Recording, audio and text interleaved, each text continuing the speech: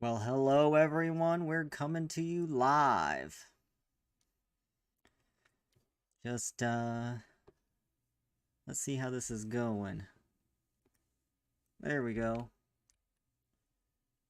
Let's see. I can see the chat here, hopefully. A little behind the curtains. We got Unity open. Hello! It's been so long. How are you doing?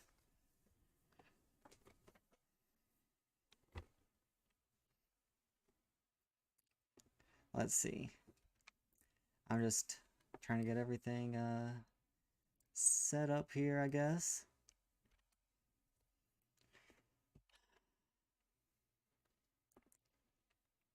Okay. Yep, Friday night. Party time. Well, I'm doing great, you know. Just I'm happy to be back on my desktop, finally at home, being able to work on the game. Let's see, is the music... I can't see the music at the same time. Is the music too loud? Oh, I can't see it. Maybe. Oh, it's so nice being back on my desktop. Everything's so much smoother and easier to work with.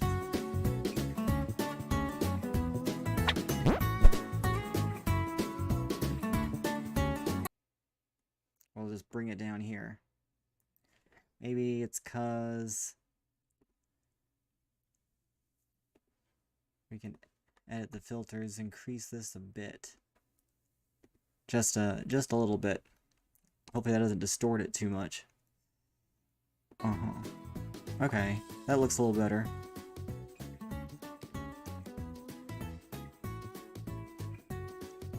So yeah, I've been doing a lot of stuff to the game in the past few... I don't know. 9 months, I guess. Well, not really. We did have a lot of work on the Kickstarter, which took a lot longer than we expected to really get going. And but we're finally excited to have it launched, and it's nice seeing so many people just support us, and being at PAX West was just very nice seeing all the kids play and all the people nostalgic for 3D platformers like me. Just love what we're doing here. And as you see from PAX East, we've gotten... Here, let me maximize this. There we go. We've changed the graphics a lot. We don't have a new trailer for it quite yet, but... No. Well, you can always back it. I mean, it doesn't charge you until the Kickstarter is over, so you don't have to wait. Coming from me though, so yeah, it doesn't charge you until the Kickstarter is over and we're successful. So if we don't meet the goal, you won't get charged at all. And yeah, there's definitely been a lot, you know. So the last time I streamed was before Vietnam, right? And so at that point we saw at the old cliffside. We had the oh, there we go. Oh yeah, here's the squeak toy.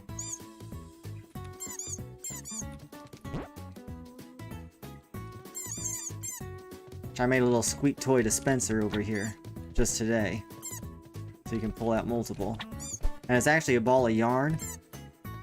Johnson's going to be making some different squeak toys with different sounds.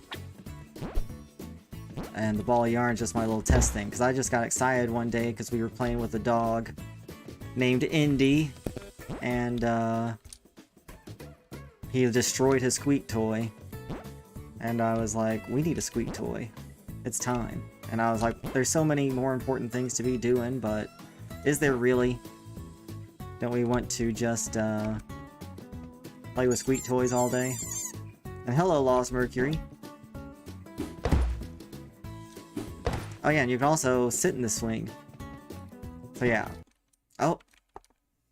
This is the bad thing about the mouse here. I don't know why I'm using the mouse.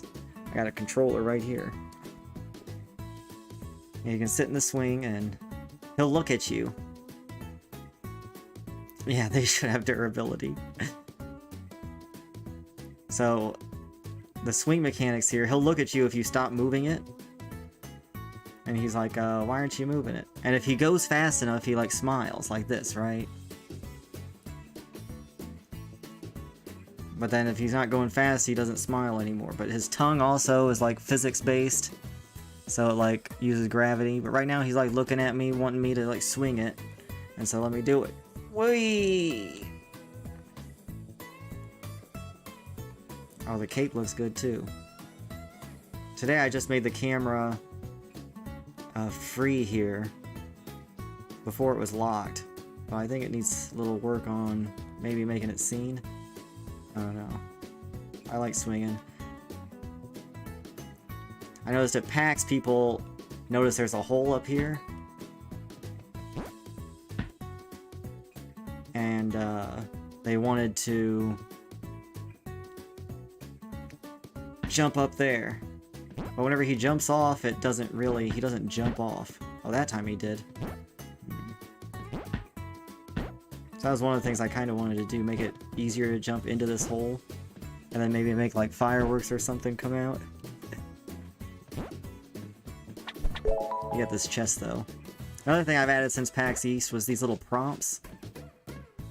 When you're close to, like here.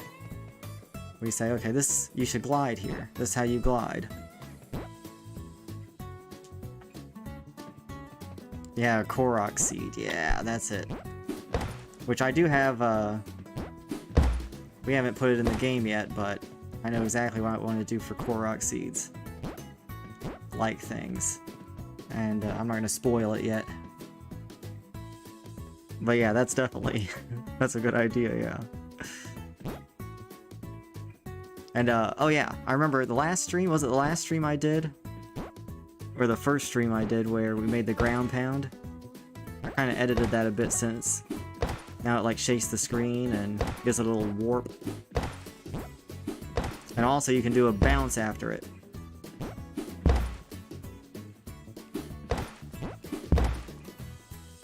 And if we like slow down the game here, which the music doesn't slow down.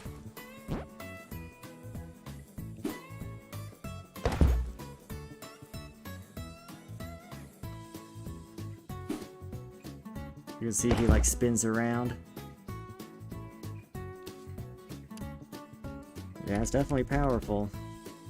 But I don't have anything, there's no mechanic that actually uses it. It's just kind of for fun right now. Whoa, he really boosted then. But yeah, this is how you are going to do your no climb runs. No butt power. So, I like it. It's very Mario Odyssey almost. Or maybe Bowser's Fury. One of the things I want to do on this stream probably is like clean up some of these pointy areas in the terrain. Oof.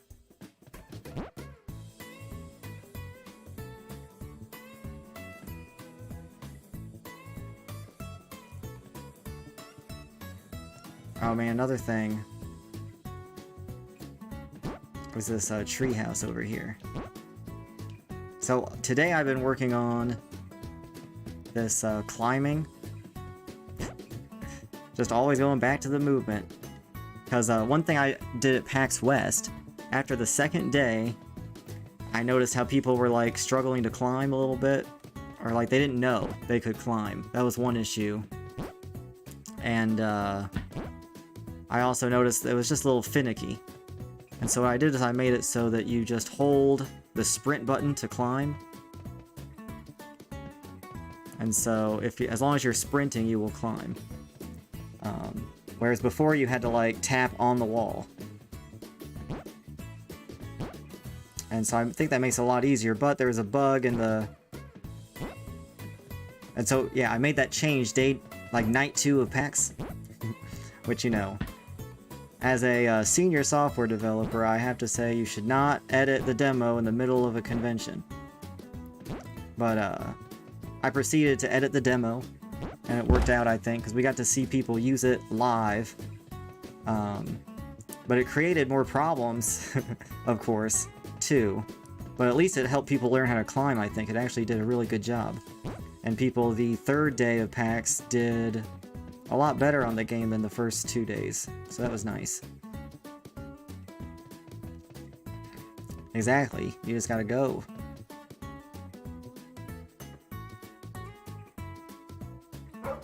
And yeah, we have the barking still. What else? I was gonna make something for the left button to do. I forget what it was now.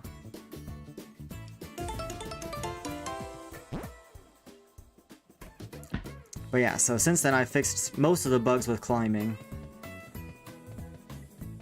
Oh, he's not climbing that. He should be climbing that. I guess maybe it's not steep enough. Here. Let's go into the code for a minute. This is what I just added today, so we're saying if the wall is vertical enough, allow you to climb. Because what he was doing was, since now you just hold climb to climb, it was making him, you know, every time you run over a hill or something, he just climbs like crazy, and it goes back and forth, and it looks weird. And so I made it so that, you know, hills no longer trigger the climbing.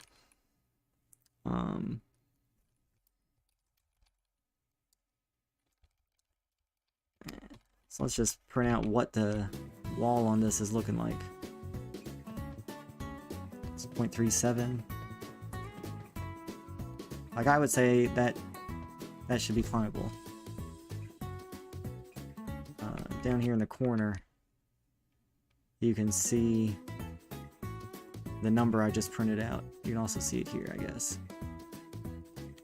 And so the idea is it's a unit vector. I don't know if I really want to go deep into the math of it. But, like, see, this wall is like 0.2. And it's just, you can imagine like a line sticking out of the wall. Like, perpendicular to the wall. And, this is how, like, say, steep the line is. Ooh, linear algebra, oof. I never took it. I always wanted to. I should have taken it. In fact, recently, or before PAX, before we went to PAX, I was deep into, like, watching YouTube videos about linear algebra and complex analysis. I was just having fun, getting some curiosity back, since I feel like going to college ruined my desire to learn. Since the classes were so hard,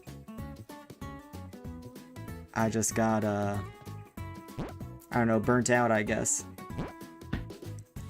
So now it's fun to finally be over that 10 years later, and just watch things on YouTube to learn a little bit about the things I missed out on. And linear algebra is one of those things.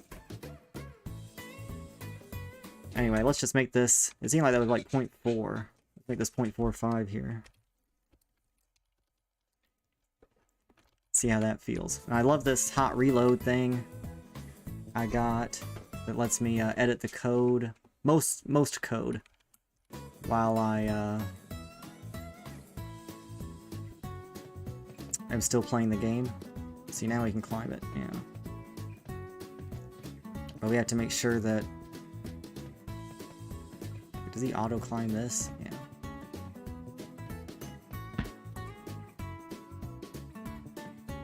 Yeah, being hands-on is great in classes because, you know, like, we had, like, 200-person lectures. And it's like, you know, the professor doesn't care about an individual student too much. And I'm not going to go to office hours or anything, especially back then, because I was too shy to do that, I guess. I don't know. I don't know. I didn't think I needed help. I just thought I needed time. And I didn't have time.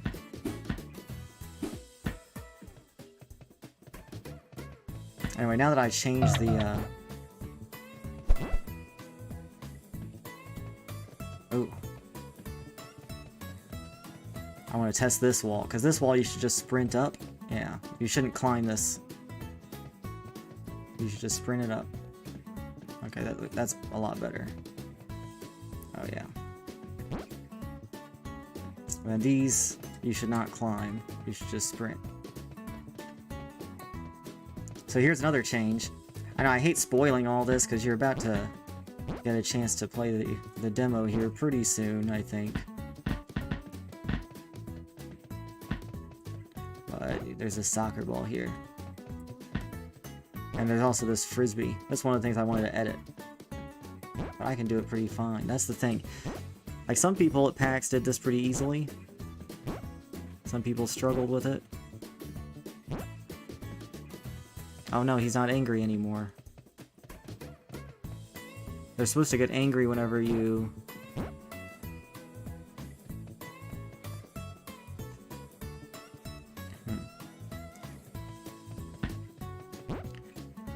Yeah, definitely. I was thinking of some goal for it. Because we do have a beach ball. I might as well show you that. Spoiling. We have a beach ball here that has a goal.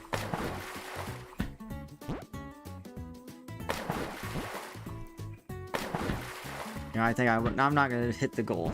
Not gonna hit the goal. But yeah, I was thinking of making it more environmental. Like just something that encourages the player to like think like, I want to hit the ball through it, rather than like it's such an obvious goal. Ooh, also since PAX West, we've I made it so that you can pass through the bottom of the ski lift, or this gondola, and so that makes it a lot easier to jump on it. Because even at PAX East, people were really struggling to get on it. Oh, I also added these signs that kind of explain things.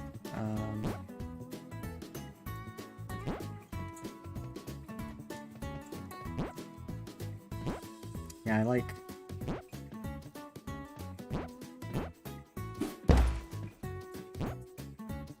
I end up using the ground pound more than climbing now.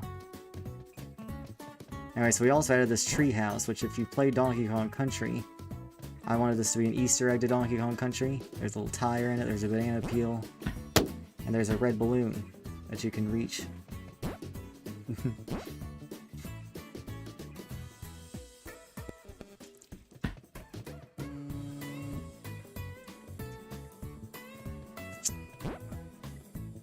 Let's see.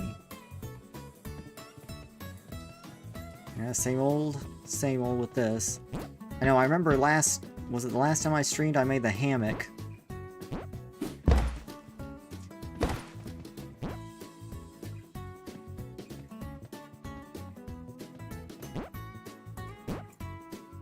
Yeah, the waterfall.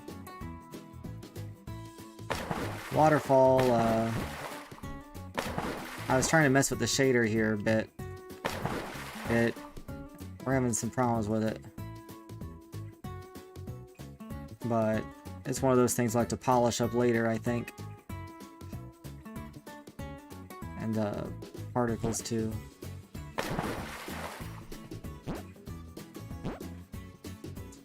I also put more of a rock miner Easter egg in here. Big Corgi truck. And you can ride him.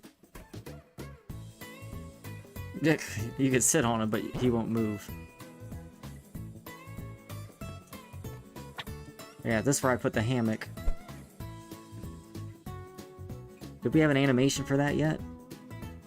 I don't know, but I like the hammock. This is my favorite spot in the game right now. And I like the, you got the yellow flowers here and the purple ones here. It's like complementary colors.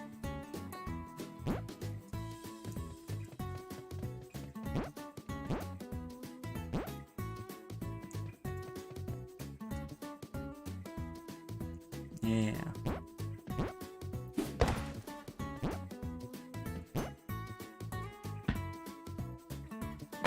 Yeah, mostly so...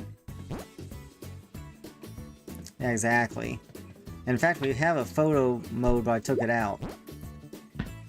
Because it was causing some bugs. Well, I'm hoping for the demo that we release, we'll have the photo mode.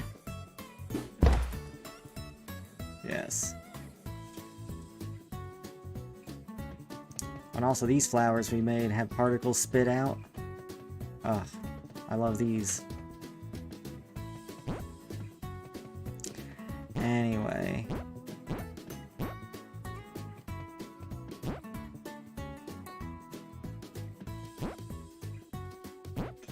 Ah, hey Snack Wrap. Nice to see ya.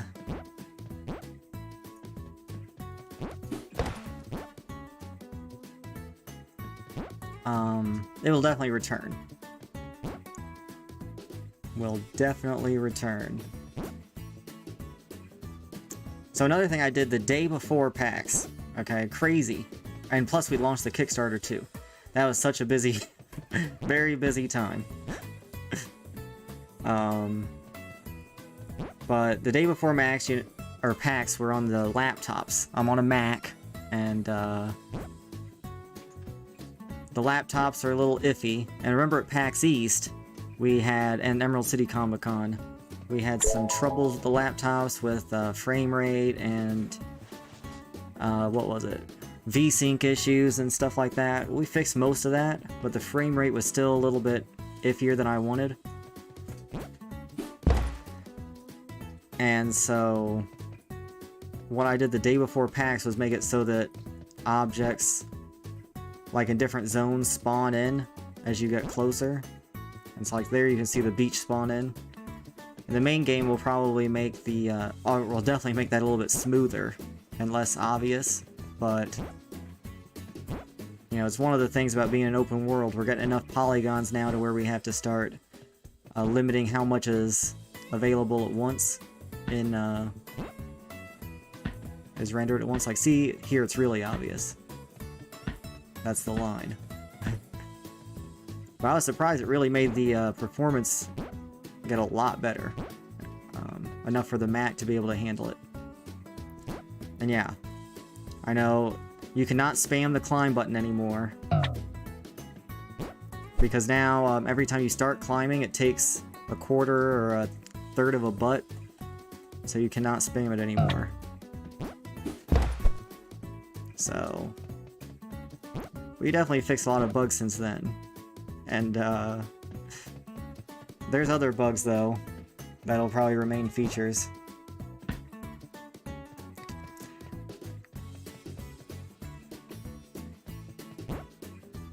Yeah, the butt bounce is my favorite thing. Oh, in fact, let me go get some fire.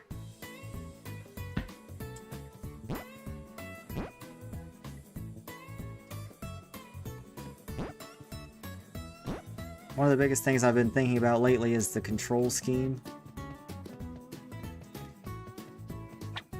It's like here you want to grab it. Oh, and that should not be that button.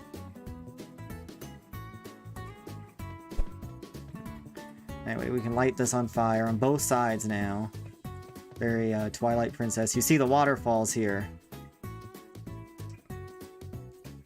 Waterfall needs some work, but whenever you like hold the fire, it has more smoke trails behind it, and you can even butt bounce with it.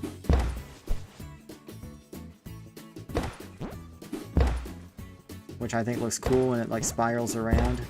I just added this yesterday, I think.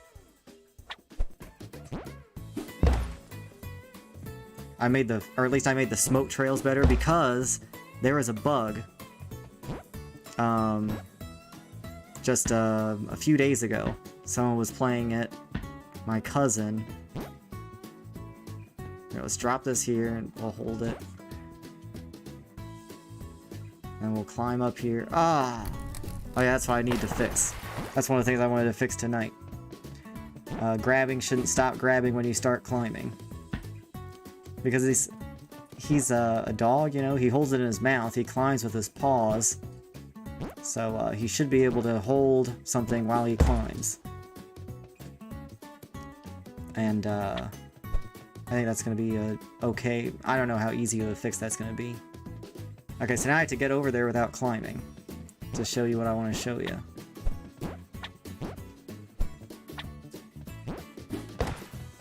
Which is a good, you know, now, it fell under the terrain. I had to get another one.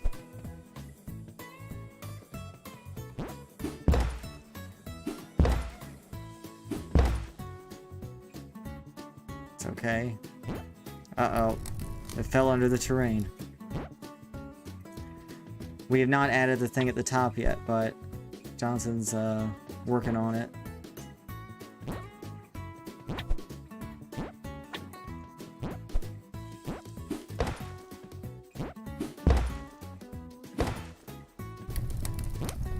But we have not forgotten. It's definitely something I want to have in it before the demo's released.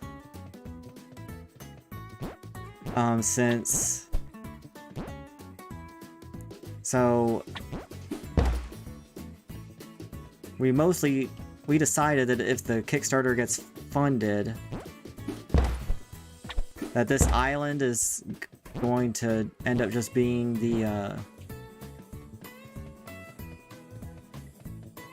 I guess probably not even if it's funded. I don't know. But my point is the demo is like this playground. It's where we like test out features and stuff. It's different from the main game.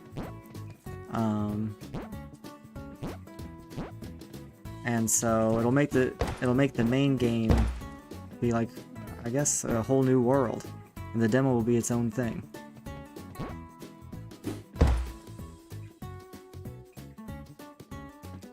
Oh good, yeah, send us the character, that would help a lot. We'll use the ski lift to get up. See, I'm supposed to be working.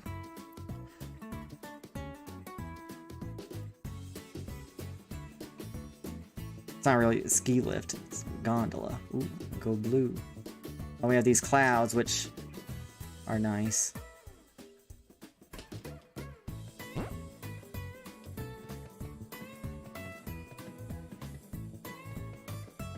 Oh my goodness. You guys gotta see this. Okay. So we had a flight, a layover that was 8 hours in,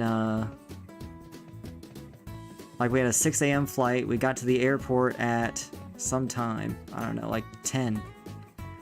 And so we just had to like wait at the airport all night. And so what we did is we started working and, eventually I got more tired. And whenever I get more tired, I get more, I don't know, unfocused maybe. And I thought, what if you get these guys close to fire?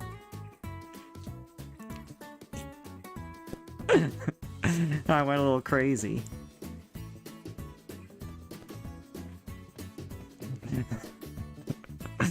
Little Corgi chaos. Wait, is this water? Because that should put it out too. Okay. Thinking it's, they're okay. We'll make it so that you can bring them back to snow. They're safe. Their carrot's intact. But, I don't know, I thought that was funny. Very, chemistry system, Breath of the Wild stuff. See, he still can't wait to decorate the tree. Awesome. Oh good, while I'm here, let me show you the flowers. So we got this, like, grass system going, and, we were testing out different types of flowers here. And, this is some of the ones we have so far.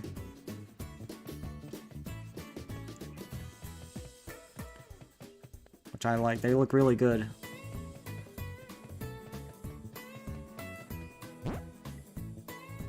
Okay, so I think on my last stream, we made this little area to make a GIF where you can burn these weeds and everything burns.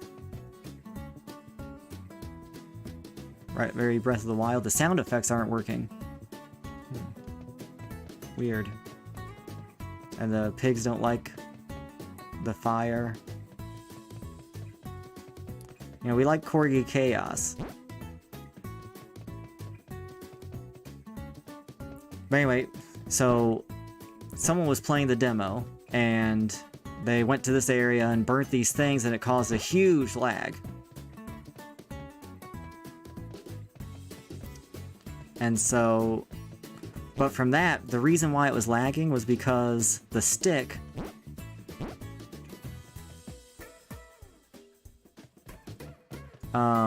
it was getting multiple fires on it. For every, like, one of those weeds, it would put a new fire on the stick. And that made the flame, like, look really cool. It made, like, a nice trail. And I thought the trail looked so good whenever you just, like, fly around, that I was like, okay, let's make the trail better. And so that's what I did. I did the trail effect yesterday. The smoke looks good, I think. Yes.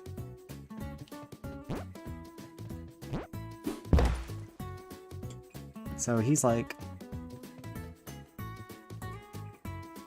it was stuck in his mouth. Yep, creative when tired. Oh, I lost the stick. It's okay. So things are shaping up.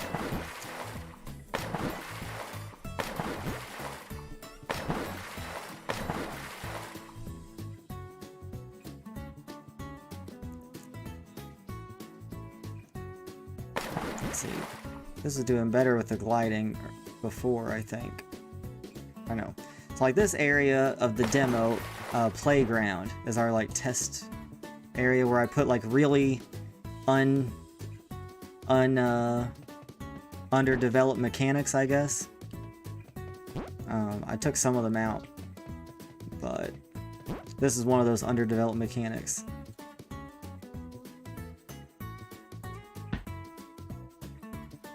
Oh yeah, butt power. Oh yeah, I changed the coins to bones. Finally.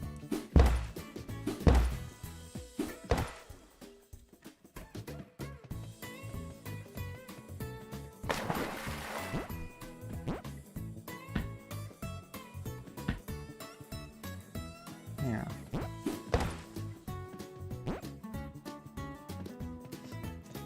Yeah, one of the things I wanted to actually work on was if I like multi-tap climbing, he like goes in the wall like this.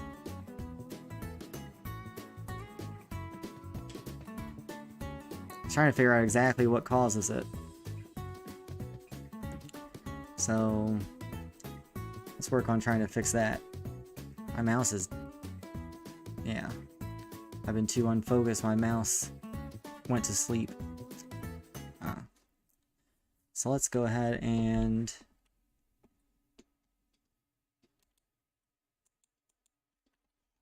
go back to that debug thing. I'm going to keep this, but just comment that out so that we get rid of that comment here. And then, so I think this is an animation problem. So the Corgi, we call him Stubby.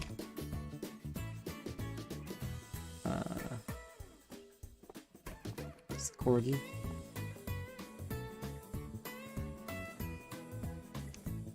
Here, let's just for my sanity, let's decrease the volume of the music a little bit. Yeah, so here's the Corgi and his gizmos, including his colliders and everything. Oh, it's also nice having a mouse again. Oof.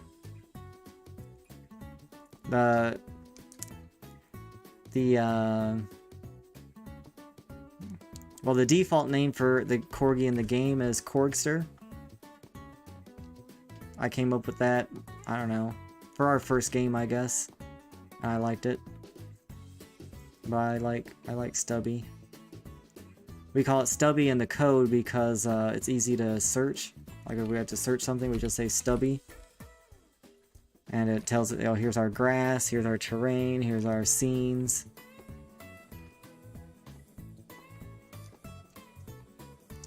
Anyway, so underneath it all, the Corgi is actually just this. This is our actual character, like, in the physics world. It's like, this is what's climbing. This is what's bouncing and everything. The Corgi is just like an animation thing on top. Like, he still jiggles and it looks good. But... yeah, exactly. Cool bean. And so... if I want to see, like, what causes this climbing bug, if I, like, multi-tap climb here, I notice he does not rotate.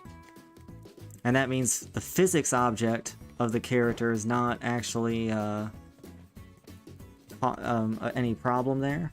And so now we know it's a problem with the Corgi's animations. Which is missing. I don't know why the player's way down here. Okay. So, let's go back to Corgi mode. And whenever he starts, he's in Sploot. Until you, like, trigger an animation, he stays in Sploot mode. Which is really nice. I love the Sploot mode. In fact, we're definitely going to do that for something. Yeah. Yeah, so see, now he goes in the wall there if I click it twice. So I think what's happening is he's going... like, while he's transitioning into a different state, he doesn't, like, transition all the way before I, like, press it again. So if we just go to the animator. Also, I'm used to having a 4K screen, but I changed this to 1080p for the stream. And so it's a little harder to see stuff, but we're getting by. So the Corgi's, like, state machine controls, like, what animations he's in. So if we, like, select this, we can see what animation he's currently in. He's, like, moving. Free locomotion. If he's falling, it goes to in-air movement.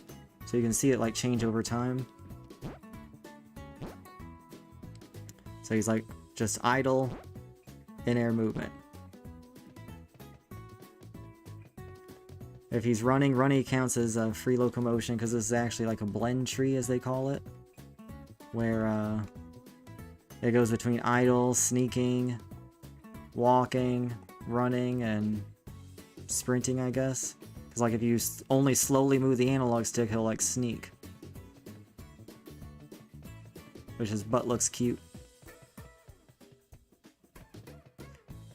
Almost too cute. But... besides that, yeah. So whenever he's climbing, let's see what happens to the states. Now it's so fast, so I have, like, a button to slow it down.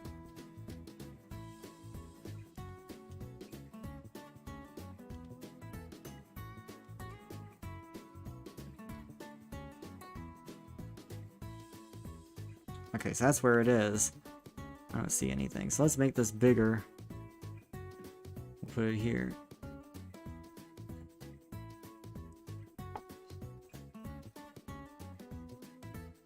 Yeah, I like the... I mean, I would love for you to sneak for something. Especially because one of the main things I want to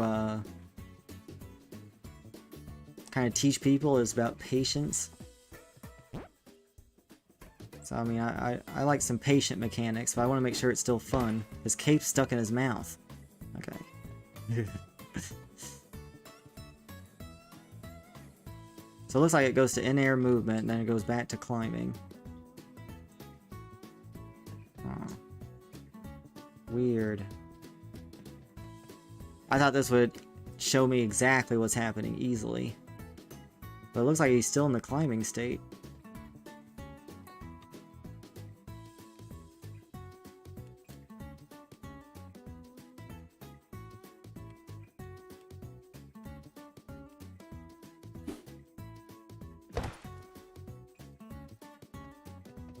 Yeah, that's a good idea.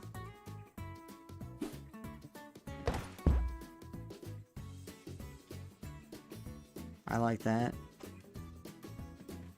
Which, yeah, we are gonna have, like, ropes and chains and stuff. That's one of the next things I was gonna add. Well, yeah, we already have, like, tugging and stuff, but we don't have actual ropes. That's why I turned off all the tugging stuff, because, I was in the middle of converting them to ropes. Man, look at him. Okay, this is harder than I thought it might be.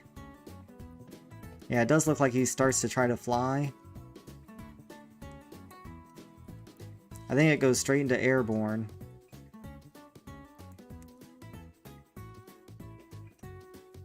Let's make it faster again, because I'm having trouble with the timing of it. Maybe let's do a bigger wall too. Okay.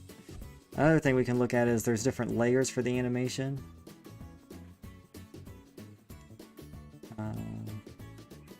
I don't think his mouth should affect this at all.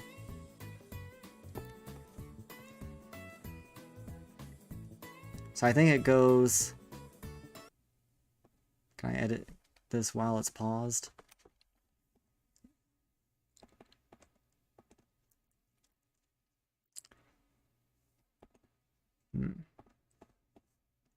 Okay, so it goes into the climb, then climb to airborne, this state, this transition. Okay, we'll close that. This smaller. I think this is probably the problem. The interruption source is next state. Like, I feel like as soon as you, like, let go...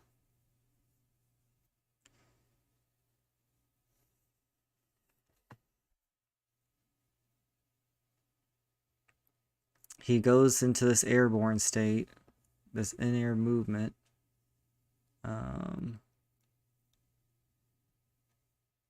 then when he goes back to the climbing, there's no interruption source. So maybe it should be the current state. Let's just try that.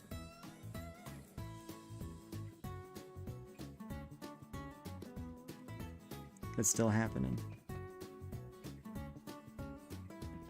I feel like he's closer to the wall.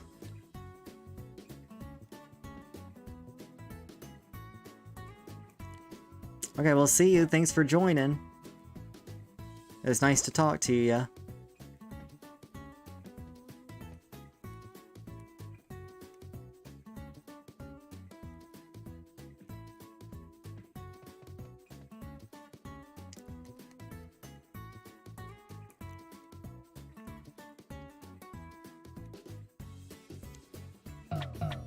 Now let's speed it back up.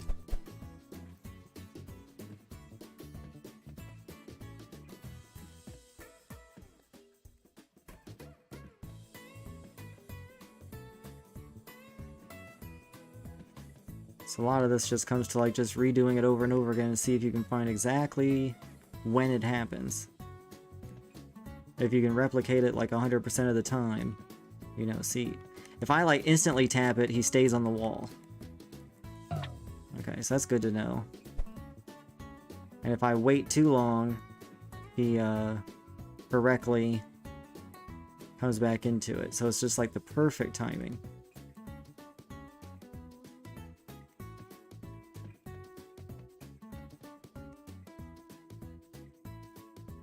But for as rare as it feels like it is right now, I feel like I see it all the time.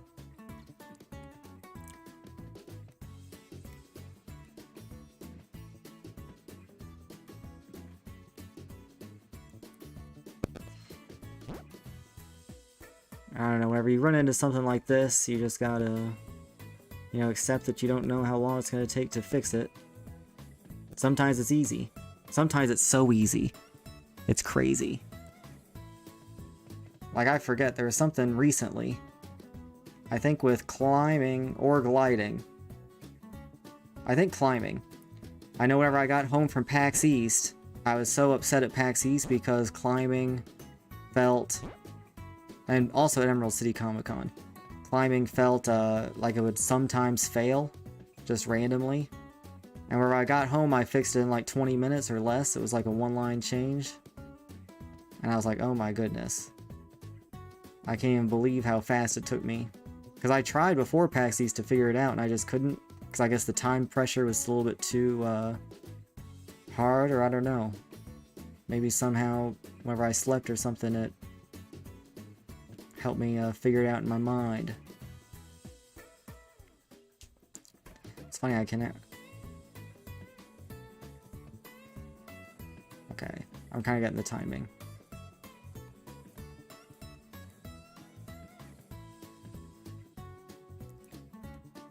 Right there.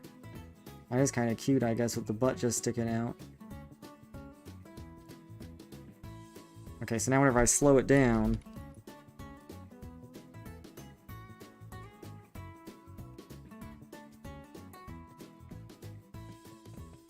Let's pick up a different wall, too. There's a cat. He's messed up. Oh no, he does work.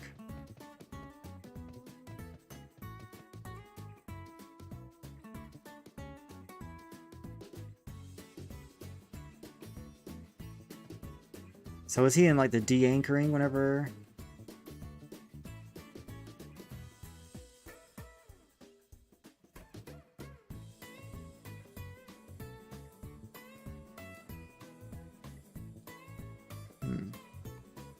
I don't know, maybe it's not with the animation at all.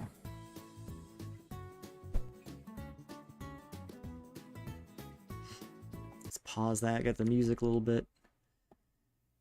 Can't wait to get a musician. It'll be fun to have like real music in every little zone.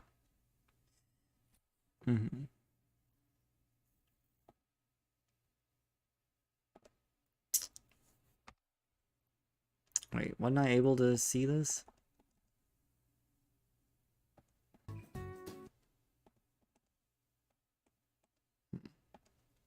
That's weird. I was definitely able to edit it before. Interruption source, none. So you don't... next state. What's the interruption source here? We're going to say next state. That's what we want. We want to make sure all these interruption sources have something. Maybe we'll say next state for that. We'll save. And then we'll play again.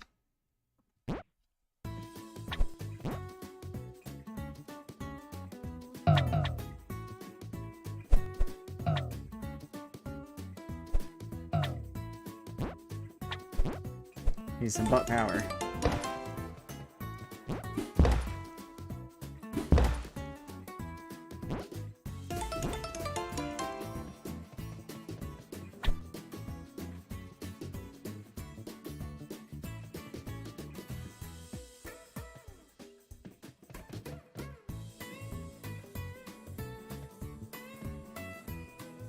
You know, let me turn on gizmos. That might help me. No, because we know that the, only the Corgi has the problem. Right? Yeah.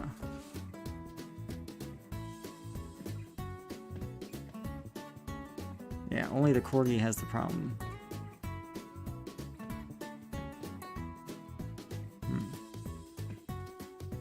Maybe it's the IKs.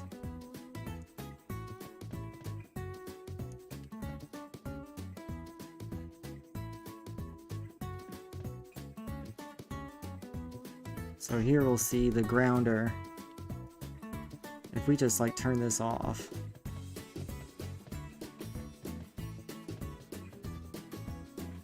Then he is no longer attached to the ground.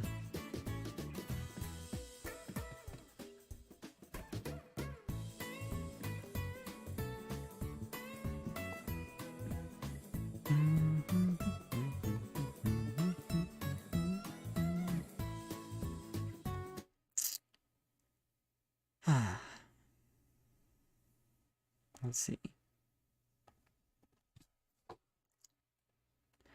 It does sound like bare necessities.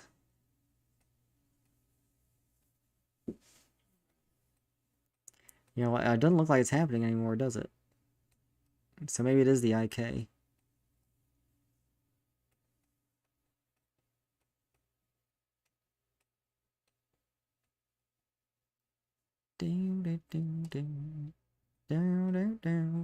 See, I still have it stuck in my head, so what's the point of muting it? Right?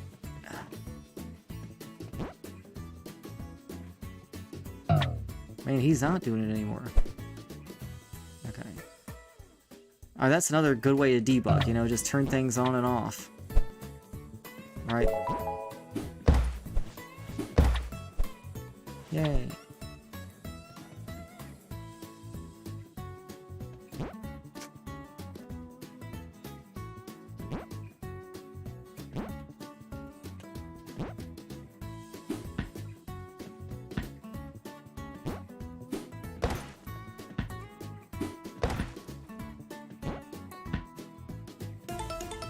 I was going for the butt.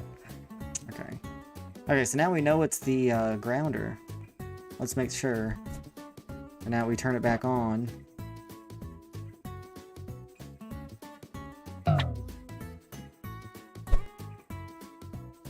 Yeah, see? We turn it off.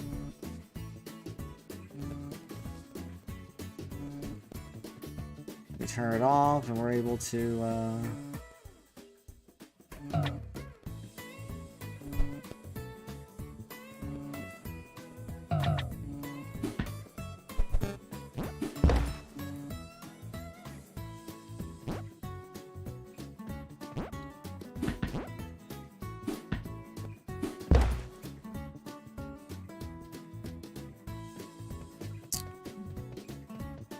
yeah, I definitely can't trigger it again while he's while the grounder's off, so we know that's the problem.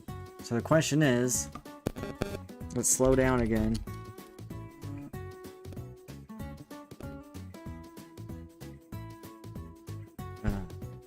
Let's slow down again, and then we'll try to trigger it.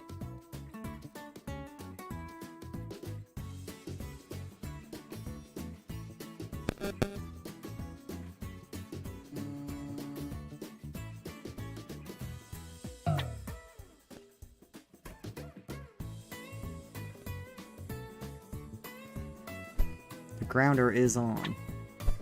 Okay, notice that. Normally it's off. So what happens is the grounder stays on while you're climbing. Okay, that's a big insight. Big insight. Let's pee. Pee with the cape in my mouth. There you go.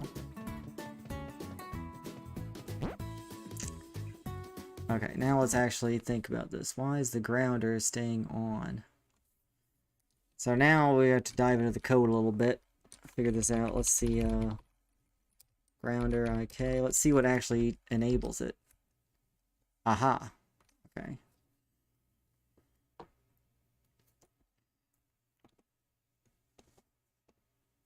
Like, if we just disable this, does it work?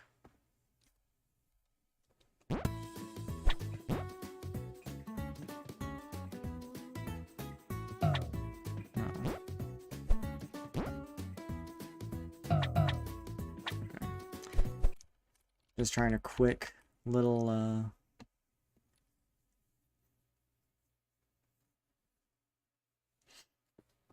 previous grounder state. I feel like it should always be false while it's climbing. Transition to climbing. We always want it false.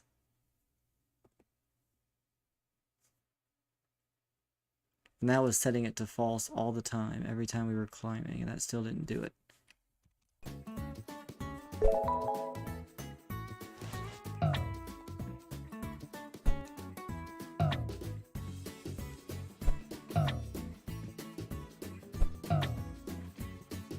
It's one of those logic things that might be hard to do on a stream, I think. Especially because this is code I haven't touched since March, really. Something else is setting the grounder. This is what happens whenever you have a lot of things, a lot of different, aha! Ooh. This is it, for sure. If previous grounder state was true, then set it to true 25 seconds from now. Okay. Or not 25 seconds, 25, a quarter of a second. That's the timing, too. That's exactly the timing. So... this is the problem. We need to, like, cancel this sequence. If you start climbing. This is the limo info. So what we'll say is...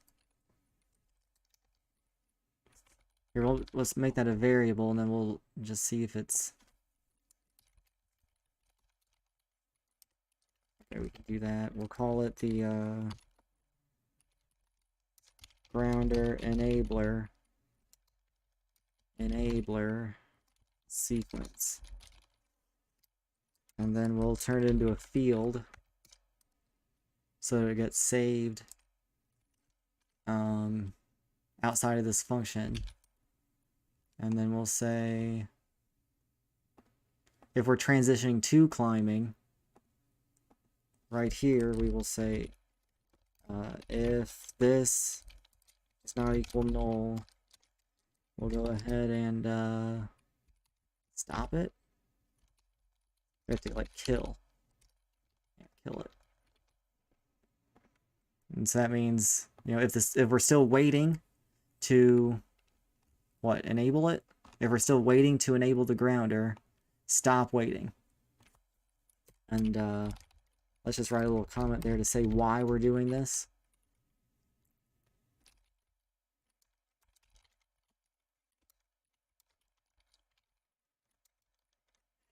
We're waiting to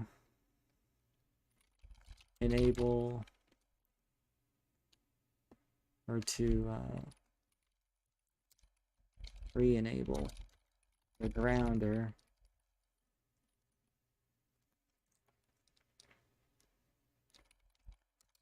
Kill it.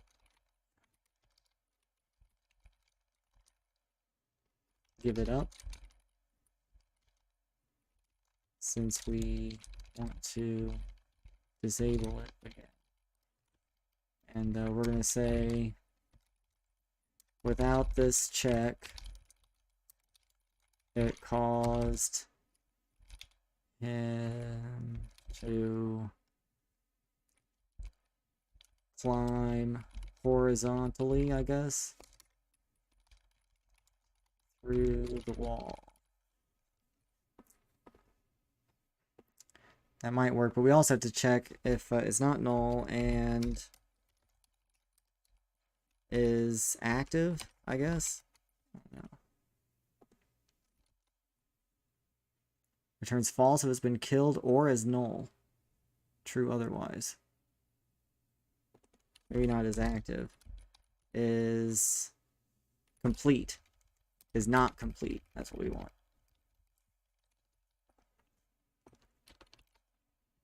And then we're also going to set it to null. There. Okay, now my code hot reload thing does not refresh whenever you add a new variable. So we have to manually refresh. We have to recompile,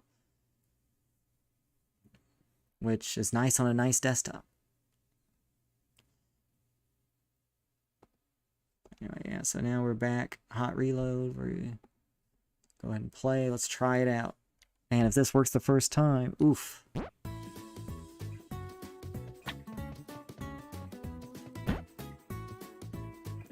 Oh, that's another bug. Okay.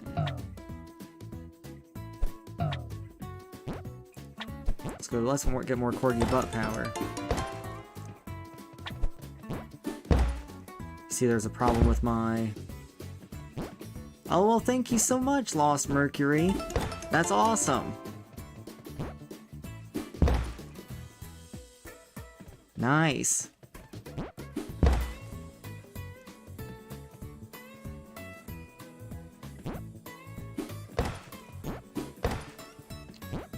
Yep, that's how we do it.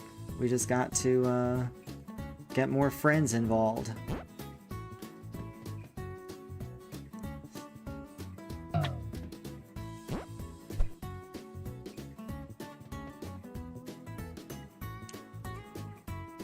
I think I fixed it. Let's make sure the grounder still gets re-enabled wherever he touches the ground. Doesn't look like it does it? So I fixed it too much.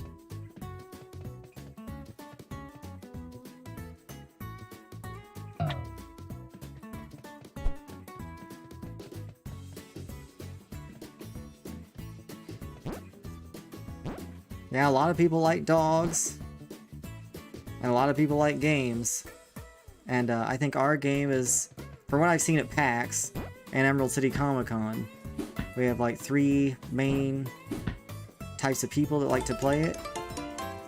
One is like the people who love old school 3D platformers, like Banjo-Kazooie and Spyro. Another group that just likes cozy, relaxing, non-violent games. Who just wants to relax after a hard day at work or something. Who doesn't want the pressure of, you know, something that you constantly die over and over again. It's not Elden Ring. But, like, the exploration aspect of Elden Ring is still kind of there, I think. That's my goal, at least. I never played Elden Ring because you know, since it came out, I just haven't had a desire to play something so demandingly hard. Like, I played Sekiro, and it was really fun, it was really good. But just, man. It's just, I don't know. I don't like the difficulty these days, I think. Notice this prompt is here and it won't go away. That's a bug I need to fix too. Okay, I got more Corgi butt power, so I can test this out now. And then the third type of people are, you know, I think kids. A lot of kids seem to really love it, and kids who like dogs especially, and parents who like their kids to play a game with like good values. Really want their kids to play it. And I think that's great. That's exactly what I've always wanted to do. So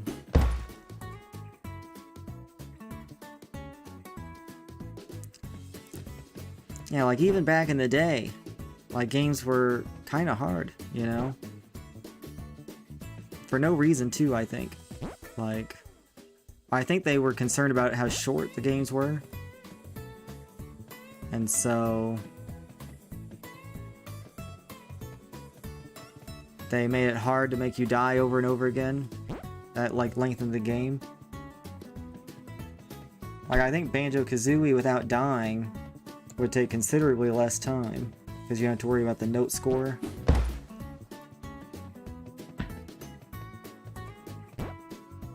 And it's not a hard game, I guess, but, you know, as a kid I died a lot in it.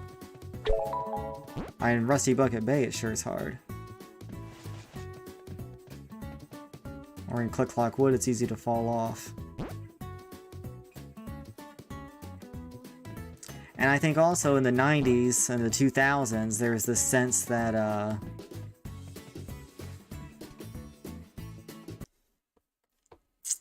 you know, you had to have violence. That's what made games popular. Like, you know, little boys like violence. And it's like, I don't think that's so true, you know? I don't see... And I feel like I feel like Mario or Banjo would have been just as fun if they weren't violent. If they didn't have killing. Now, we are melting snowmen, but we'll be able to put them back together, so it's okay. Here, let's get rid of that sit prompt.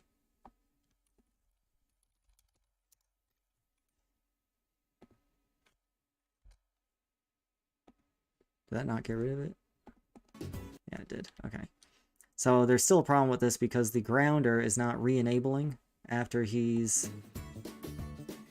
Let's see if I just do a successful climb if it re-enables. It does. Okay.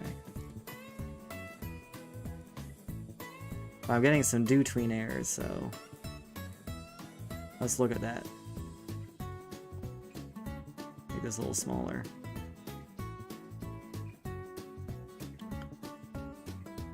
Okay. Object reference not set. Display prompt. Oh, that's the prompt. Okay, so let's get rid of that so that we don't get that in our way.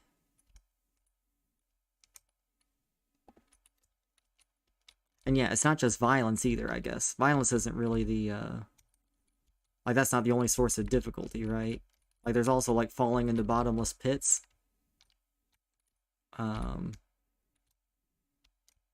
Like, why do we need bottomless pits? That's why I like Banjo, actually, because there's not that many bottomless pits. There's, like, 4, I think. I know Rusty Bucket Bay has the famous one in the engine room. Oh man, I turned on sticky keys. No.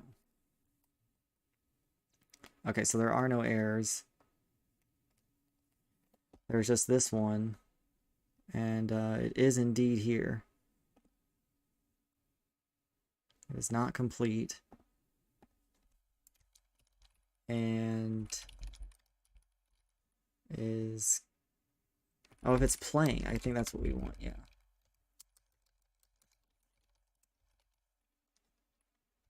Yeah, sticky keys annoys me. In fact, I was looking up how to avoid that because shift is our run button on the keyboard. And,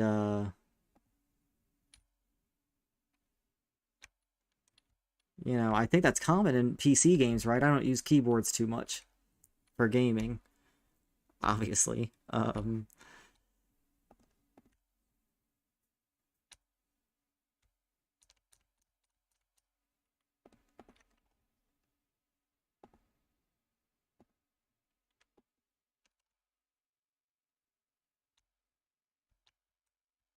Okay.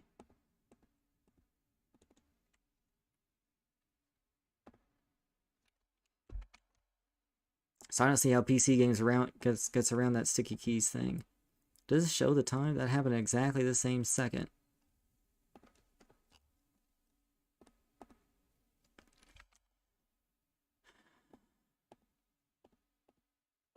Okay, this is definitely happening in here. It's definitely this tween here. So we're saying if it does not equal null, it's enabled. It is playing, then we set it equal to null. So the next time it won't go into this.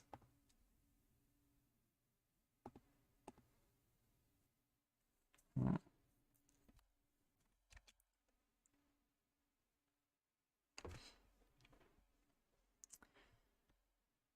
Yeah, I should disable it on my computer. But, you know, I'm worried about players. Like, if someone downloads a game on Steam and they don't know any better, or they don't know how to disable it, I don't want that to look bad for us. But I don't know.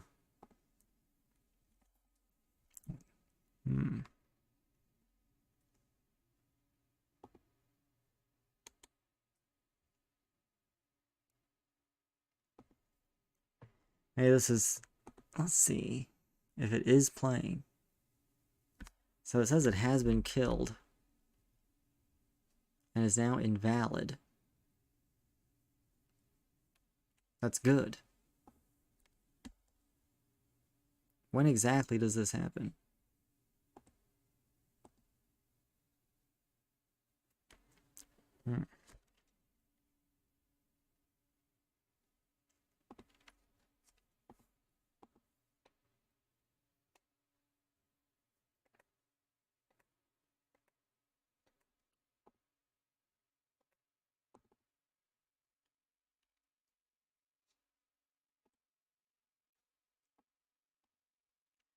Okay, so it doesn't get to set it as null because it's already been killed.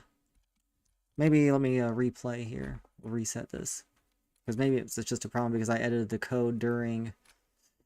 while it was already in a bad state. We'll just recompile it, do all that.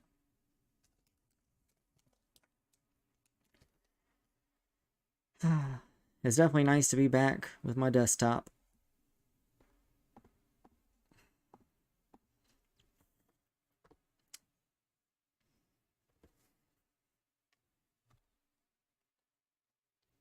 Don't want to get caught swinging. Okay, so the grounder. Now I'm not getting those errors, see?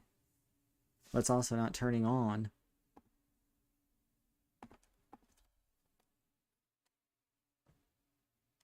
Oh, I am getting it.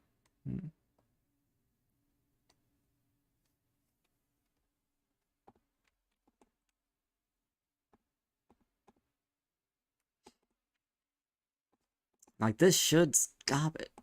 So what's going on here? Okay, let's debug.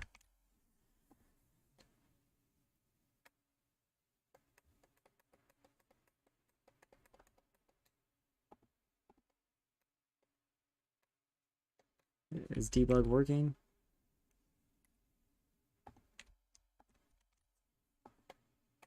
Okay. What do we got here? This is null. So it should go around it. Okay, it does. This enters... This gets called twice. That's another interesting problem, I would say. That shouldn't be called twice. We're going to re-enable that. Shift up. This is null. Okay. Now it should not be null. Yeah, now there's a sequence. Okay. Is it active? False. Okay.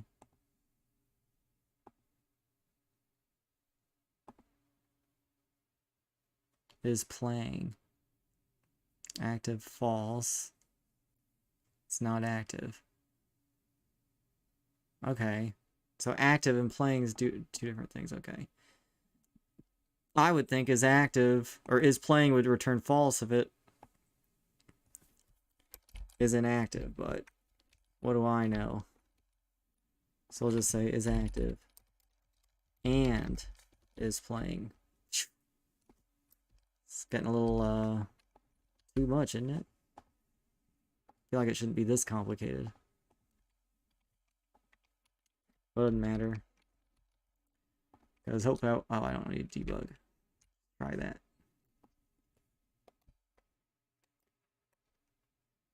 Let's enable this. Don't climb up. Okay, it still does not re-enable.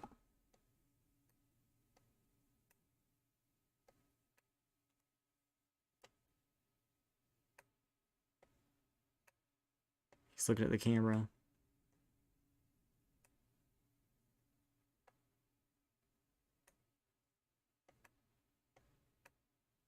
It does re-enable.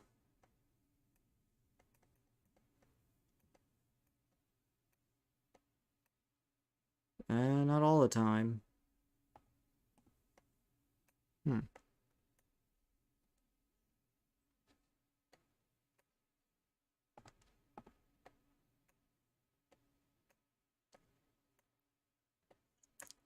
Question is, when does this not? If I like double tap, it does kill it and does not. Maybe the double tapping does not.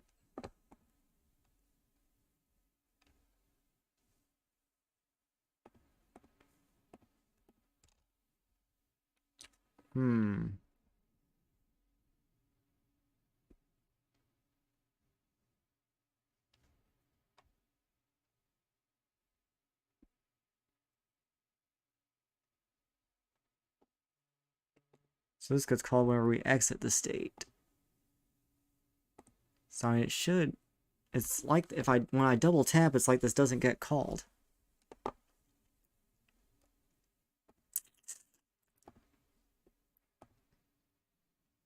But it should.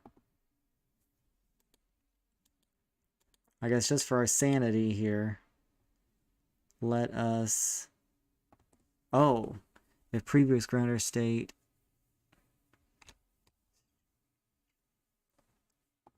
Oh, so here it's still false, that's why. Okay, so it doesn't re-enable the sequence. Okay, that makes sense. That's obvious. Hmm. The reason why I have this even in the first place is because I want to be able to turn off the grounder to test. Or maybe to make the game more efficient, which could be a setting in the options, maybe? Probably not.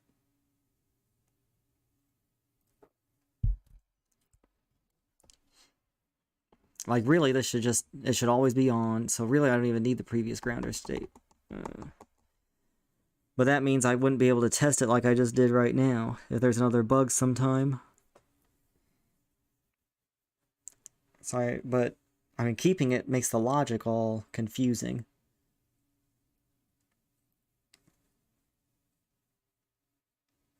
Or maybe it doesn't matter if it's enabled. Oh yeah, it does. There's nothing we can do with that, yeah. So let's just stop it. It doesn't matter what the previous state is. That was a bad way of...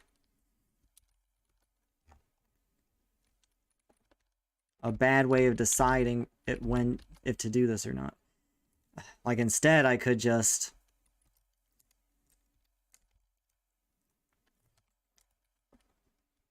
I don't know, enable... Like, create some option in the menu and use that to turn that on and off. But for now, let's just try this, see if this works. We're unable to patch it because I deleted a variable, a field, and so we have to recompile. It's still nice being able to edit the code most of the time without having to recompile. It's crazy how much saves that's time that saves. Because back in like the Rescue Pets days, whew, it took forever to make any changes, I feel.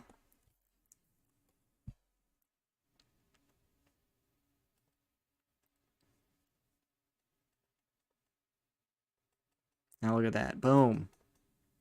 Fixed. That's it. Nail in the coffin. Yeah. Let's get more butt power so we can test it more thoroughly on a bigger cliff. I don't know what the speedrun strat is to get as many butt powers as you can. As fast as you can. I'm very interested. I cannot wait to watch a speedrunner play. Yeah, we're doing good, thanks. Oh man, look, wait. Uh-oh. What's he doing?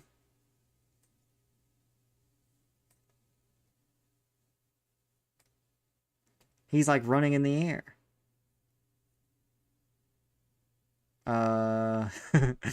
That's not right. But I like it, kinda.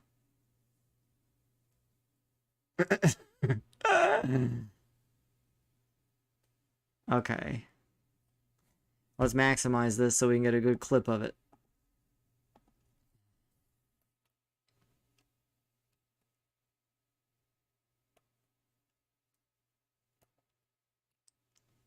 In fact, whenever he like stops, does he still move? No.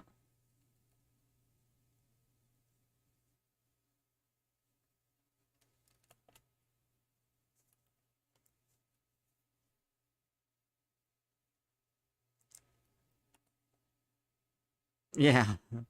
In fact, is he swimming? He might be swimming. No, his legs move in different ways when he's swimming. Okay. But yeah, that's exactly it. In fact, this should be an animation. Someone should pick him up and he should do that. Oh, wait. Uh-oh. It's not happening anymore. Huh. That's very concerning. In fact, he's not climbing correctly. Uh-oh.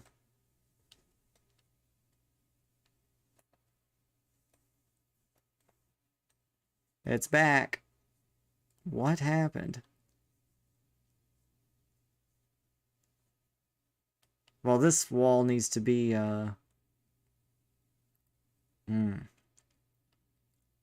So I have a problem whenever the wall is very thin like this. You see that little edge right there?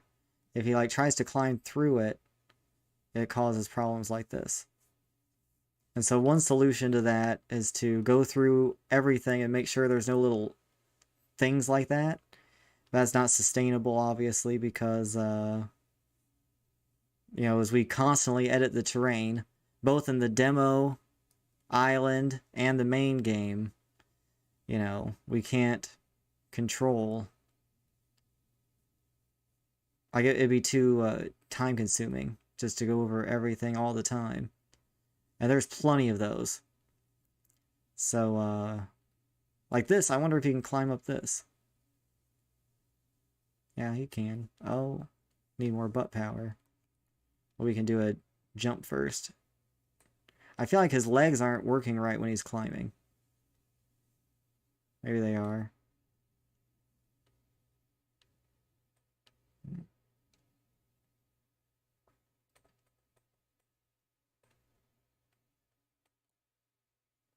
You have to wait just a quarter of a second. I don't know, I definitely saw it again there. Which means maybe it still exists in some little edge case.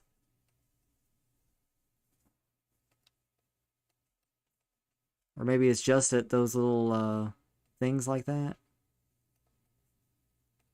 Those little juts. I don't know what to call it.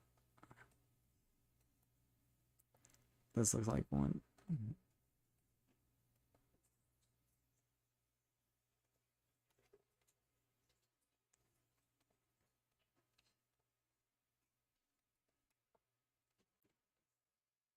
There we go. I don't know, it's definitely happening less. So I think I still call it a win. But I'm really worried about what made him start running like that. And how come it fixed it? Like, what fixed it? I'll have to go back to the stream and watch exactly when it fixed. I think it probably was swimming that fixed it, maybe? But what triggered it?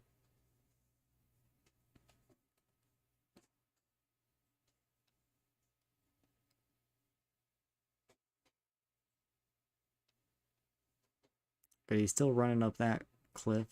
We fixed that earlier today.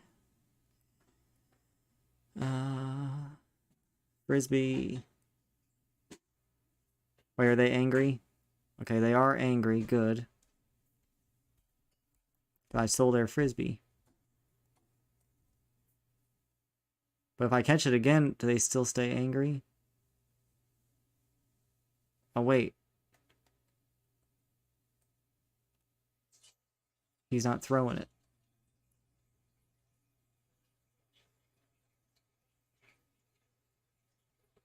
Oh, man, this is broken. But at least it works once. That's good enough for your people to get a cute moment for the demo. I don't think I'll have time to fix that because we want to get the, you know, this stuff out soon. So, in fact, let's reset.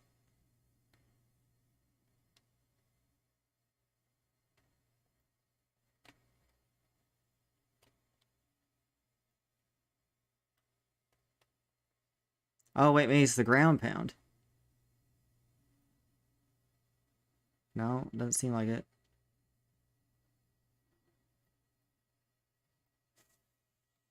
Oh.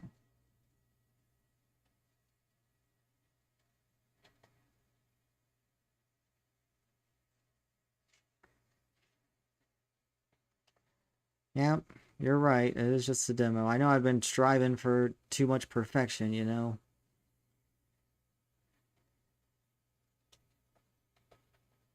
Definitely, I wanted to have it out a while ago. But,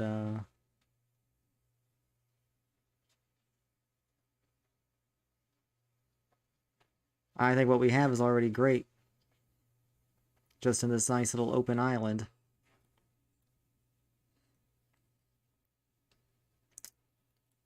Oh, there, it does work. There must be just some edge case where it doesn't work. Weird. Maybe if you take it long enough. Maybe you ground pound with it. But they still looked angry, too. Huh. Weird.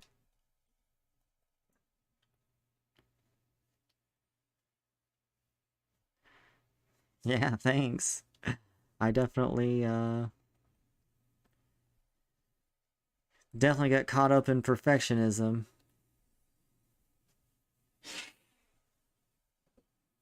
But I mean, it's I definitely accept that, you know, you can't make everything perfect, and there's so much, especially in this. I mean, this is really a huge demo, you know, like it's crazy how much we're actually gonna let people play here. So I mean, we're bound to have things not be perfect, but these prompts have got to go. I don't understand. Okay, let's first of all commit that, because I think that's a good enough change. I am a little worried about the sprint thing, but I don't know how to re-trigger it. But it seems like a fun bug at least, so we'll leave it for someone to figure out. All I did was change this. Huh. See, just little changes. I did add these. I think those are probably a good thing. Maybe, actually, it might be that I changed this that caused it. The interruption sources to the animator, so I'm just going to discard that because I don't think that mattered. I was going to say fixed.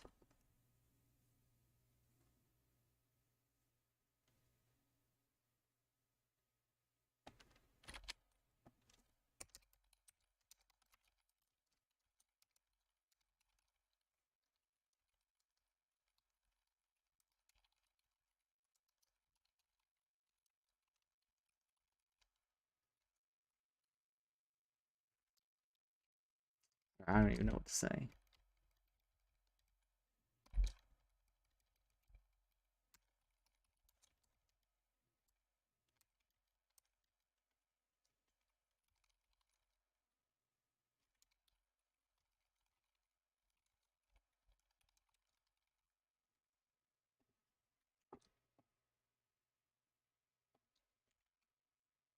Added anything in the scene yet? Yeah, it's definitely finicky, especially because we've been going so fast, you know? Like, I mean, I don't know, I do think the code base here is probably a little bit better than what we've had for rescue pets, just because I know Unity so much better now. But I feel like since we've been going so fast, I've been caring less about code quality that I normally in my like old job or something I'd be more concerned about.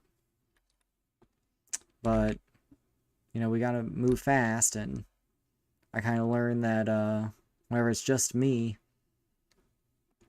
I can kind of deal with more things, I guess, because more of it's in my memory.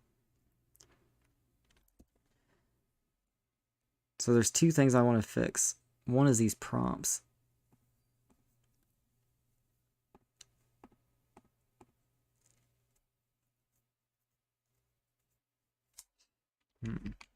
And I think I already know this fix. This is from our rock miner code. I just use these prompts. I'm trying to remember because I feel like I fixed something similar to this in rock miner when the pop-ups stay around.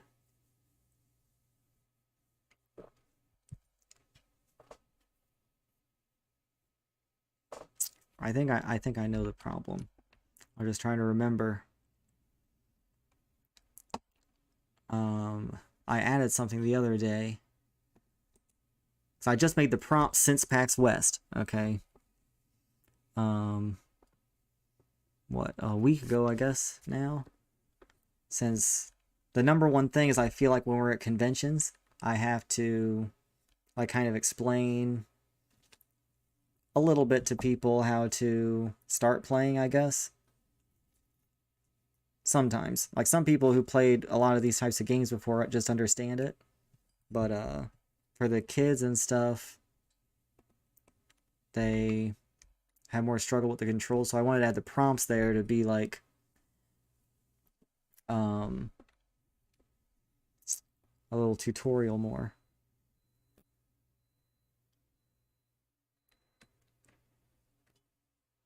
So I thought that tutorial would help when we're not around, I guess. I think that's I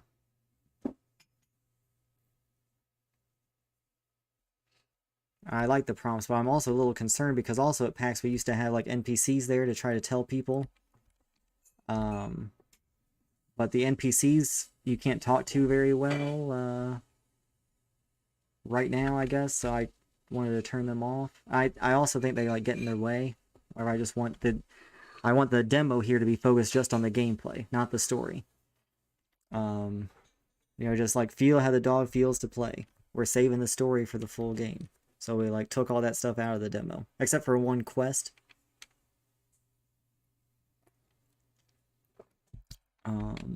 Which I still might, no, I'll leave it in, I think, but it's more of a, it's at the top of the mountain. Anyway, let me see. Let's go to the base screen or something for these. So now this I made for Rock Miner because in Rescue Pets, pop-ups were so awful. And especially because Rescue Pets is such a UI-driven game, because it's a clicker game. It was just so hard to make new pop-ups and everything. Like that took so much time. It's crazy. And so for starting a Rock Miner, one of the first things I made was a pop-up system to make it very simple, I guess, to control pop-ups. And funny enough, Rock Miner doesn't use as many pop-ups, so that's probably also why it's simpler.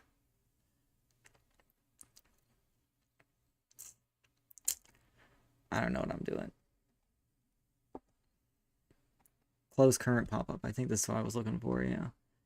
Yeah, here, so whenever we first started this project, right, like, I wasn't sure if we'd be able to make a Steam game or anything. I was a little nervous. Because we just made mobile games in the past. But I was just frustrated that Google had taken our game off the store for some silly reason. And it was right during Black Friday, so I was like, oh, this is our like best time to make money too. And it kind of ruined the dog sponsorship we were doing at the time. And so while I was, you know, doing Thanksgiving, I was like being grateful for things, you know, when it was kind of hard because this was, you know, since Google did this. And I was just thinking, okay, we need to just take a break from Rock Miner right now. And we were working on another game at the time too, another mobile game. But I just wanted to say, you know, I always wanted to make a game that was for consoles and PC. And so let's just try it out for 2 weeks, you know, while Google's like waiting to approve our little change to, you know, make them happy. And the development went so fast, it was so fun to do that I was like, let's just keep on working on it, you know? And then by PAX East, we had a nice demo and people loved it. And we were voted most loved at the convention of unreleased games. And that was wonderful. And so then, and plus, you know, some people who, you know, other developers really started to like what we did and was saying we're really onto something. And so we got even more excited and decided to keep working on it and get the Kickstarter going to help us get music and stuff, because I think music is such an important part to this project because the coziness of it, you know, and not only the music but also the localization, and because I want other languages to be able to read the message that we're trying to get, because you know, I really want to teach people to live like a dog and enjoy the little things in life, and you know, love others more unconditionally like dogs do. And I want that message to be spread out a little bit more, and so localization is important too.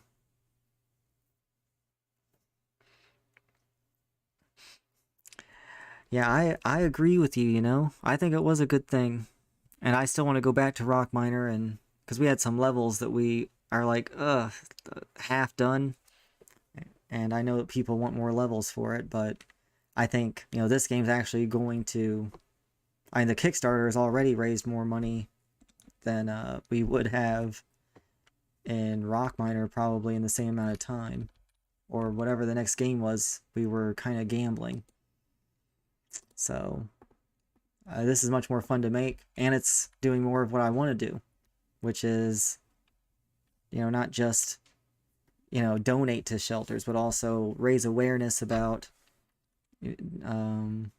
issues that shelters have, and help people too with relaxing and learning about themselves and stuff and stuff like that. I'm trying to figure out what I'm even thinking. Let's see. I don't see any of these. All these are like Rock Miner things. Oh yeah, so I started with the code from Rock Miner. So this project is still called, in Unity, it's still called Steamroller Madness, which was our code name for Rock Miner. Which honestly, Steamroller Madness might be a better name. I like it. But so I just used the same code because that made it faster to start. And now we're kind of stuck with it, which I wanted to transfer it over because we're still using an old version of Unity too, and it's kind of hard to upgrade. After the demo gets out in public, I think we definitely should upgrade before we get too close to releasing the real game. Close all pop-ups. That's definitely not it. Why do I feel like this is like not even our code? Let's see. So let's go to the prompts. Current prompt.close. This is definitely what we have to call. And we're trying to... Let's try to figure out what prompt actually gets stuck. It doesn't always happen either. Maybe it's like if we run through it really quick.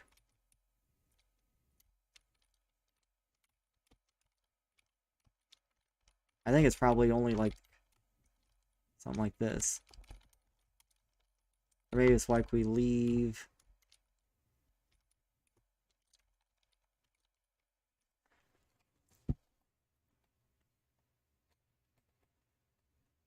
Oh yeah, do you see the we showed this in the Discord. I think Johnson showed it somewhere maybe. He like grabs this. Love the squeak toy. I can't wait to add more. Oh, in fact, there's this. Uh-oh. Oh, you can ground pound the swing and you get stuck there. That's fine.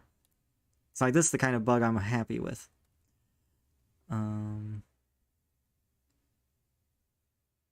Okay, see, of course now whenever I want to trigger a prompt, I can't get it to stay around.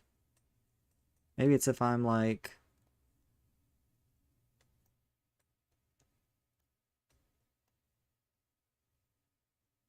Let me light these on fire. Does that work?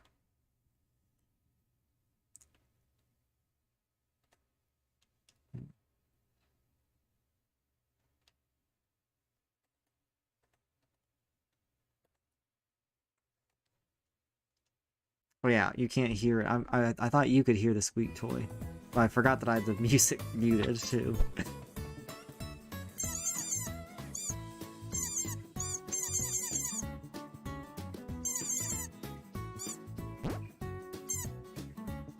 That's another thing I wanted to work on tonight too, getting the squeak toy to work. You should be able to climb with it.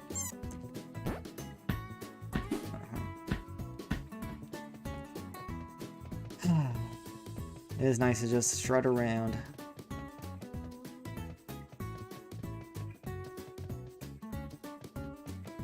What am I thinking here? Of course I cannot trigger one of these prompt things. I know in Rock Miner what I eventually did was just say, okay, if there's...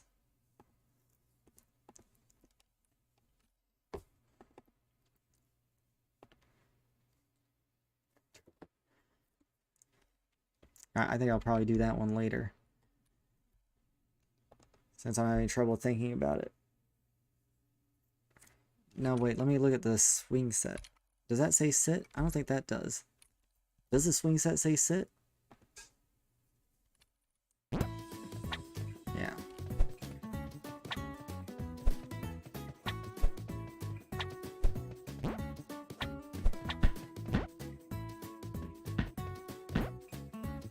See, once you sit the first time, it disappears. Okay. Oh, the dig spots need to say dig. Okay, it does. Yeah, I saw no one get this dig spot, by the way, so... Oh, it still says dig. Okay. We'll fix that real quick. That's an easy thing. Dig spot. We'll just edit the dig spots. Interact. Remove component on use. Oh, really? Maybe it won't be easy. Because that should already do that. Let's see, is this one? Let's try to see which one this is. Maybe that one has some override. Is that it? Yeah. Remove component on use.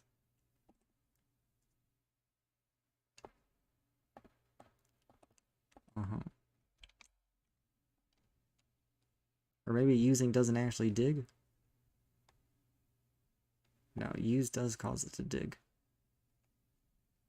What? Or maybe that was the bug.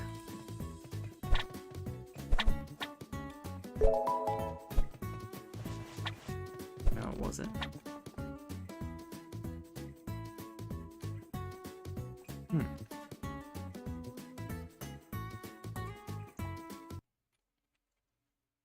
Remove component on use. So it should be using it. Does it not?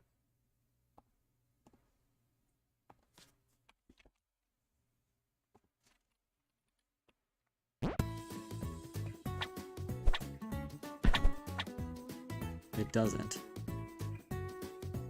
Well.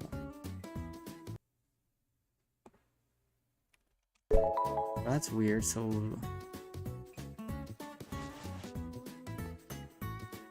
Okay, so just to explain this a little bit, what we got is... We have this, like, usable thing. It, whenever you interact in the world, what it actually does is it uses the object. So it could be a person. It's not like we're using the NPCs, but when you sit, it uses it. When you dig, it uses the dig spot. When you grab, it uses the toy, or whatever you're grabbing. And the use sends a message to everything in this game object, and that message is called onUse. And a message in Unity, which I rarely use. This is like the only time I use messages. Just calls a function on whatever components are on that game object. And so it's really flexible. It's a nice thing.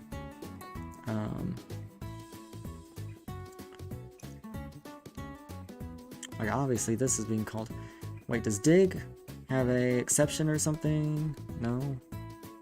Ooh, uh-oh. What's all this?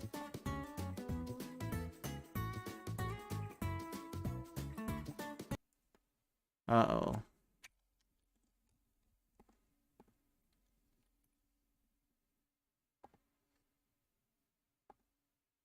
Okay, so the grass system. See? Oh, wait, this works. Okay, maybe it's the player. Wait.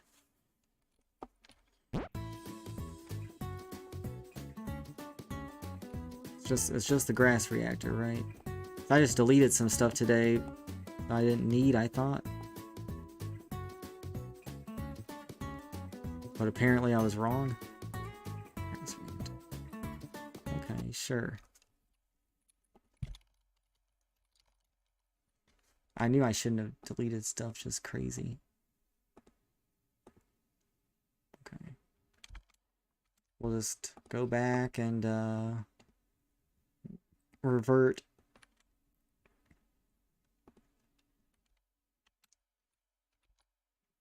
And that should make it pop back. I knew at least to put it in one commit so that it'd be easy to revert in case anything was messed up.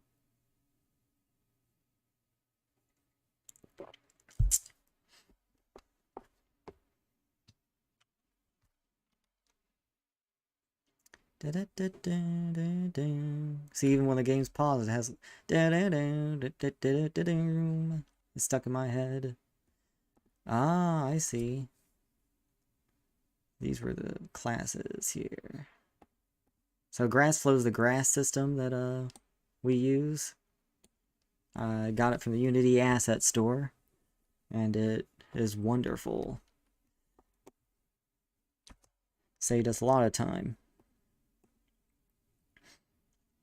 It looks good. There's a lot of things you can do with it. I'm sure we can make it look even better by the time game comes out.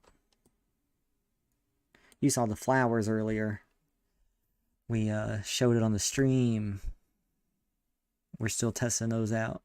Oh, and yeah, on my Mac, I could not add flowers. It caused a whole big bug. And so I was like, ugh, I'm so disappointed I can't add more flowers to the demo before PAX. So I just used Johnson's laptop to add some flowers around the hammock scene, since I wanted flowers there. Yeah, I love this grass. We had some different options too.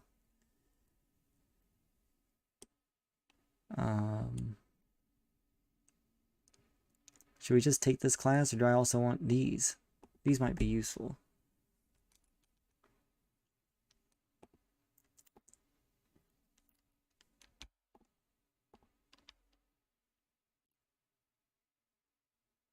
Mouse orbit. Stick to terrain. I don't think we need that.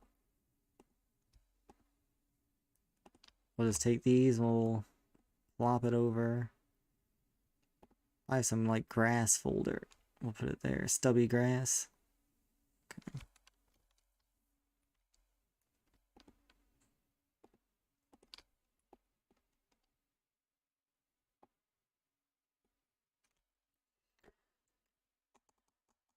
Like usually I don't care about the folder structure too much because I just search for everything anyway. And like caring about the structure so much just wastes so much time. It's useful if you're in a team, you know. But I just keep it all in my head, I guess. And it saves so much time that it's worth it for now. We need the time. Okay, delete. Delete. I don't have to delete it. I could keep it. I just wanted to, I don't know, you know, everything you have in here makes Unity take a little longer to load. I didn't think we needed it anymore. And it was causing some errors whenever it opened. Okay, that should work. Man, so this whole time I didn't even notice the grass was not reacting to the Corgi. Now it does.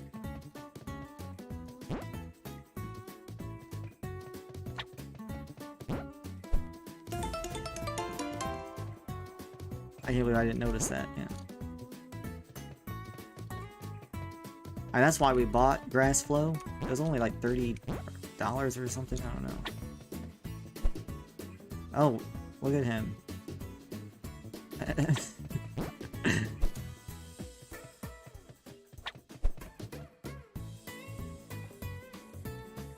Yeah, we bought GrassFlow for the reaction, because I thought it would probably take me a couple days probably to make a shader for this. Just to, like, make the grass react to his movement. And even then, I don't know if it...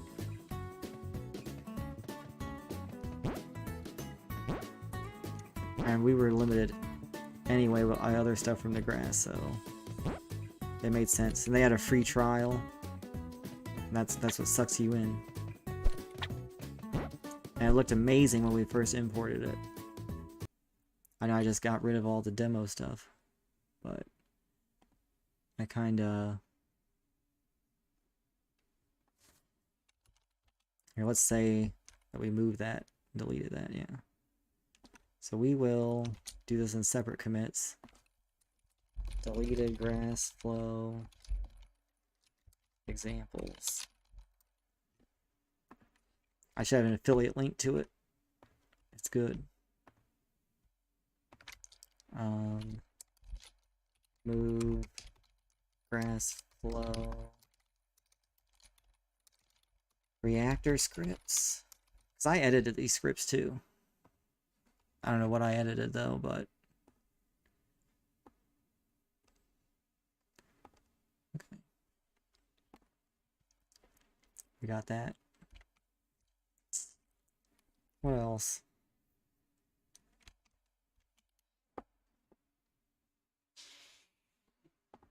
So we have this. I just changed that. Does it change all the grass? Oh yeah, because like here's another option we had. Something that looks more like this. I just want to see this again.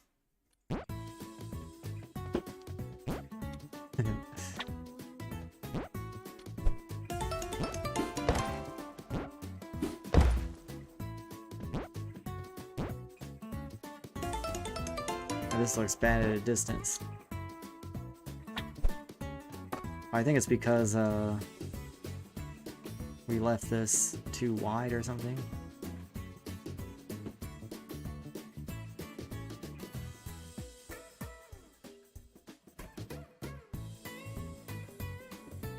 Something like this.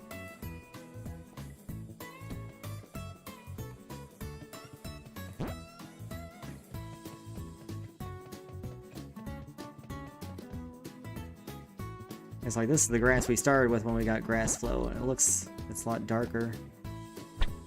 It moves a lot more. But we can't do the flowers with it so much. So like the flowers are like these white things. But I do like this grass. I think I am more liking the new one.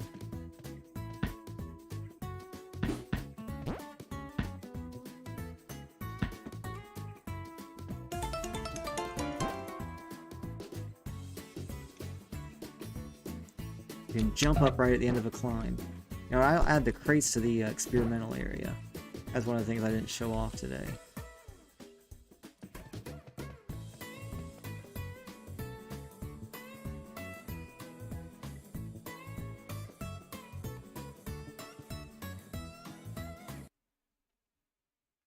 Okay, let's see.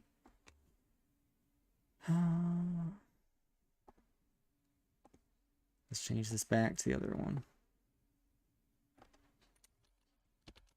Okay. What do we got? Anyway, what was I in the middle of? The prompts? Was I still investigating that? Yeah, because I don't know why the dig spot prompt.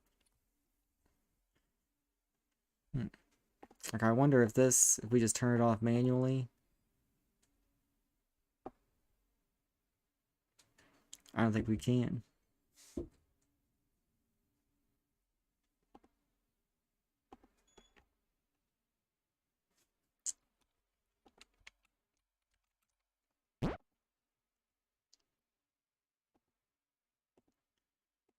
Like, this should definitely trigger.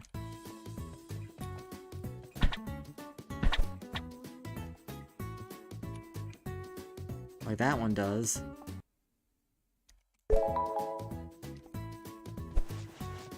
And now it still says dig.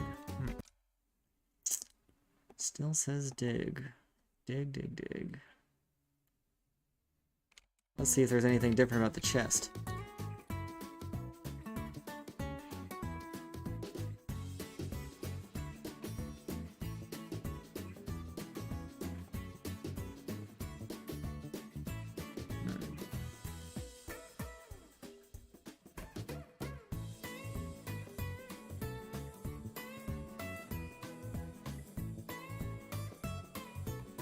It's like something's stopping the on use thing.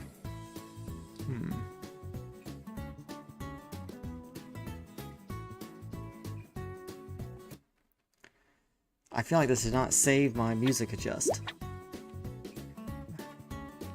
That's another thing bothering me. The settings don't save quite right.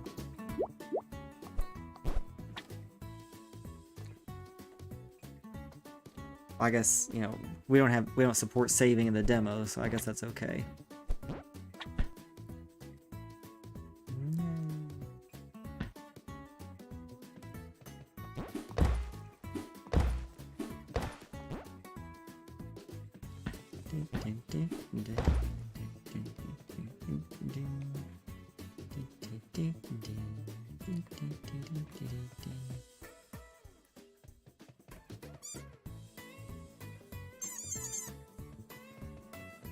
Another thing I changed since PAX is I made the area right behind this all open. Because I saw people just climbing these walls back here, and I felt like it felt too claustrophobic a little bit, and I didn't want people climbing the walls back here and getting too high up, and then going back this way. You can though, I guess.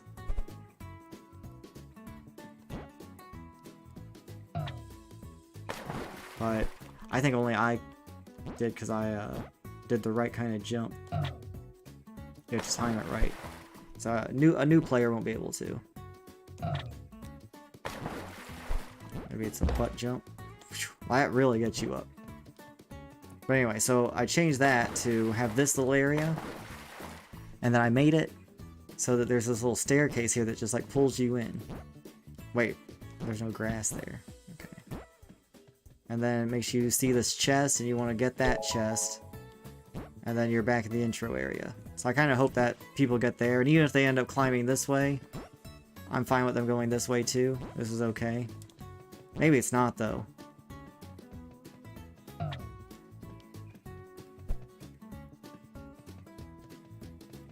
Yeah. I definitely spent a lot of time with the controls. This climbing area feels a little weird though.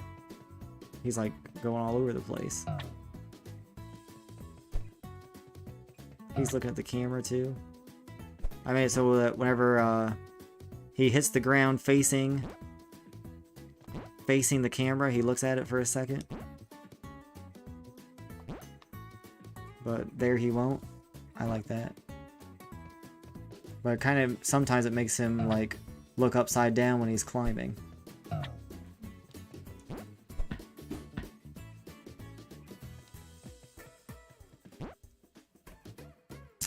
But yeah, the other reason why I have this here, especially like this, is like this huge walls behind it because I don't want you going this way.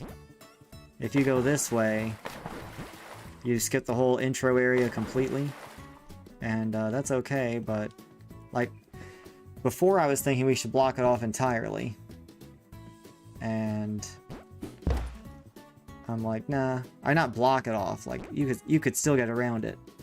But I really wanted to discourage it early on. But now it's more like, let's encourage them to go up there instead of go around this. I think that's fine. And plus it's, I decided this is just the demo island anyway, so the real game will be different. Like originally I had like this little zone that lets you like, go through this little cavern here or whatever. Oh man, there's a prompt that stayed open. It's the chest.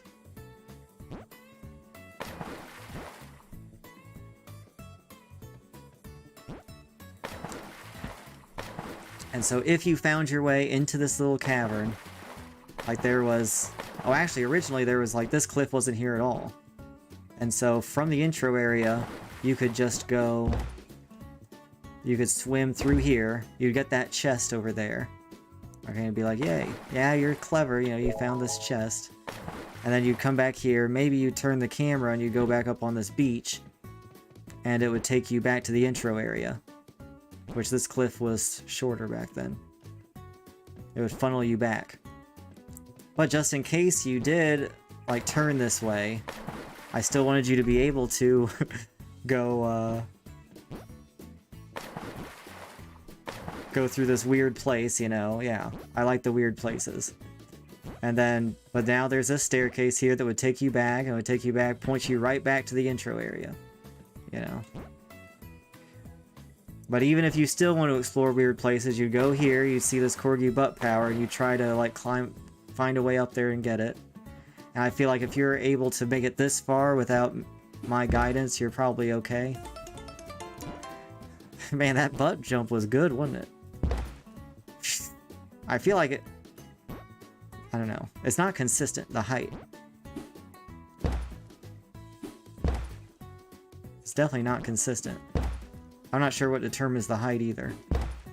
I definitely want to make it consistent, but I'm not worrying about that right now. I kind of want it to be based on your Corgi butt power. The more butt power you have, the higher the bounce jump is.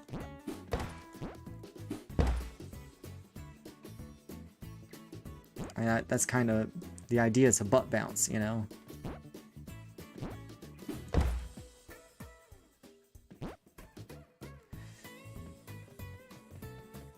And yeah. Oh, and then even then, you know, you would come through this cavern and you might go up this way. And then you would still be funneled right back to the intro area. We wanted people to go to the intro area, you know? Yeah. But, you know, that's my, like, the first iteration of it was very rough. Then we had another demo island that was smaller, that we were going to use for packs, where I did kind of more of this, where I left it more open, but had the staircase here to encourage people back up. Yeah, we should put a butt power up here. I just made this staircase yesterday, or 2 days ago. I feel like that climbing is... He was going through the wall there.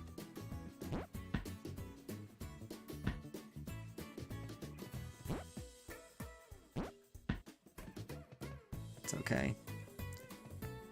We should put a butt power up here. I don't know, I would definitely go up here probably. I like these tops of the cliffs here, just running along these. We're gonna have a Corgi race along the tops of the cliffs.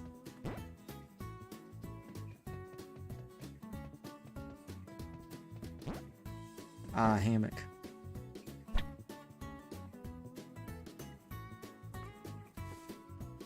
We gotta fix that prompt. I hate it. Turn off prompt. So what caused this? Wait a second. On disable. Okay, I see. So this is null already. So how did this get null? That's the question.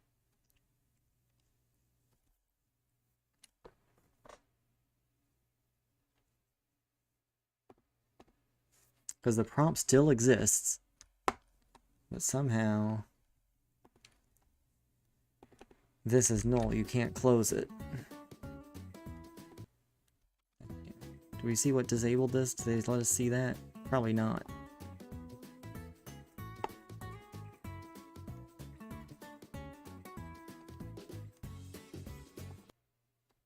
Oh, on use. Oh, on use destroys it.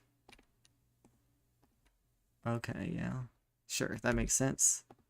Destroy this, and then that disables this stuff.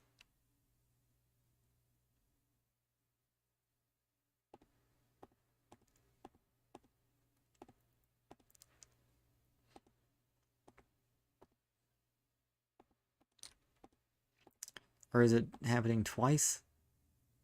On trigger exit. Maybe it's whenever it gets opened.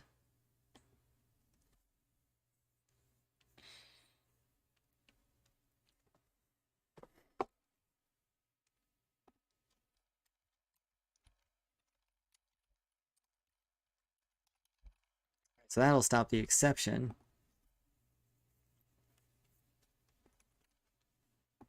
But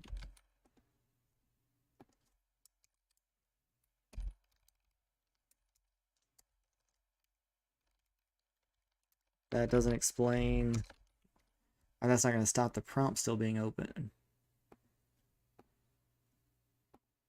It's like, so whenever this closes,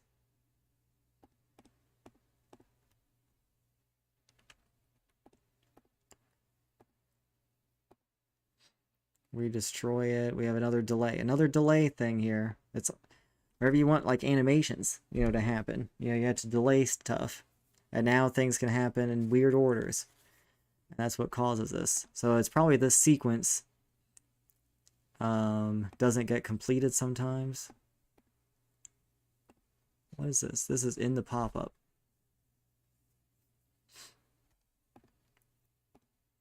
If the animator, does it have an animator? Yeah, it does. Let's look at it. Open, pop-up, interact. What's it called? Prompt. There's 3.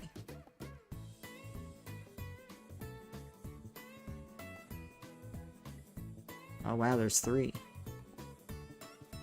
Okay. Notice the on enable does the animation. Pop-up UI. What is this? Pop-up text. Oh yeah, that makes sense, yeah. Okay, so it has an animator, so we know that it's supposed to close.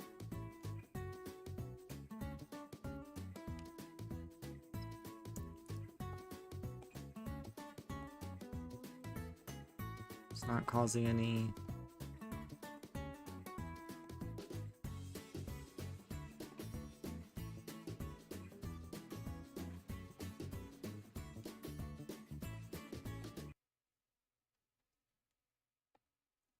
Let's just debug and we'll try to get inside this class somehow, see what's happening.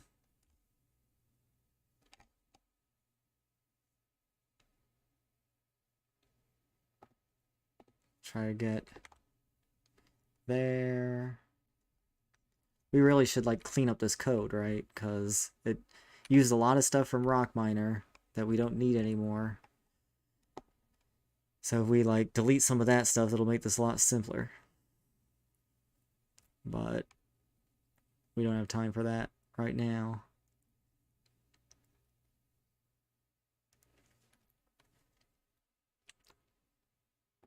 Open pop-up. I don't even know which open pop-up we're using for this game. That's the issue.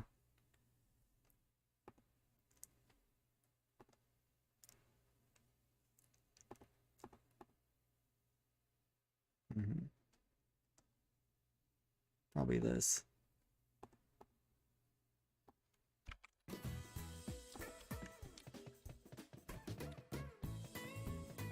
Does the hammock not have a pop-up?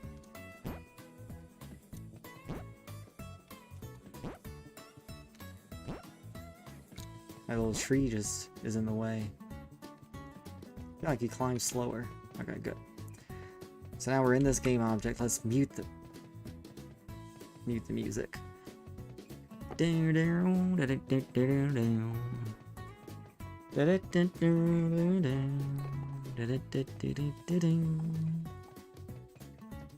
we have? We got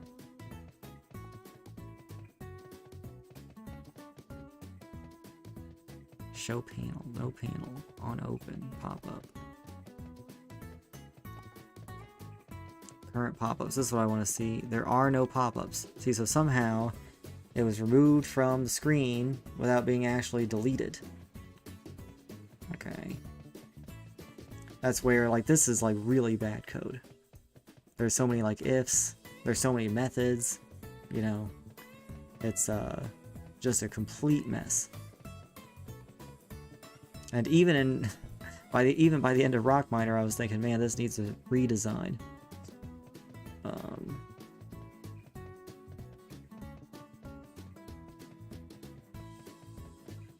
So something in like popup.close probably. Close.invoke. Parent screen remove from screen. Then this destroys it. So this does not destroy the game object. See, so it destroys itself. Which might be kind of weird, I don't know. And so obviously what's happening is the sequence delay is not working. It's almost like this needs to be like on kill or something. But this could never get killed. Unscaled time. It's... Wait, we say that's true. Okay, yeah, I think that's true. You want to destroy this.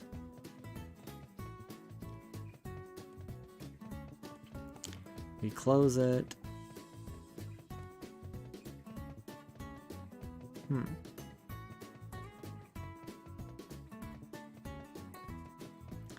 That's a tough one.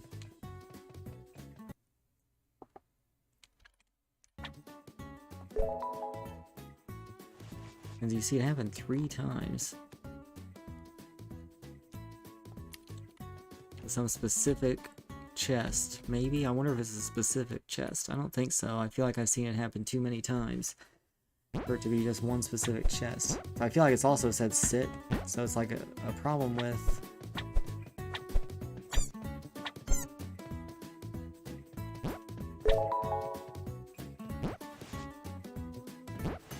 It never happens whenever I'm thinking about it.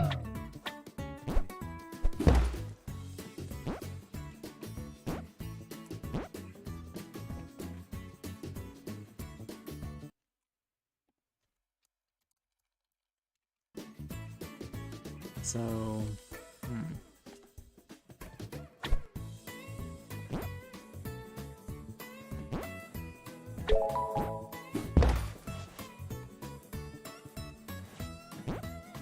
yeah, we have vibration too on the PS5 controller here. It feels good. It's not a HD rumble though. I don't know how you do that. In fact, I don't think you can do it on PC for PlayStation controllers. I'm not sure. And Unity doesn't support the adaptive triggers, which is kind of weird to me. I definitely want to use that. Imagine if you could feel the toy. The haptic triggers.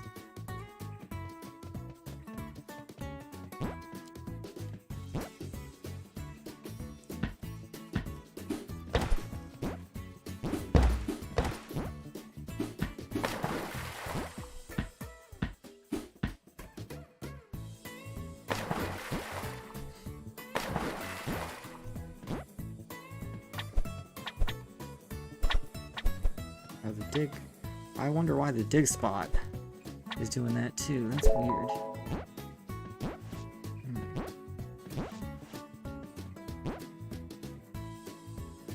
Uh-oh. I saw him horizontal climbing again. But if it happens this rarely, I'm okay with it. Like at PAX East, I felt, or West, I felt like it was happening all the time.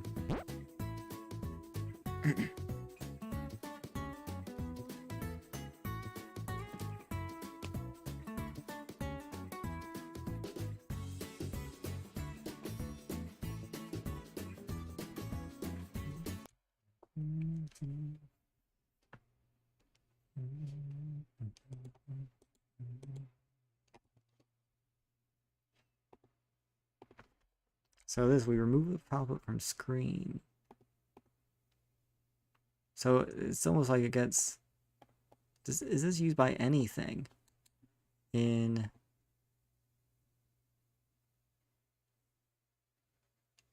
It's definitely not used at anything.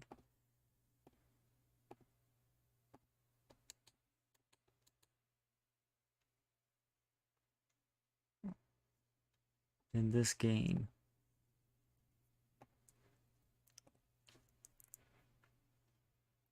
I feel like I don't want it to ever be. Or maybe it's this one?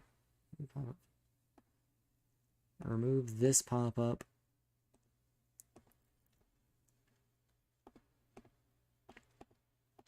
Animator does not equal... Oh, maybe the animator does equal null? No, because then it would just destroy it. So it's definitely going into this.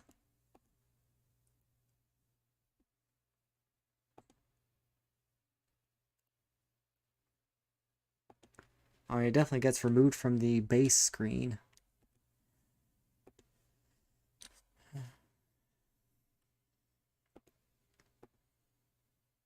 You know, the what if this gets done first? What if the animator's the thing having the problem? I don't know. Thing is, I cannot replicate this, so it's really tough.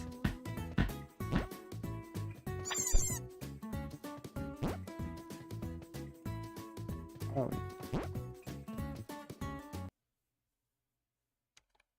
What happened here?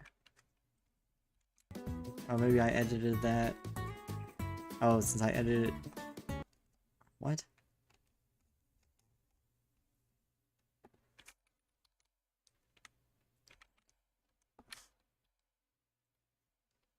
Did I edit something in the,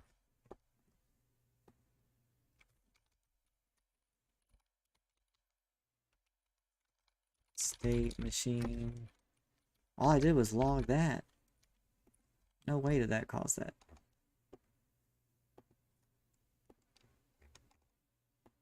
Crazy. Well, moral support's good, you know. I like moral support. I know that, I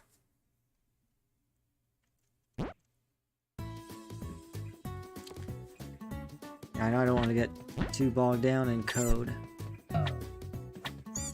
Because there's plenty of stuff to do that don't require the code. Wait, where's the music?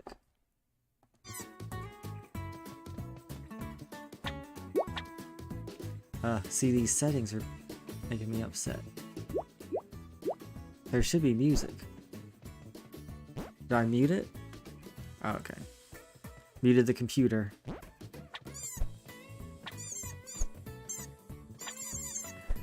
Commenting out that... Oh, look! Look, the sits there, okay. So... what caused that? When did that happen?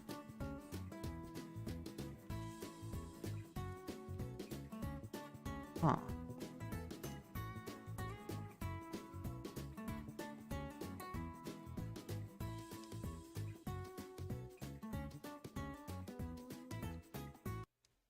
So now there's no way to close this.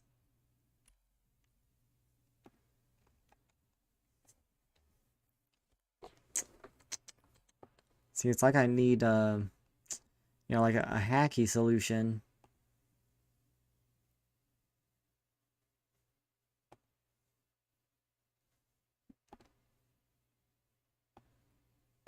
Would be to...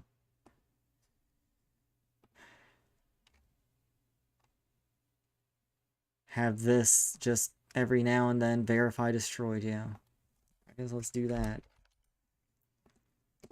I remove that because I don't like doing that. But this never gets called anymore, I don't think.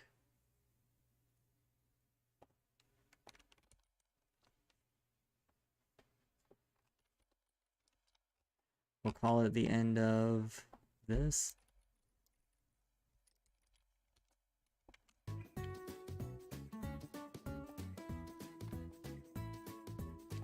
So, okay, so, but this did give me a little bit of a hint at when this happens.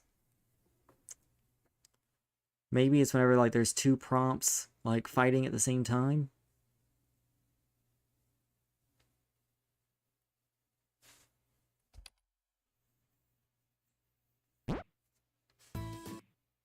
Oh. See, sometimes I press play even though it's already starting to play.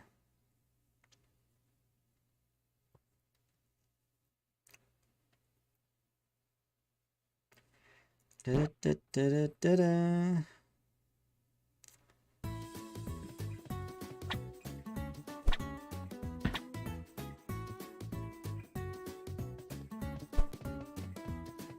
Well, uh-oh. The chest didn't even appear. Oh, now it's all messing up.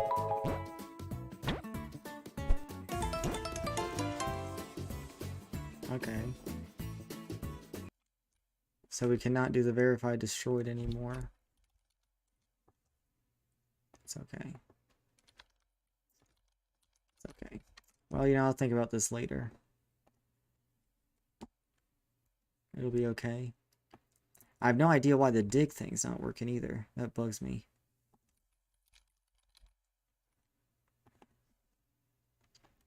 So I'd like to fix that just real quick. If I just call something on this. Dig spot. Dig. No, let's make the display prompt disabled. I don't think disable does it though, but we'll try it.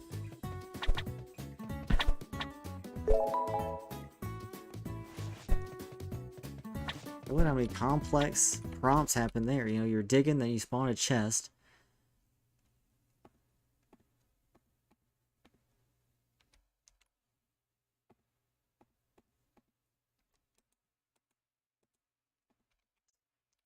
How does this dig spot even look at this? It's like, really, we want to turn off this collider. That's probably what we should do, yeah.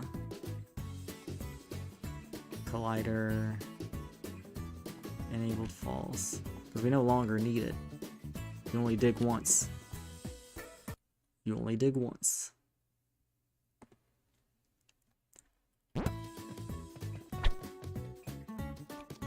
Oh.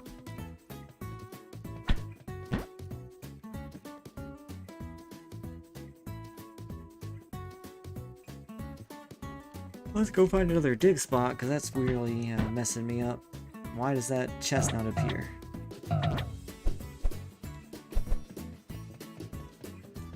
I feel like there's some way to climb up this without Corgi butt power.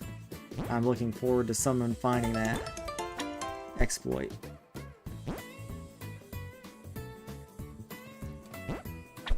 Anyway, there's a dig spot here.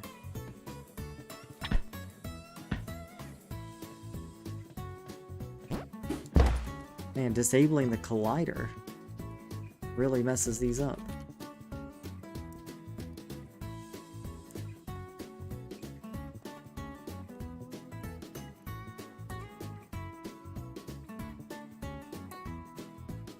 Like, it should still...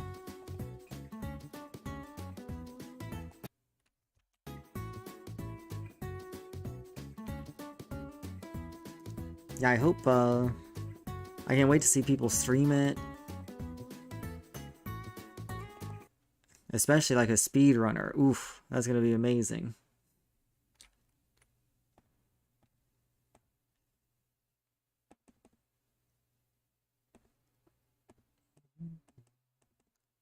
See, we set the usable to enable it as false after. That's probably the problem. Yeah. What if we...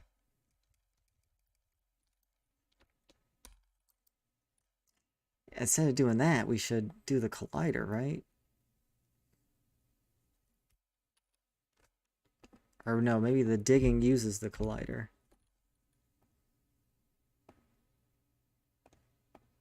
Is digging... Oh yeah, digging uses the collider, okay. That's okay. It's because we used to have a version of digging that was you could dig anywhere. And so... we still might bring that back. The problem is there's just not many buttons on the screen for how many things a dog can do. I was thinking of having like a wheel, like a Ratchet and Clank weapon select thing for like dog abilities.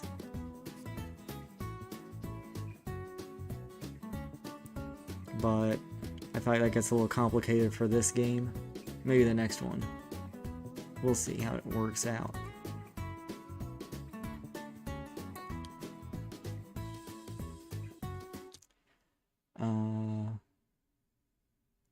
So yeah, we don't want that. Uh-oh. Good. You have to be careful with this. If you save, if you do too many changes in the prefab view, Unity will crash at this if you do them at the same time. That's why I have autosave turned off, because whenever it saves multiple times.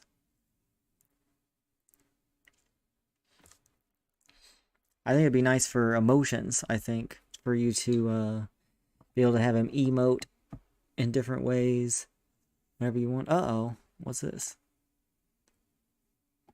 Oh, yeah, this has been a problem. I don't know what the script missing could possibly be, so I don't think it matters. Ah.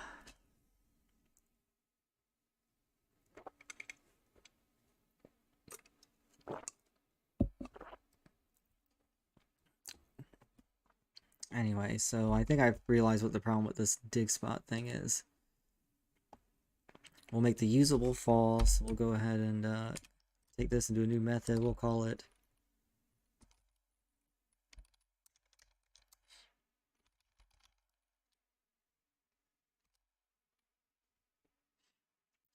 disable, and we'll invoke this in like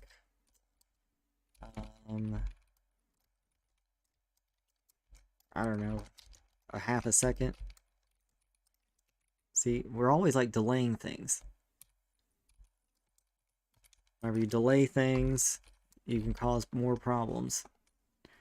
But you have to delay things because animations take time. So I wonder what people normally do about that kind of stuff. We'll call this to disable usable, just to be more specific. This should just be on use.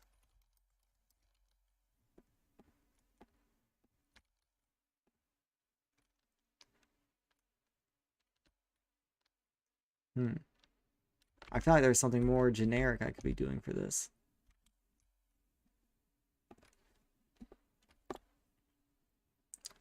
Okay, then the dig spot.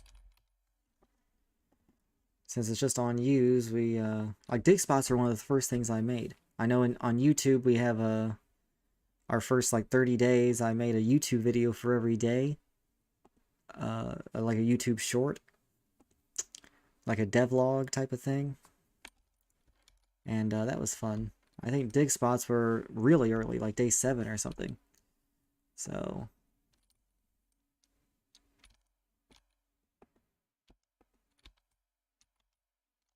now he doesn't want to dig at all. Let's go to a different one.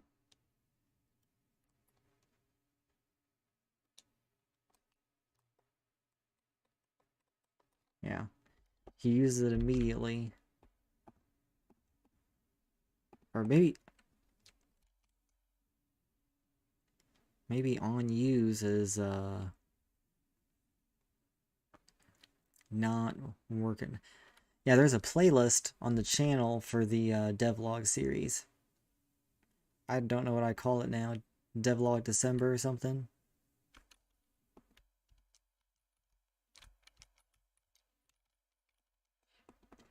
I do think that doing that challenge to myself, make one video a day, was one of the keys to me being able to get so much progress done in a month. So it was important.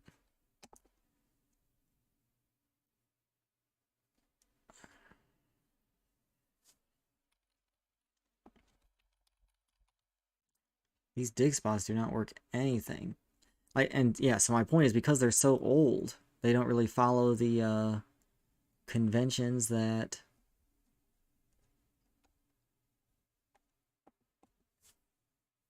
other things do. And so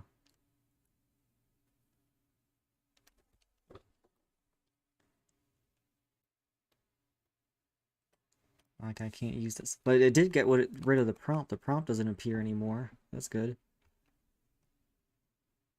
If I disable it and re-enable it. Like the usable is still active. So it's not like it disabled it. It did get rid of the prompt trigger here, which makes sense. The dig spot still exists.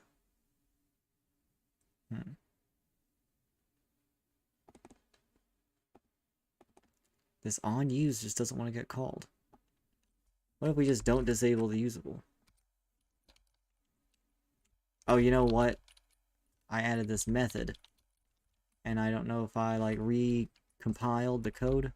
Probably didn't. It says there's patches, but I don't believe that. Because I added a whole new method. In fact, this hot reload thing should show a warning. I know I'm not updating because if I update the plugin here, it's going to make me like pay for it. And so I'm keeping an old version of it. But man, I should pay for it. It's worth it. It saves a lot of time. There you go. There, that fixes it. Let's try the other dig spot just to make sure. And he opens the chest. Oops. See, behind the curtain. Let's find another dig spot further away. So, in our debug mode,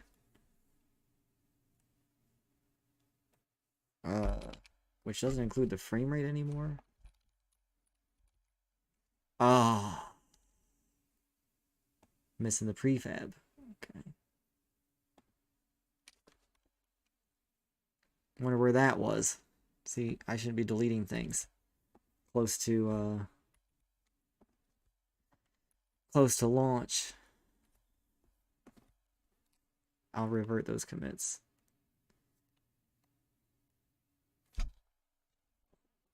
Anyway, my point was if you enable debug mode, which you shouldn't be able to with the actual demo probably, there's a little teleport point that takes you up to the snow area.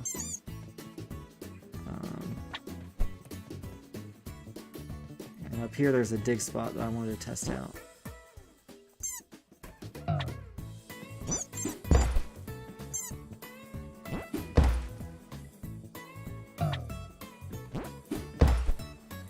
So I want anyone to be able to do a no butt run.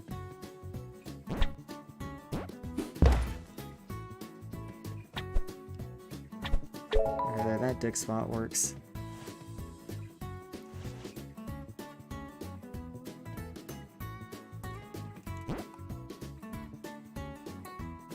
Oh, he's running.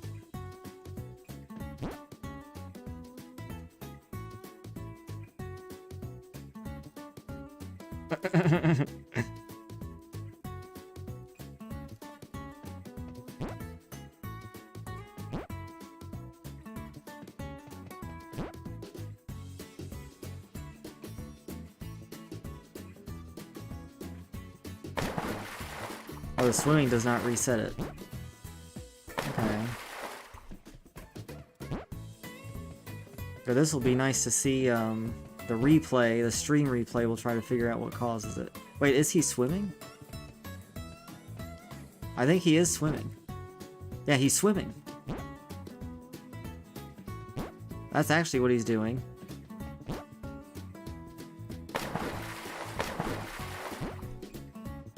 So he's like stuck swimming.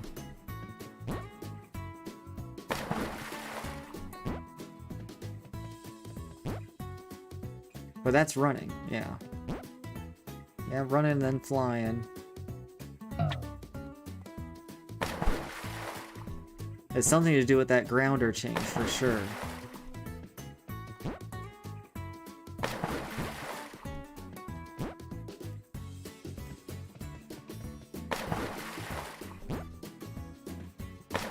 Here, if I stop moving in the water, I start moving, and I like jump out real quick.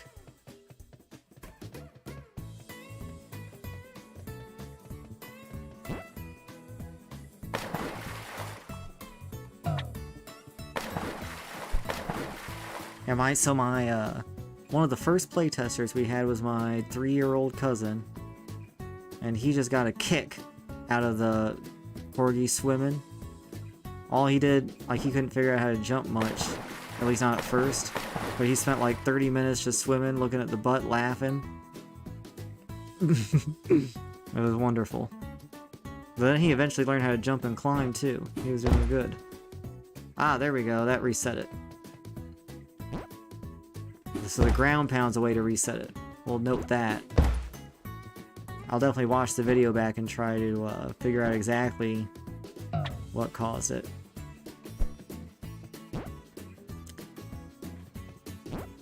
But yeah, it's definitely not just a normal run. Maybe it's like while I'm holding something.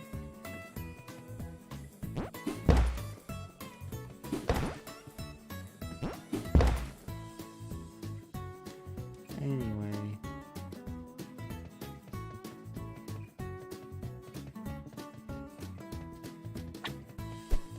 Yeah, we've had a lot of, like, a lot of kids just really gravitate to it already at PAX.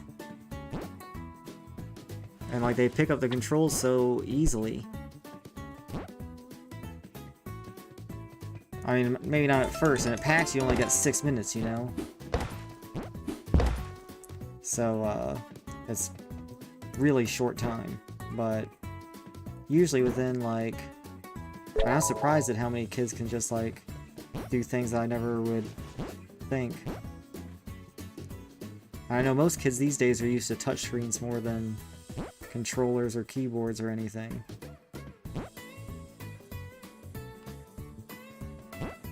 But they do learn fast.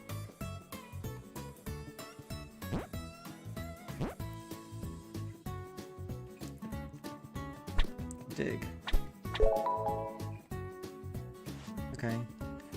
I'm saying the dig spot's fixed. And we'll keep that little running thing because people...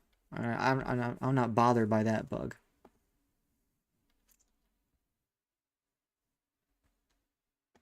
What's this?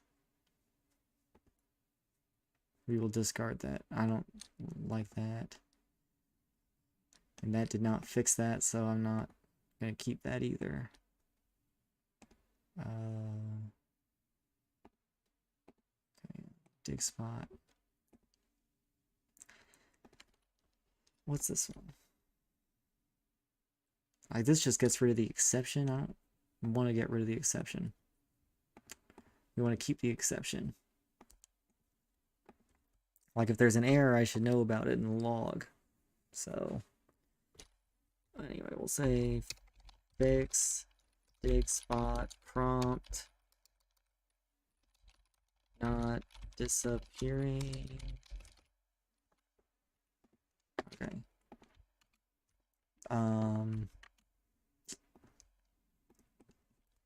So the next thing I want to do is make it so that you can grab sticks or balls and climb at the same time.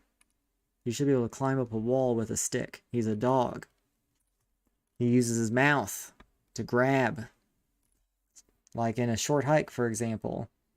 Wherever you're holding the bucket, you can't climb. So you hold the bucket, you fill it up with water, and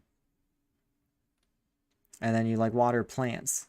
But while you have the bucket, you can't climb, I guess. So you can't climb up the wall with water. And so it makes a nice little challenge for yourself, where you have to figure out how to get to this flower without climbing. We don't have that luxury with fire because he's a dog. He can hold things and climb at the same time. But for water, we still do, I guess, if we have buckets or something, which we probably will. One thing I want is a fire hose. That'll be fun. So anyway, what I want to do is go to the input system, input, W input. Okay. So we want to change our interact button. You should still be able to interact while you climb. So what happens is whenever you climb, it turns off this whole action map, they call it. And so the player action map should actually be called something like ground movement or something. Not just ground, I guess. Non-climbing movement. Because this all turns off completely whenever you're in the climbing position. And then this one turns on. Can I like put that up there? Yeah. Oh, this has an interact button too. Oh, that's... Oh, this is how you can put Christmas lights on the Christmas tree. But I turned that off right now. And so... Yeah, this lets you do that. Anyway, we want this interact button to still exist outside of all the movement stuff.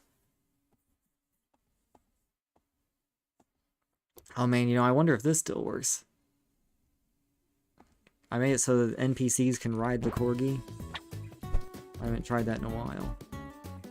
Sure, I removed it, I think, because it causes more problems than it's worth right now. I think that's something we'll save for the sequel. Maybe. I don't know. But I like the idea of doing it for some puzzles. Well, what I wanted you to do was you take NPCs to like cozy spots and be with them, and it might trigger certain scenes. See, she's excited. In fact, her excited eyes are working. I feel like this has not been working during PAX.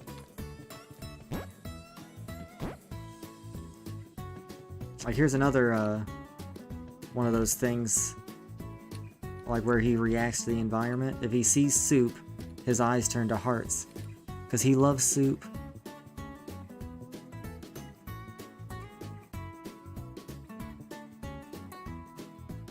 Funny thing is, this animation that makes it look like the soup's like boiling is actually just the smoke from the fire.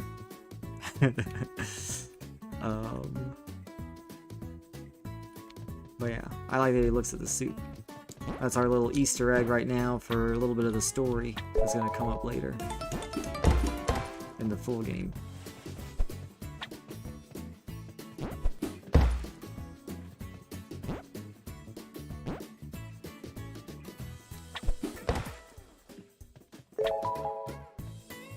Oh, see, this is where the chest...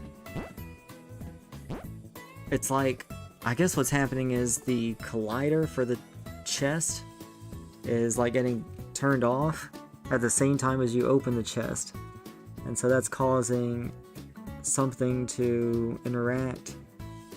I don't know, maybe it's like out of order sometimes. I don't know.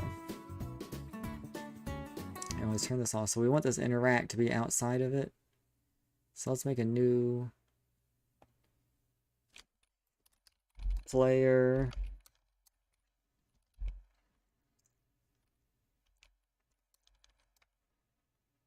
Like, I don't even know what to call it.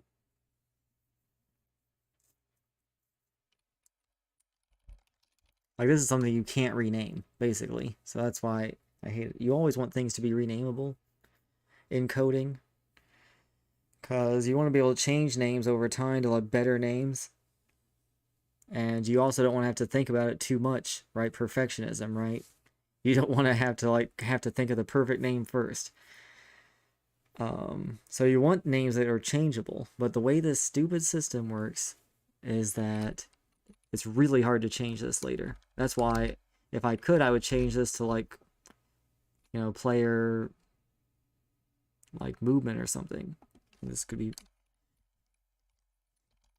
we'll just call it player always, I guess. I hate that.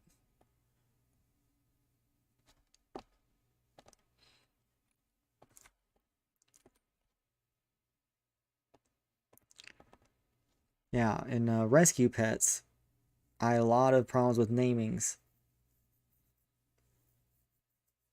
And I could not like change the names later in Unity because things would they'd lose references to other things.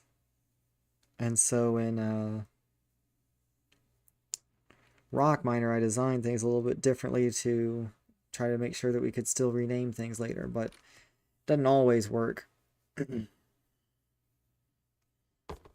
And this is like Unity's new input system. They made this in 2021. No, I don't know when they made this actually. Because I'm using 2020. I think for me it's still a preview package. See, instead of, can I just copy this? Or can I move it? Ah, yes. Okay. We'll delete that. So now interact is always on.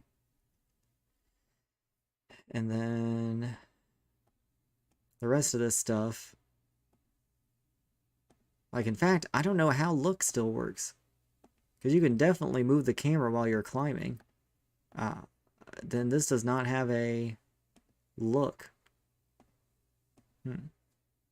Oh, camera. Okay, the zoom. The zoom is separate. Okay. Really, this look should be in the camera.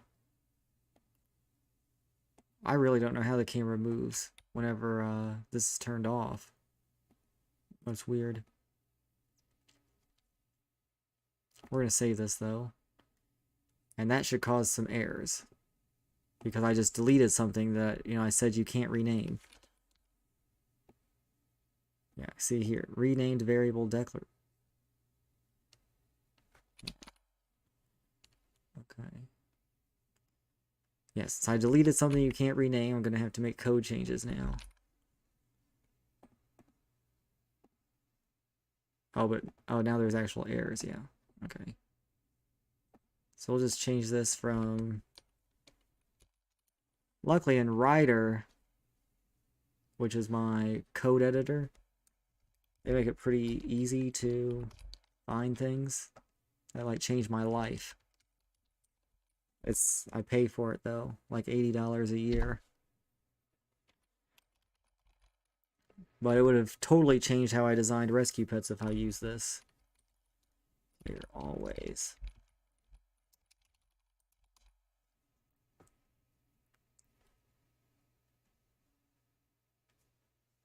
Yes, I just want to replace all of these. Okay.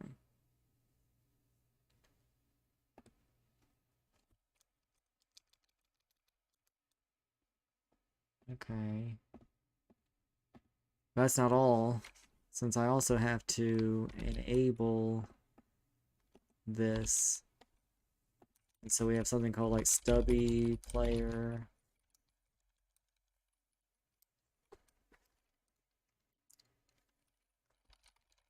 Input or something. Yeah. And then here we'll just say on awake.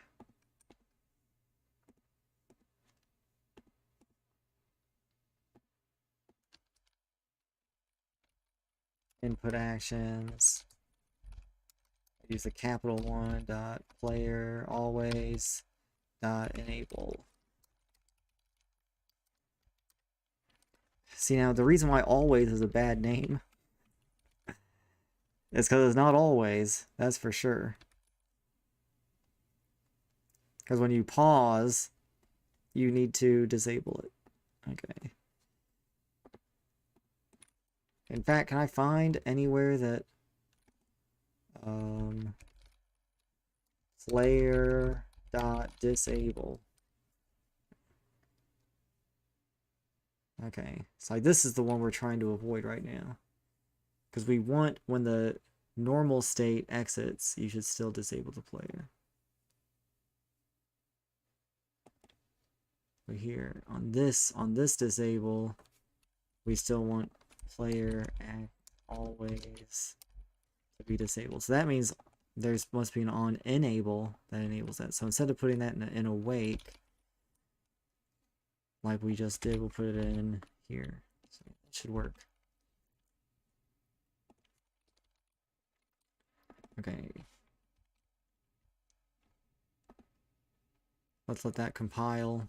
Should be okay. Look, there's a dig spot. Yeah, I saw a couple people dig at this dig spot at PAX West, but not too many.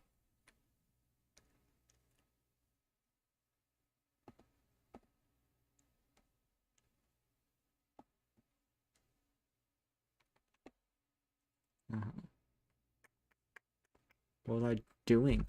That's why I love the hot reload, because it lets you edit the code like that. And then you don't have to, spend the mental energy trying to remember what you're doing. Every time you compile, that's a chance for you to get distracted. Okay. There are no errors anymore, so we're refreshed. Let's go in here, because I know I hate doing things in the Unity Inspector, because these things is what makes it really hard to rename anything. Because I can't search for this in code. And now, oh, here's an issue.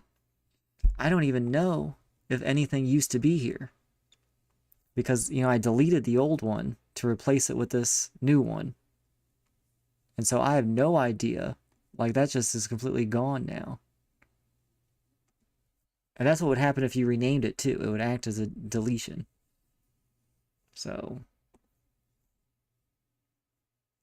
what you should do, I guess, this is the first time I've ever done this. What you should do is actually copy it.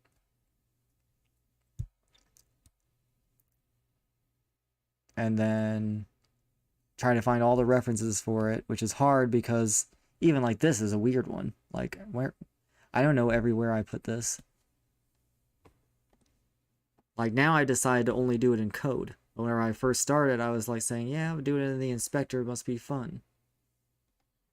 But doing too many things in the inspector... Oh, whoa. Wait. This is a missing reference. See, this is exactly the problem with doing things in the inspector. Perfect example, right whenever I'm talking about it. This is a missing function. I have no idea what this used to be. And it's been missing for who knows how long. I don't know how long.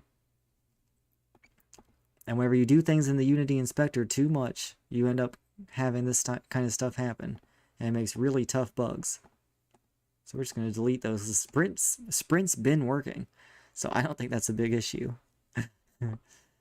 I know how I sprint now. I did change it. So... And plus you run into problems in the Unity Inspector with prefabs and nested prefabs and all this jazz. I've learned it's best just to do it in code. Buy writer and do more things in code. If you're a coder, you know. If you don't know how to code, yeah, the inspector's good. And also I think if you're working with more people, like usually like a bigger team probably has like a game designer. And then the programmers make tools for the game designer to create the actual like levels and everything. And that's where like the inspector stuff gets useful. But and that's where in Rescue Pets I designed things to use the Unity Inspector so much that it was actually creating problems. Uh-oh, this says it's corrupt. Let's go ahead, while we're at this, let's go ahead and revert this. I should never have deleted that whenever I'm this close to trying to release this demo.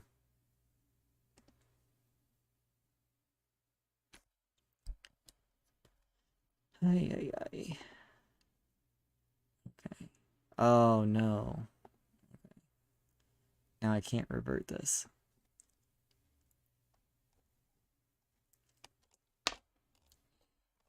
I mean, you know, there's pros and cons to doing it by yourself.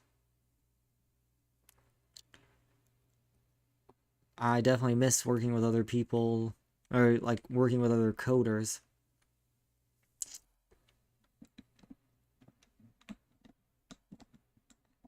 But I mean, it's so much faster to be alone for some things, I guess. Because like in a team, you had to do code reviews and everything, and you don't have to, but if you don't, you're... You know, there's a lot more bureaucracy with other people. But it obviously speeds things up in general because you can segment the work more.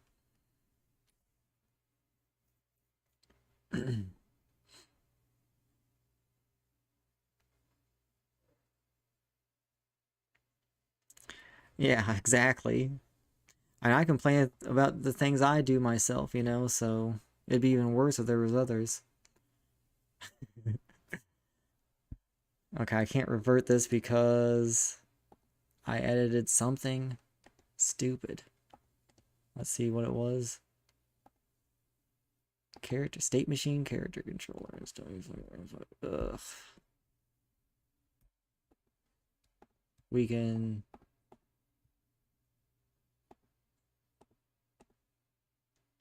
Should I try to just play this and fix that later?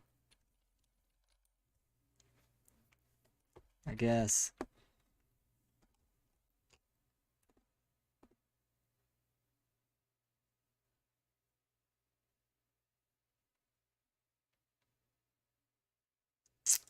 Oh yeah, see, I did mess some things up with the grass flow thing too.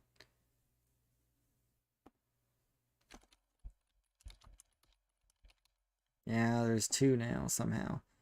Oh, because I must have reverted this, so we're actually going to delete this.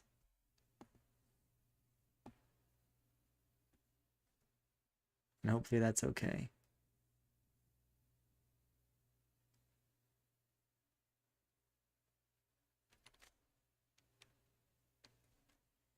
See, I had like an FPS tester, I guess. I don't know where that came from, but I deleted it.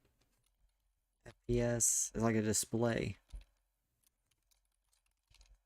Hopefully it was in the grass thing. And then I don't have to worry about reverting the other thing. Oh no, don't tell me it deleted it.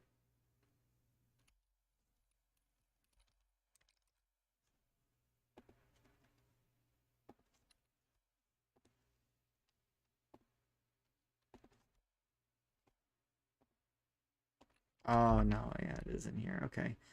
Well, that's okay. I know I can go into the command line, I guess, and mess with this commit. It's definitely in here somewhere.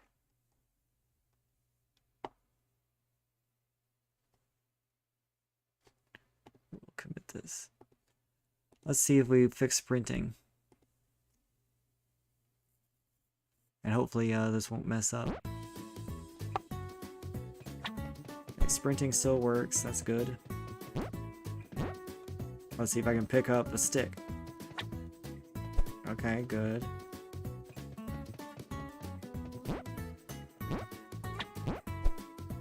You can climb with it, that's what I wanted.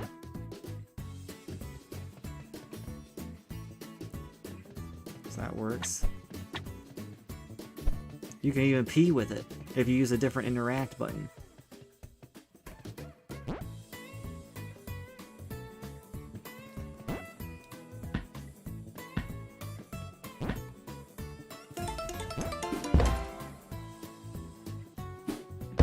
Man, I love the smoke trails.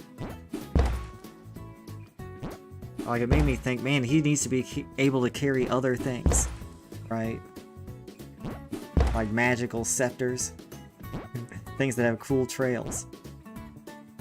Of course, one of the Kickstarter rewards is the Cape Trail.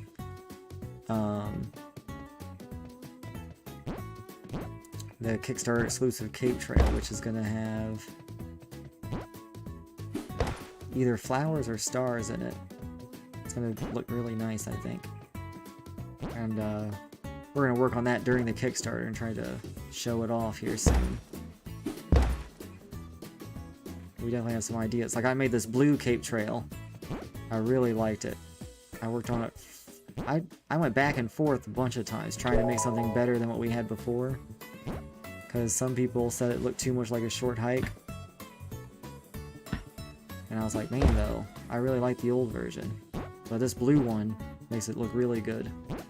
And it even turns red. Or did I make it turn red? If he runs out of butt power. No, I didn't make it turn red yet. I had an idea of how.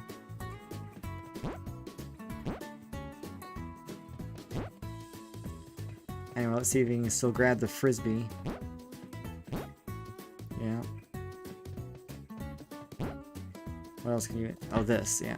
If you press... This is something that I don't think anyone's gonna figure out. And I need to put like a signpost somewhere.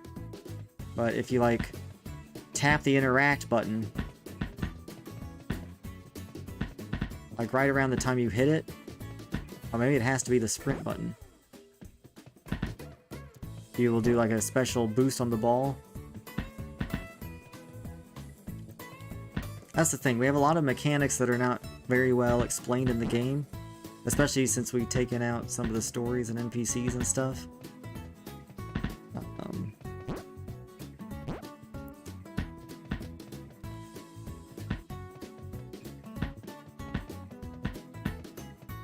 Like the ground pound, like nothing explains that you can ground pound, let alone do the ground pound jump boost. So we're gonna add some stuff to try to get you to learn that. Definitely with the soccer ball here, it's like, boom, I like hitting it hard.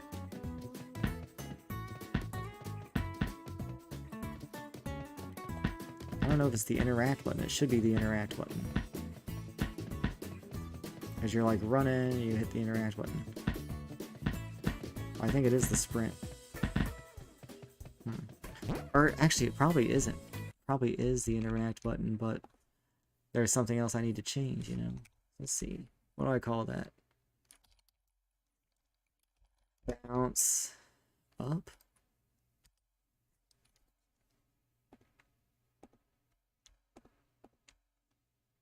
Yeah, I think it is. It's bounce up.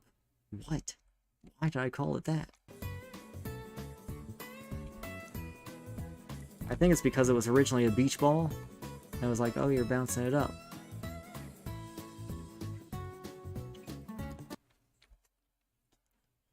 But then I was like, man, you could make this anything. You could even make it a soccer ball. And so I made a soccer ball version of it. Maybe we'll rename this class real quick. Since we can rename classes easily thanks to Writer. I mean, it works well in Visual Studio too, I guess.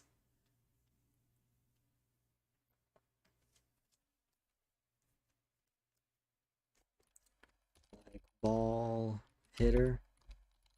Hitter? Is that a ball hit controller? We'll call it that.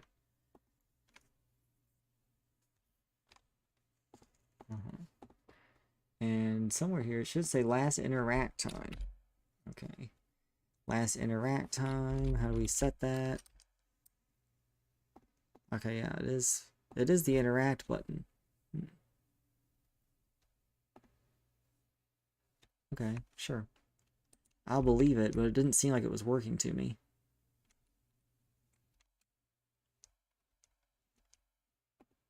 I'm not gonna believe it. I don't believe it. I do not believe it. Okay, well that... Okay, I believe it.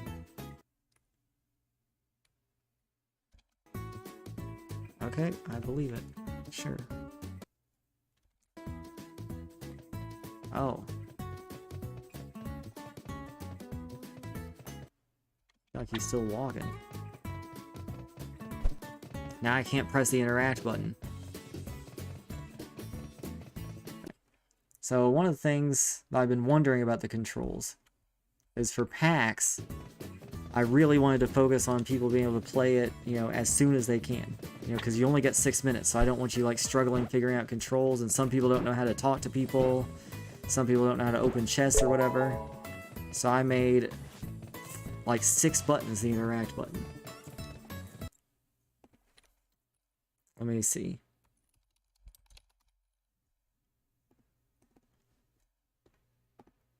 Like, so, yeah, just on the gamepad. You have the, right shoulder, left shoulder.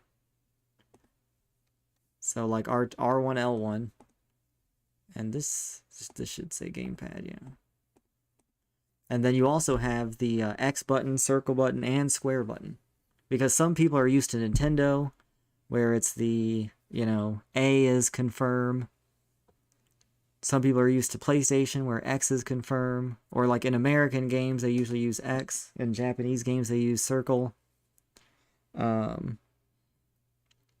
then there's also some people who are used to like the square being like, okay, it's like run in Spyro, it's run in Mario, and in Mario you interact with square, you like throw fireballs and stuff.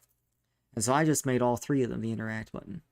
I thought that was a pretty good compromise for PAX. Whenever you only have 6 minutes, I don't want people to be confused. But it does create this, like, long-term confusion, I think. And so for the actual demo, we're probably going to limit it. And I'm not sure exactly what to do about that yet. But this also has the advantage of you being able to hold things and talk to people at the same time, I guess. Because if you pick a different interact button, it counts as a different interaction. And I also like the idea of having run be square or like R1 or R2. So you can choose to use the triggers or choose to use the face buttons. Because the nice thing is if you're holding down run, using the trigger, you can use the analog stick to move the camera at the same time. Whereas if you're like running with square, it's hard for you to, you have to do some like weird finicky finger thing.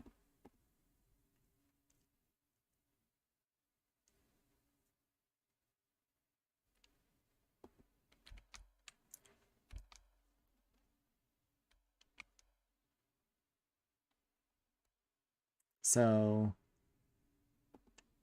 let's see. I think that interaction stuff does work. I am weirded out by how you can't like hit the ball with that, but I'm not going to worry about that. That's no one's probably going to figure that out in the demo. That's okay. Some people might. Uh-oh, Unity's like stuck. Okay. Yeah, we're going to go to GitHub and we're going to say we change this stuff. What do we even do? Okay. You can climb and hold items at the same time. Player always interact. You can. I can also like get away with, like, whenever I used to work at Amazon, right? I'd have to make like the perfect commit message, you know, to really like describe it. I have to worry about that. Whenever it's myself, I can like wing it more. Like that's what's nice. We'll save that too, and this, just to get this cleared out.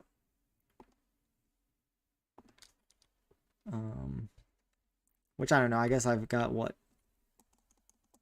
10 years of building commit messages under my belt now, so I'm probably better than back then. Another thing I've been doing lately is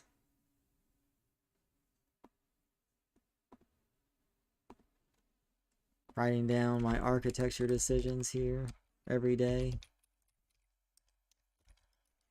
just to like help me remind of what things I'm thinking. And I hope I don't need to like censor any language in here.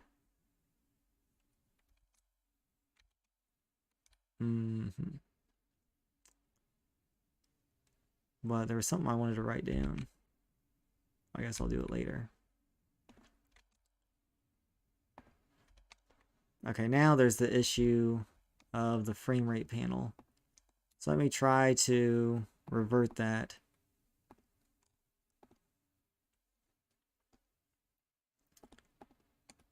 Or that remove, yeah. Okay, we found some conflicts. What are the conflicts?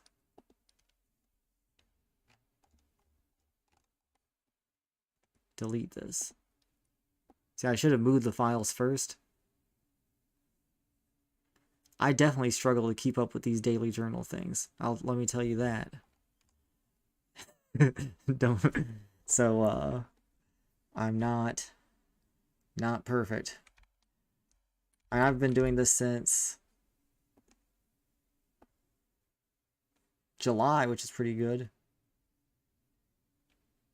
I don't make it like daily. I make it like the last few days. Like this is probably the stuff I was doing between these 2 days.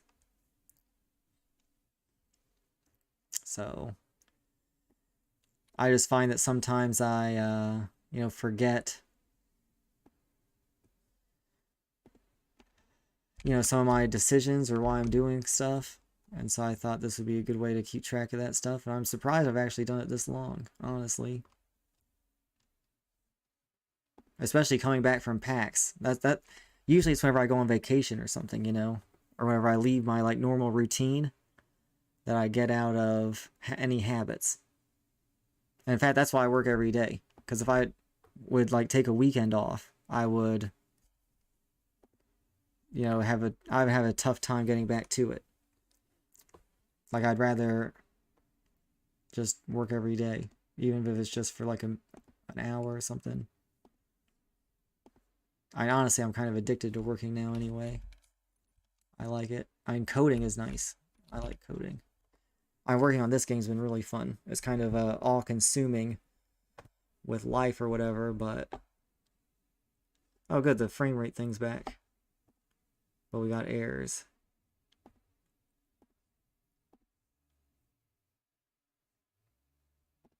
We will delete all these scripts because I don't need them, and they're all duplicates now. See, I should have moved the scripts first in one commit. Like this is something I could write down here, I guess. In fact, that's what I wanted to write down. Move when deleting. It's the same problem I had with the stubby input too. When deleting input system, I try to like focus on keywords so I can search for it later.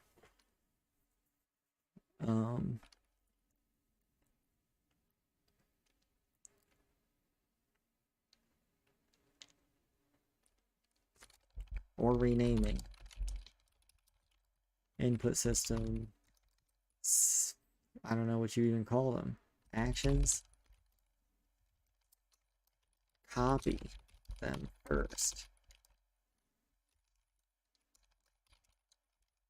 Then you can look for references in the scene to replace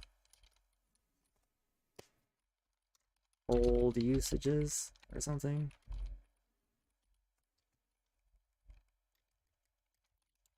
In Unity events. I don't know what it's called. Player input or something. Something like that. I want to see the exact name. Yeah, player input. Okay. Now, I don't care about complete sentences too much either. And the same thing when deleting example scenes and asset store stuff. Move anything out that you need in a separate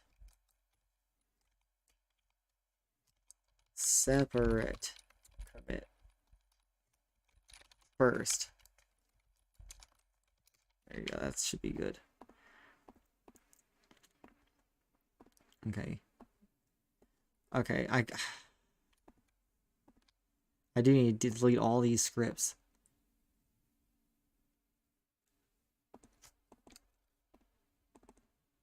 Because they all use code that I moved out into a different namespace. That's why I deleted it, I guess.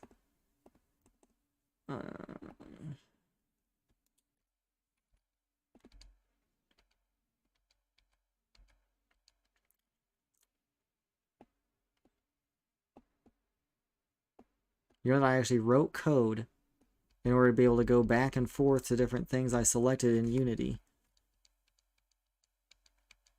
I used like F1. I feel like that should be a default feature in Unity. Your like history of what you've selected. It's the example character. It's not what we need. So we will end up deleting this stuff, I think. What did I just say though? Put it into a different commit first. Move things into a different commit. Prefabs. Frame rate debug panel. This is what we want. We're going to move this straight into mine. We're going to pretend it's mine. Okay, moving platform. I did edit it.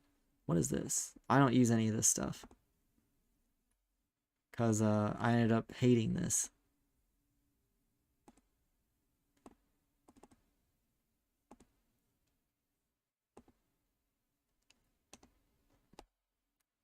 So I think it's way overly complicated.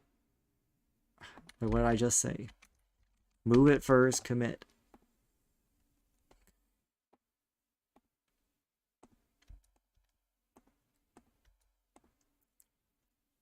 What did I move? Okay. Frame rate, debug panel.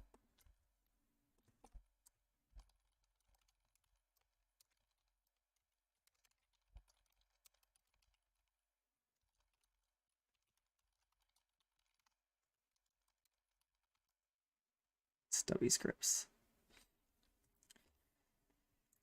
Yeah, one of the best advice I've ever seen was from Reddit.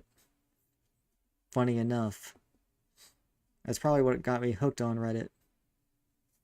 Oh man. Oh no.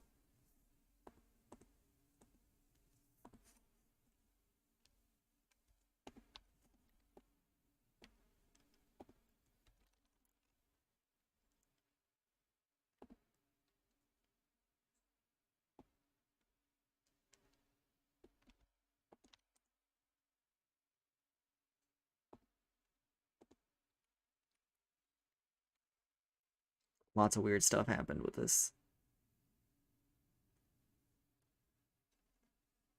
I had to pay attention.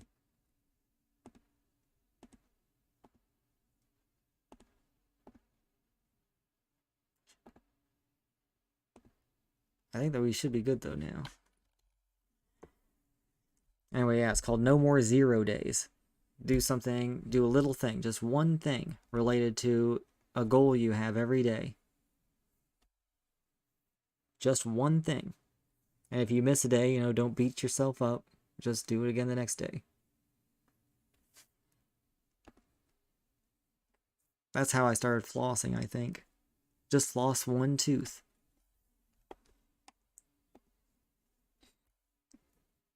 Anyone can floss one tooth. And then once you start, you do them all, you know. I never only flossed one tooth. But just saying that, you know, gets you more like, okay, I can write one sentence, you know, of my novel today. You know, I might be tired and worn out after a long day of work. But I can, you know, do one push-up. You know, I can do one line of code changed. And it's still a success even if you just do the one.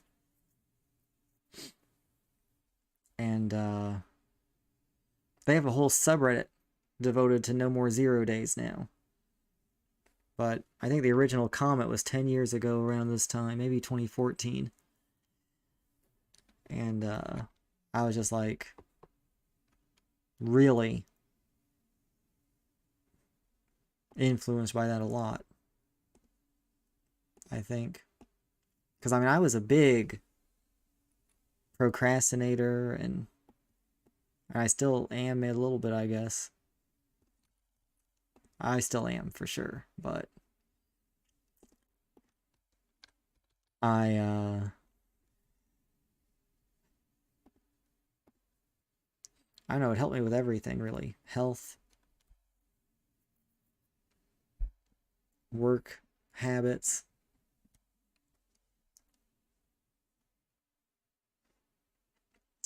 Seems like everything's working here.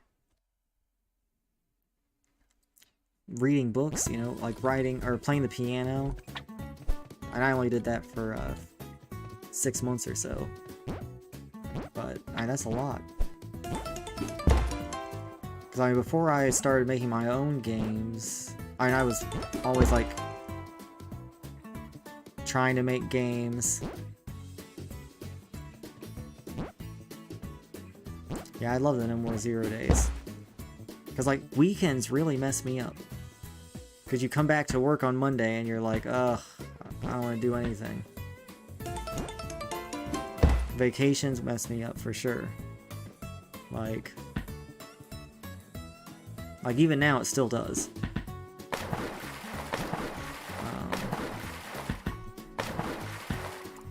Coming back from PAX, though, is nice. Because we see so many people who are so who love what we do. It's very heartwarming. When we came back from Vietnam, it was a little tough, though. Oh, there's the bug! Oh, you know what? I was holding down the run button at the same time. I don't know. Let's go find another chest. You know, just one little thing. Like, the reason why we don't do stuff is because we chunk it up. We make it seem like it's too big of a thing.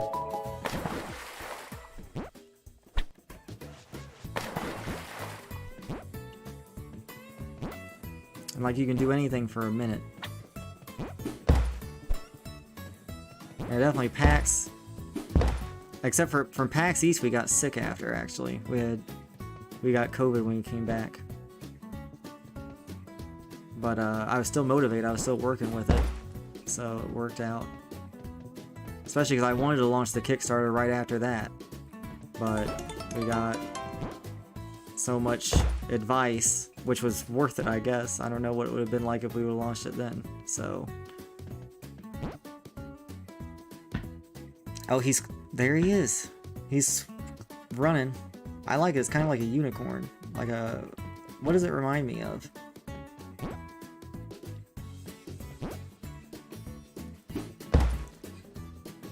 Yeah, I mean, PAX, I guess we're working. It's not really vacation. So, it helps us stay in the mood. And there's so many things we see that we want to change and fix and stuff. It's fun. And that's why I used to like schedule all of our travel time after PAX, because I knew we wouldn't be able to do stuff before PAX, because we're always like last minute preparing stuff. But then I realized that, scheduling the vacation after PAX just made it so that we lost all that momentum, all that fun energy. And so now I like scheduling work time after PAX. Because it's fun using that energy.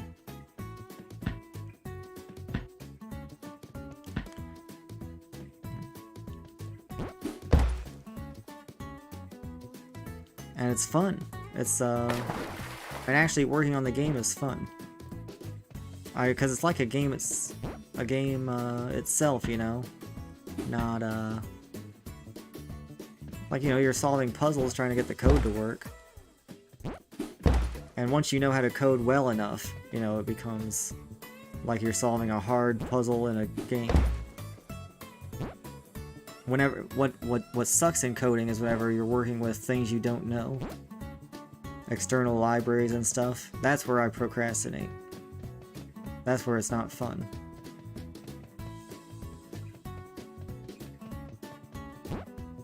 I don't know why he's running.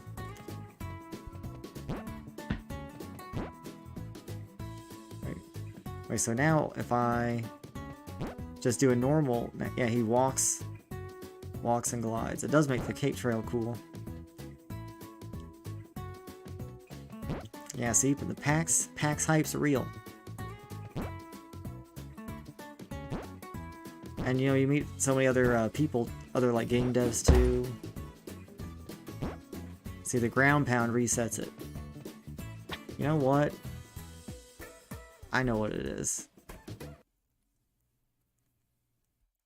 Yeah, see, I don't like the libraries. Takes me a long time to get familiar with them. And I don't like... I don't know, sometimes I get into it, you know? Sometimes not.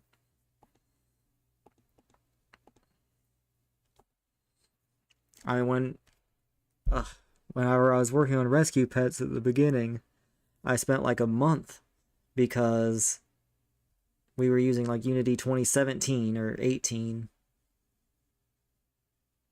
Unity 2017, I guess. And then Android started requiring you to do something new, which Unity only did in 2018.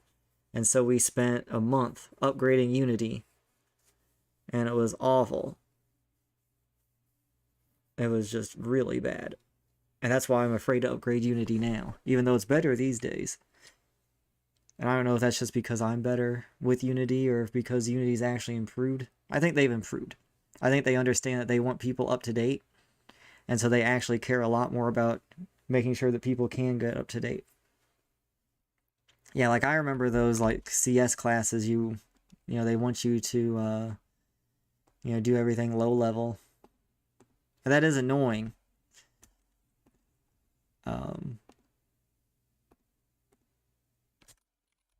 Wait, what's this saying? It can't find files. Oh, I renamed stuff. Everything was working. Let's go back into our animator.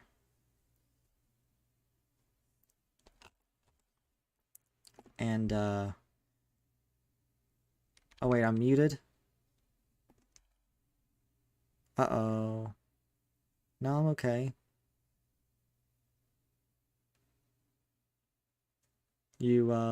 My mic's there. Can you hear?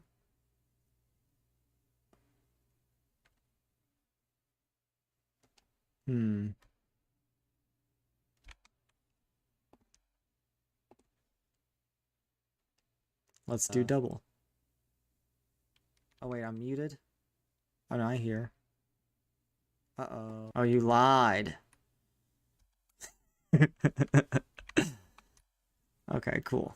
Good. But I was not about to want to figure that out. The animator's over here now, that's right. Because we had low screen real estate. It's funny, whenever I was working on this, I should have kept this, I guess. I think this interruption source, we want all these to be next state. I think that's probably what causes the running bug. But I don't know why it hasn't happened before. What is this? When you're running to in water. Next state. Like, why would you not? Like, I feel like the default should be next state. Next state. Let's just make them all next state. I don't understand why none is the default. That seems like it would be a problem. This is more complicated than it looks too, because each one, like this is a state. I'm sure all of these are none. Yeah. Maybe we don't need it for everything. I'm just getting worried. I don't know how to trigger that, so I can't really test it. It's fine. We'll find it. It probably didn't fix it. We'll figure that out one day.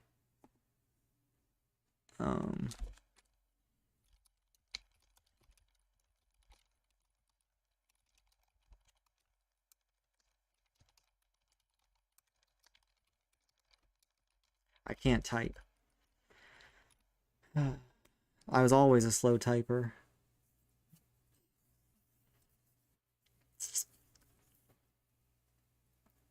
Let's see. Because of running in air bug.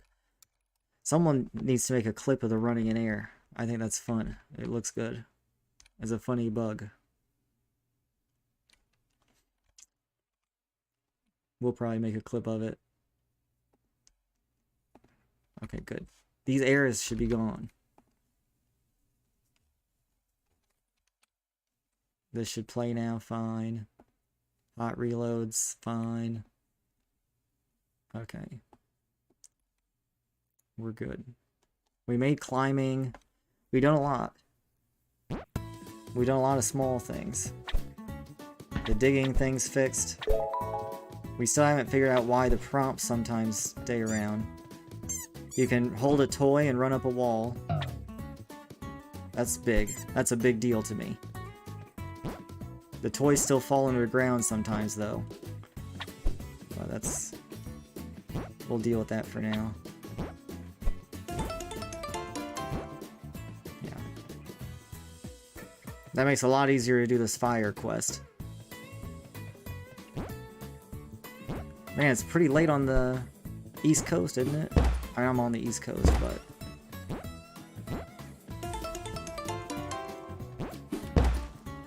Oh, here, let me go up what you see. So there's this little warp point here when you're in debug mode. Takes you up to the island, or up to the snow. And here we have a quest. Okay. This little flamingo's cold. There's a fire past the mountain pass up ahead. I don't like this text. Could you bring some flames for my frozen wings? You can climb this.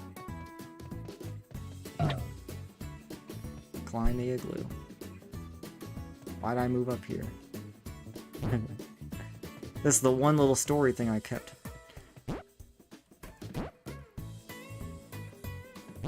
And people were solving this at PAX. It's kind of what I wanted to see, if people were going to be able to figure it out.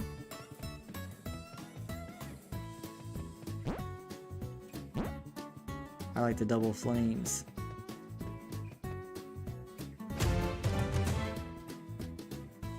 Okay.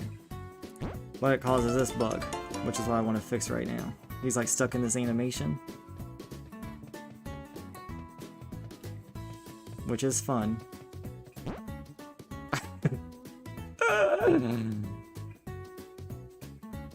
I love he comes back to the screen. Oh good. Somehow he went back to his good animations.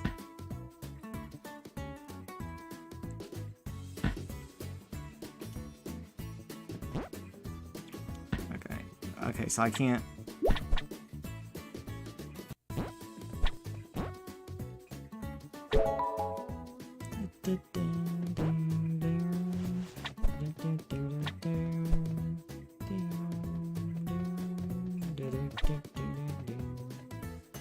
Debug. So, while we're in here... Why did that trigger twice? So...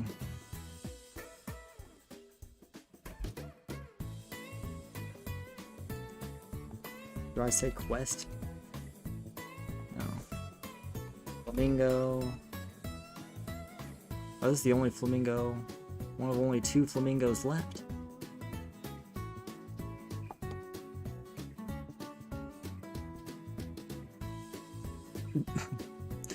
So this uses a new thing we just started playing around with called timelines. It's an amazing Unity feature that does not have much documentation.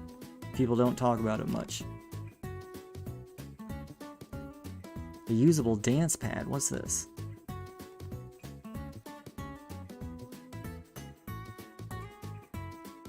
Oh, this is the dance pad. He's on it right now. So yeah, right now we're in this like igloo dance timeline. How do we like see this? Here's a timeline view. Yeah, we can see like this timeline's still going. And so what it does is it triggers animations at the same time as other animations. You can control a bunch of stuff with this. I love it. Oh man. You gotta go to bed. I should probably stop streaming too to eat.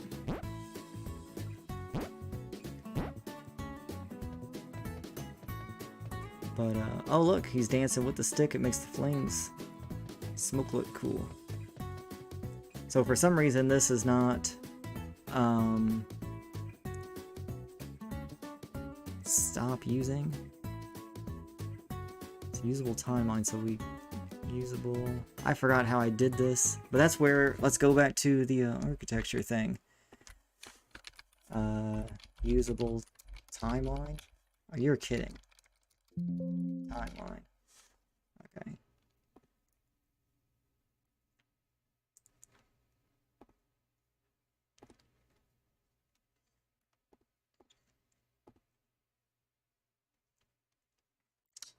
Oh yeah, these were complex. So,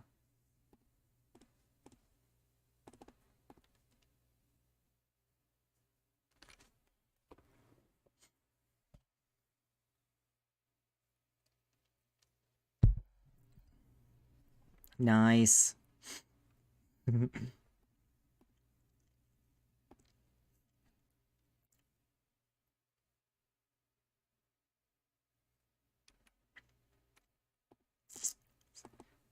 Let's see, let's see. Move-in duration. It should auto turn off early. Oh, it's because I probably like auto come into it. What if you press interact here, it puts you back into it. Yeah. Oh, but it doesn't actually get you stuck. Okay. It's like this. Okay, yeah. Here it is, okay. You got this. This needs to be at the top of the file.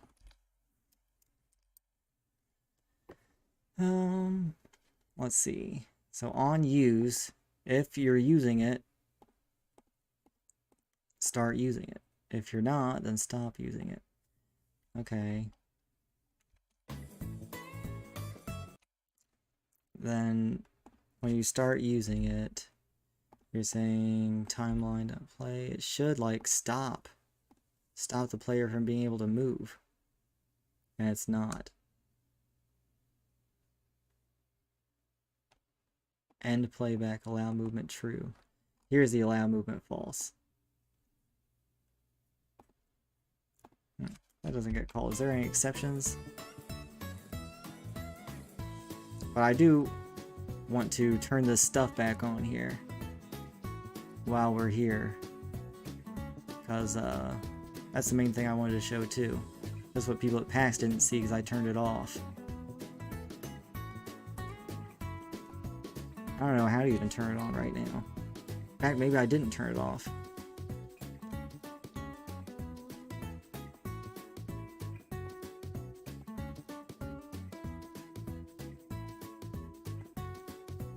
Right. Because the idea is whenever you set that campfire on fire, it should make these crystals inside the igloo sparkle. And also the camera's not working right in the igloo either. Oh, it's because these don't work right whenever they're in there. So we're gonna put those, or we'll put those in zones. Well, good night. Thanks for joining. It was it's been fun. I'll be doing this more often for sure, so it'll be nice. And yeah, have a nice time tomorrow. I hope it goes well.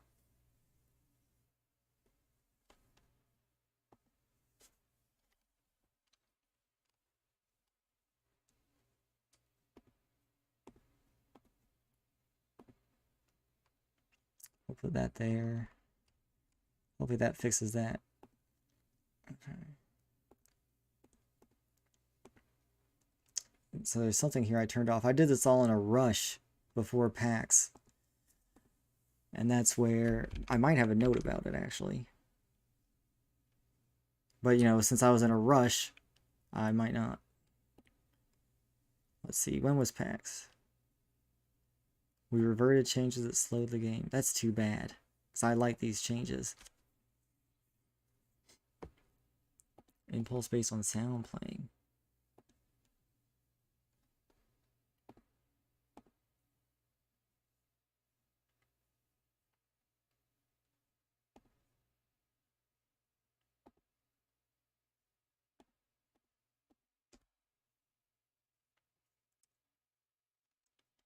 Or is missing. Uh-huh.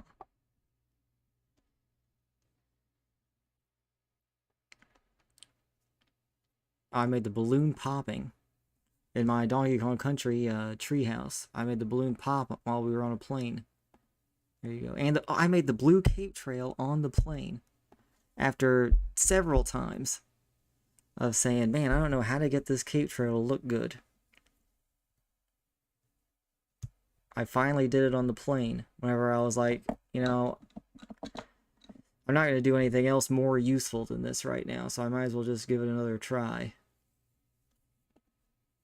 There you go. Look at cam after land. Oh yeah, that's also what I wanted to do. Yeah, fun stuff.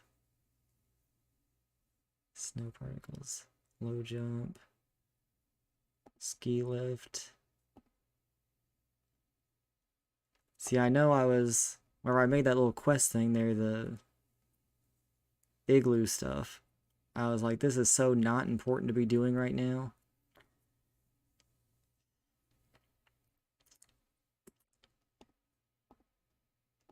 Whenever PAX is coming up and we were, launching the Kickstarter, I just got into a place where I wanted to,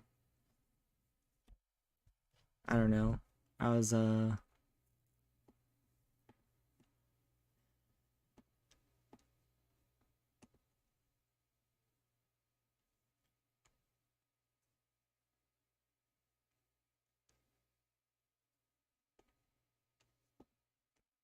I don't think I have any notes about when I turned this off.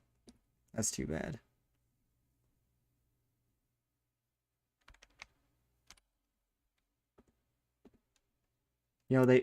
I wonder if we just leave this on if they do work.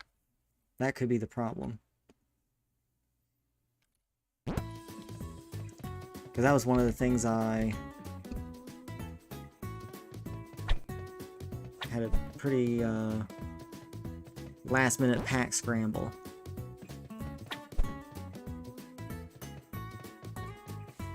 Debug. Shortcut. Alright, this shortcut exists for this side quest. Okay, no.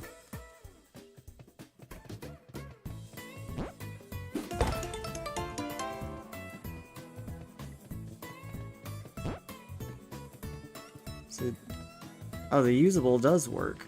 Okay.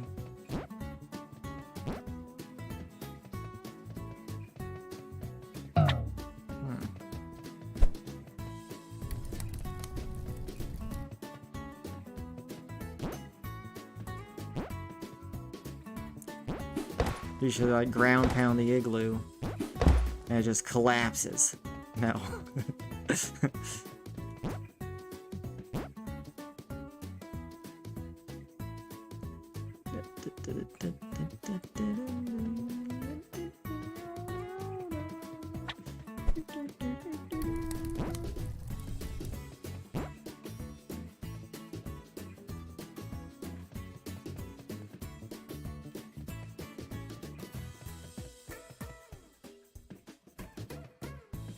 The bark controller.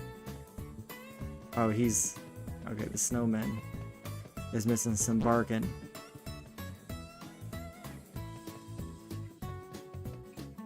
Poor snowman. I like it. I like that feature. We just had to create some way to let them recover. We can't leave them like that.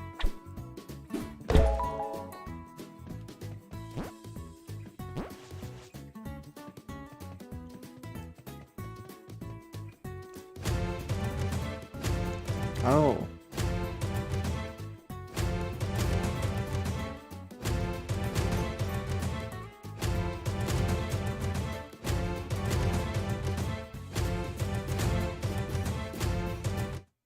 Well, that's probably the main bug related to this. But look, there's so many fires. Look how bright it's getting.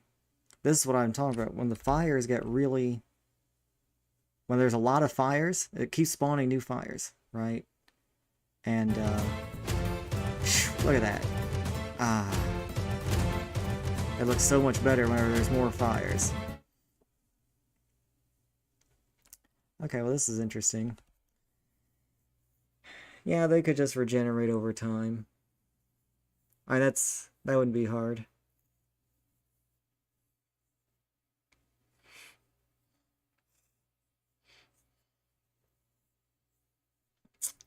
I kind of like it if you mess them up, you should fix them though.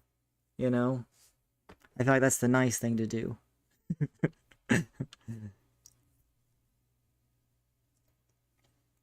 But...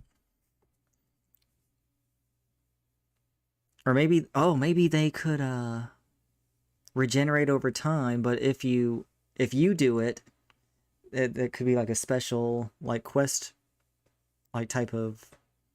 I don't know, maybe just like a little nod. That you're the one who did it. There's like a little special dialogue or something. Yeah, like maybe we like gather snowballs and like roll them up bit into bigger ones or something.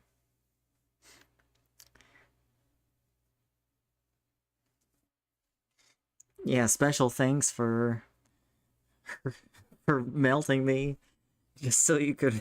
Yeah, maybe that's not such a. You melted me just so you could get this special thanks.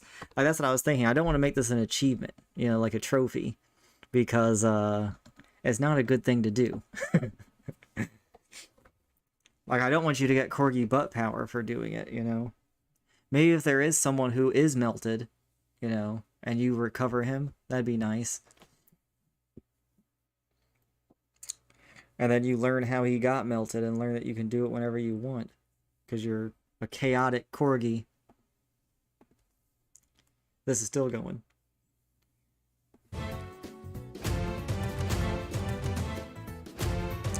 Does this affect my frame rate? Nope. Look at that. 100 FPS. We are stuck in this loop. Like, this is it. This is a game over. Ooh.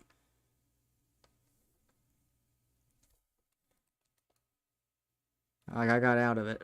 You had to grab the stick. But, like, wow. Like, that's actually, I'm glad I found this, because this is a game breaker. And that's pretty easy to trigger, I think. And especially since we don't have saving in the demo, I want to avoid any game breakers. Like, if the game crashes, ugh. That's like my #1 concern.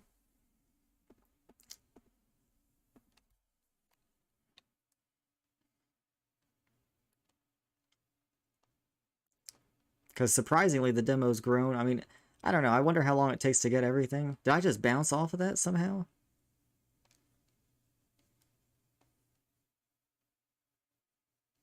The physics are extremely messed up right now.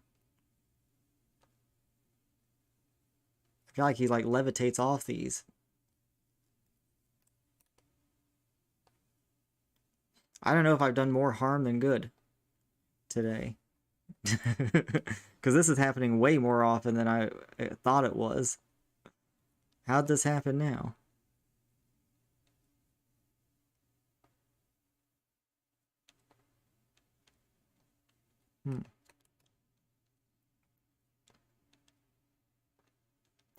We'll have to change that grounder fix back to the way it was to see if that fixes this problem. Just to see if that's the root cause. And of course a ground pound fixes it. So, there you go. Butt slam.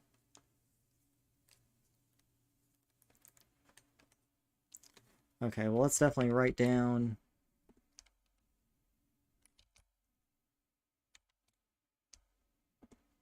here in my list of things I wanted to work on during the stream. Okay. Problems created. A running in air bug.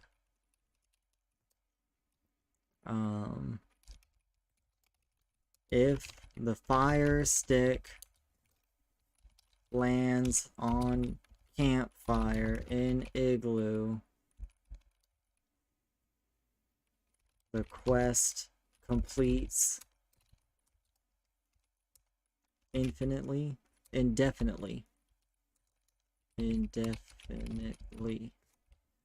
Okay.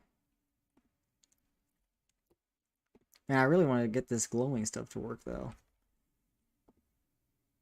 So I think it's just this needs to be turned on maybe.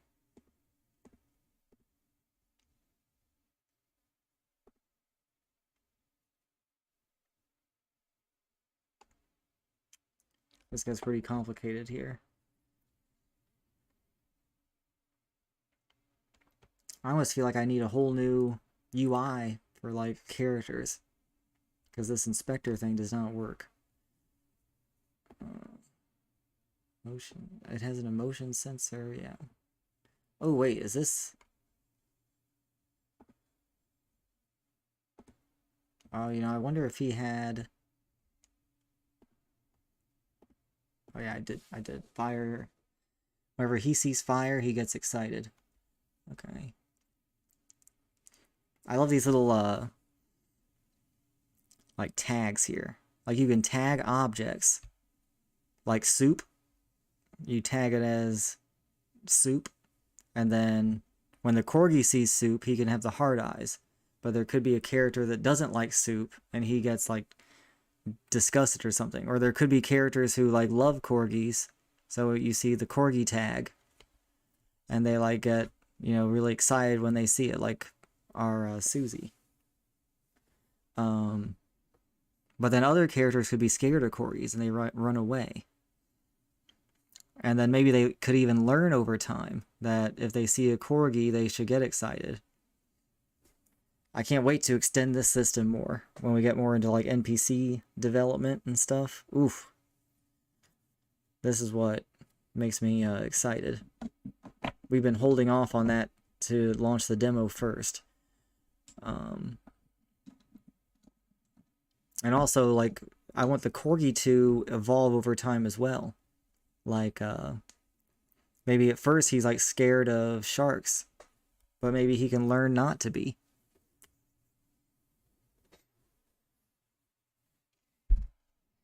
Stuff like that.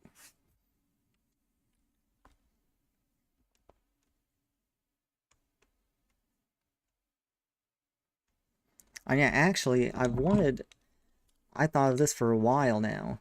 Like how, in a platformer, I've never seen like an animation of a main character change based on like, I don't know, the game length or what happens in the game or what story you do. Like, I feel like it should be obvious. Like, if you,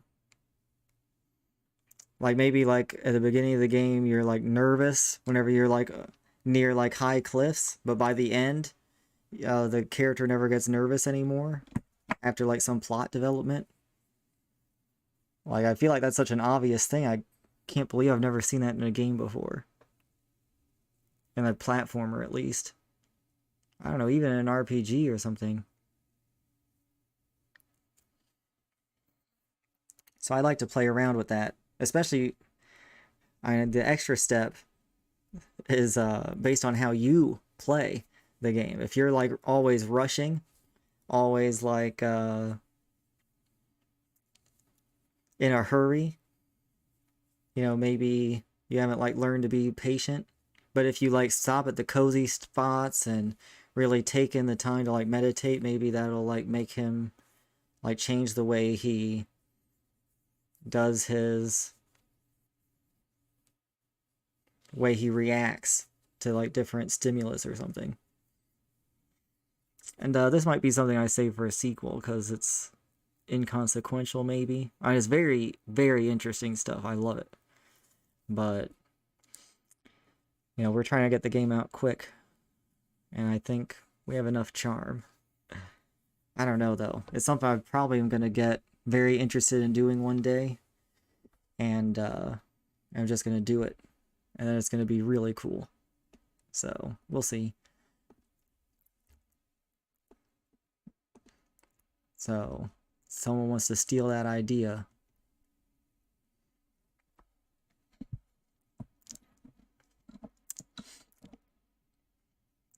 Because, yeah, what I'm excited, I want to make this just a short game, you know? It can't be, like, too big.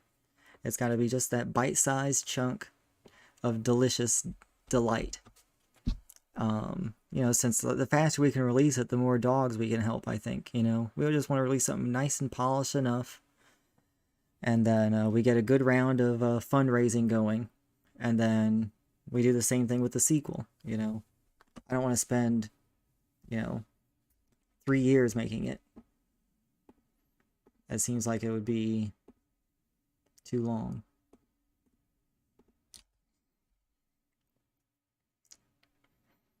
Anyway, I really want to get these crystal things working. I'm upset at why they're not. 'Cause I know why I turned it off. Because whenever you leave the igloo, I didn't know how to make it stop.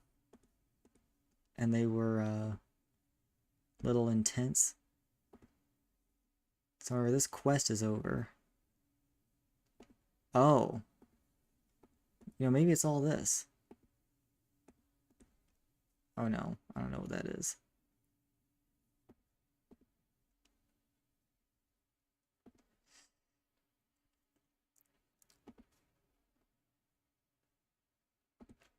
Let's just turn that on and see if that changes anything here. And, you know, I might just cheat a little bit more. We'll just get a small fire here. And just...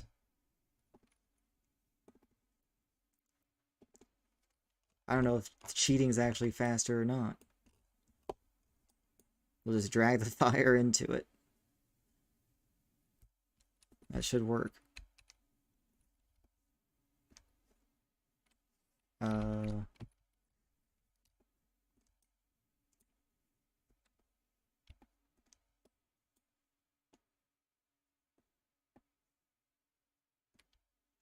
That's like right in the campfire.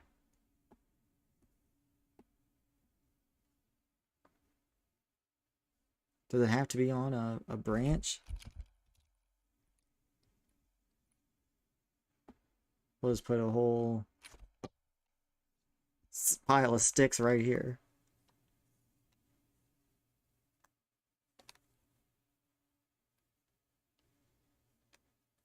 Okay. Yeah, that does not turn it on.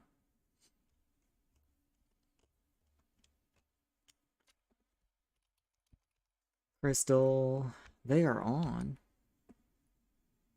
They're receiving. The cubes are on.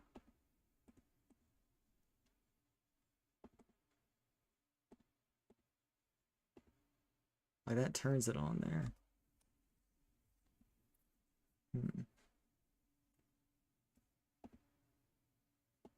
Oh yeah, this changes the materials. This has to be done.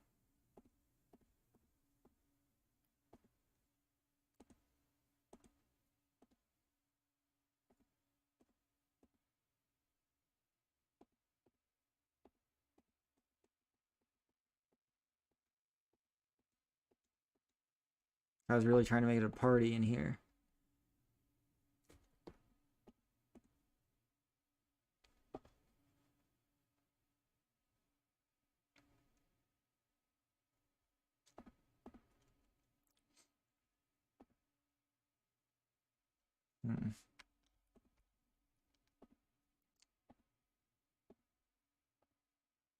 Oh yeah, they have the radio receivers. I see. They each have their correct one. The radio is like playing... Oh, the music's muted. Nope, that's not the problem.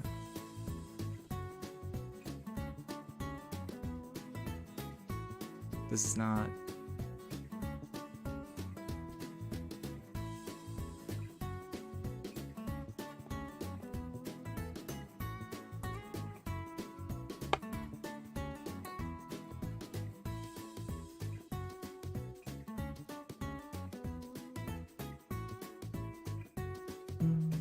Wait, can I use this microphone? Does that read it? I don't know. Huh. No, it doesn't. Okay.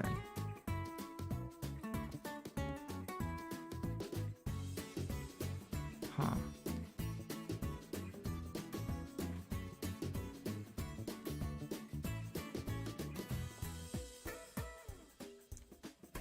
This doesn't seem like it's the same as it was at all.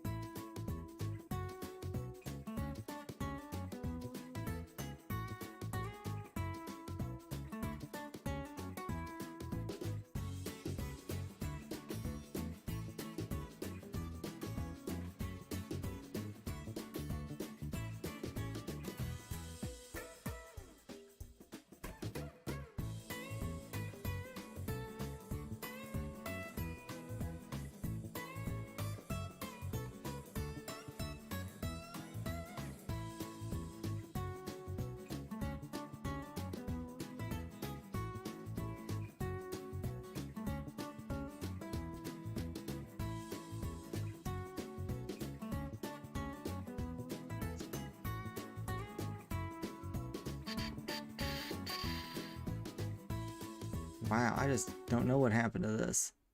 I'm gonna have to go back in the commit history probably and see what's different. What is being destroyed?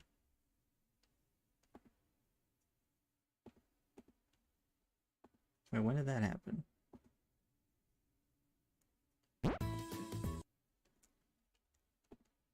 Wait, what's that? Tree? Hey, Mr. Snowman. I really, Mr. Snowman. We got this. What, stubby panel? PC. NPC.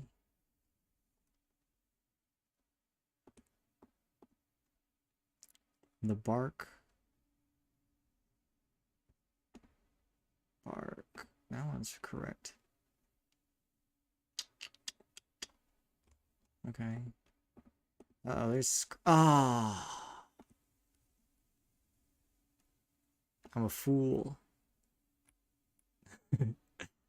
I should have known that the frame rate debug panel needs a script.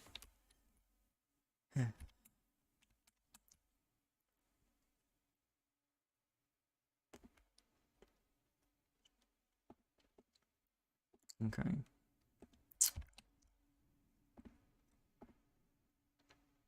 Did I change anything in the scene? I don't know. Anyway, let's make this disabled. And,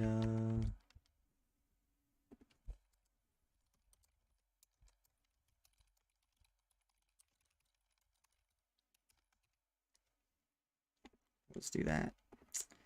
Let's go back here and we'll revert this again.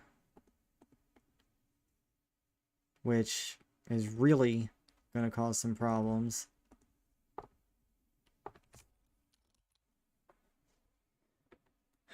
We'll see what scripts this actually uses. Grass flow mesh. No, not that. What am I looking for? This. Frame rate panel. This. Come up. You're mine now. You're mine now. Where does it go?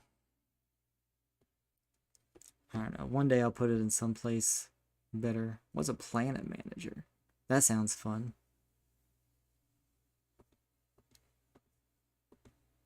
Stress test manager? Let's make sure this doesn't use anything else.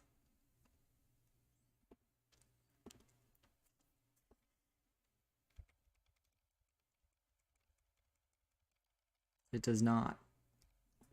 Okay.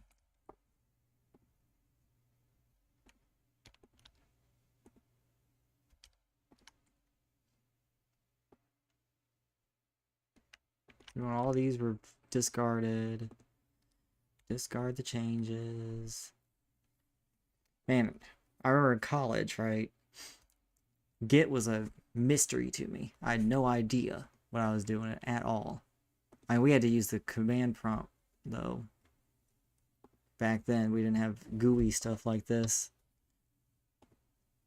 But, even at Amazon, it was a mystery for a while. Until someone on another team really explained it so well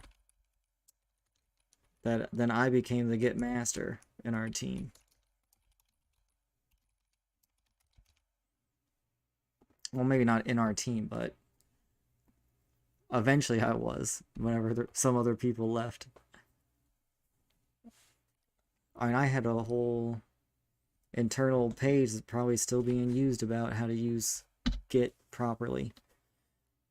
But even at Amazon, we didn't use the UI, so we would use command prompt. And so now my command prompt stuff is dissolved a little bit, probably. That's fine.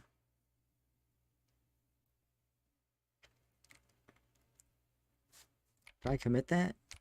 Don't tell me. Okay, good. Good. I don't remember typing that at all.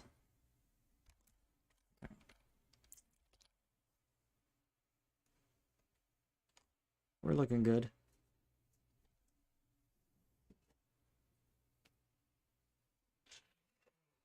Let's check the frame rate panel, see if it actually works. Yeah.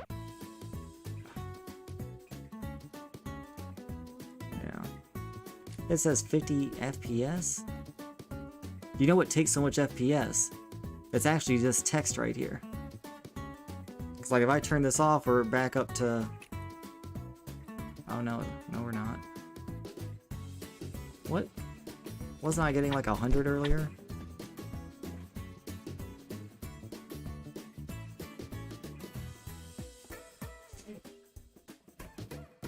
Or maybe it's like capped at 60? I don't know.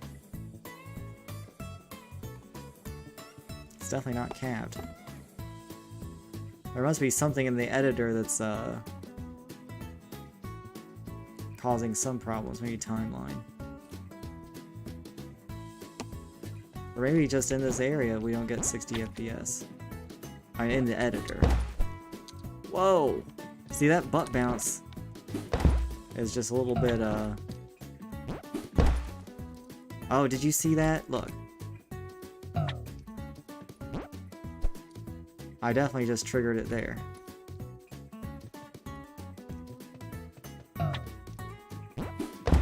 I can't re-trigger it though. The, running in air thing.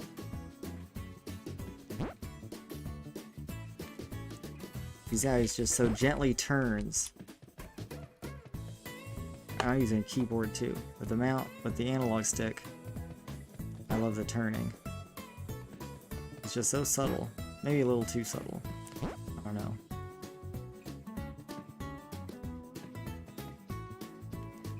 Maybe only in the snow area can we get 100 FPS. Let's go check.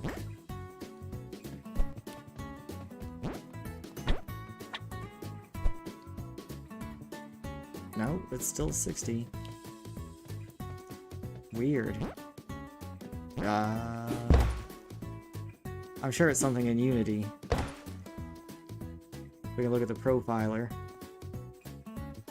Yeah, like here it says we're like basically at 200. Phew. And then if I turn on others, this is like Unity editor stuff. So just Unity is what making it take so long. I guess a pretty good computer, I'd say. I forget, I think it's got a 3070 in it.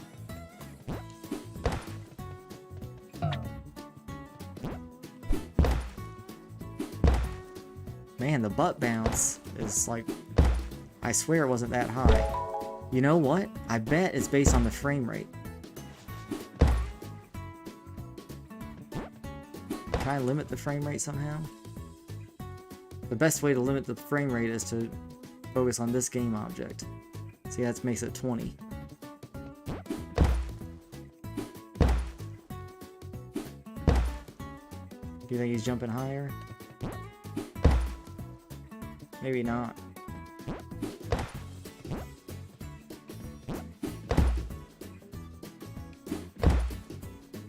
No, I guess it's not the frame rate.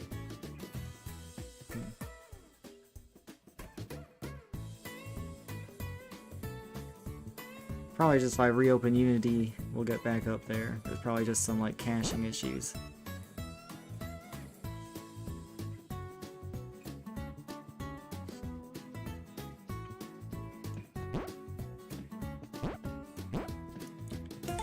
Yeah, definitely.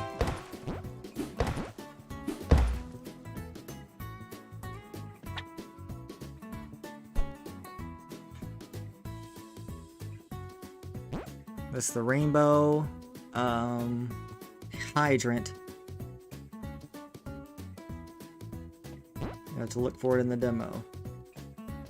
I think it's actually uses the material for the unicorn.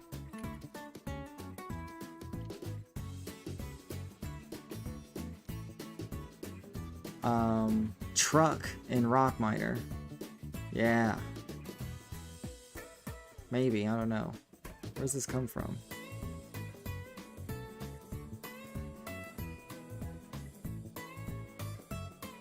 Oh man, there's a patriotic one. The fire hydrants, I'd like to make a little bit more special. Oh good, this tells me how many animation components are playing. That's nice.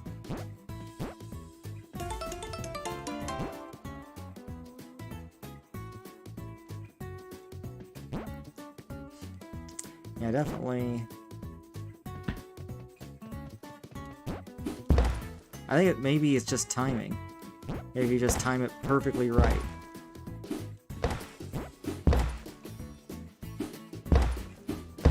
See, I like the old walls because they like had lines on them. That's kind of why we designed them that way. We even have that texture still.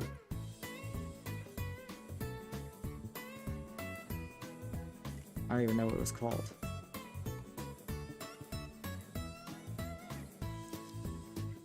Mountain. Ah, we do. Good.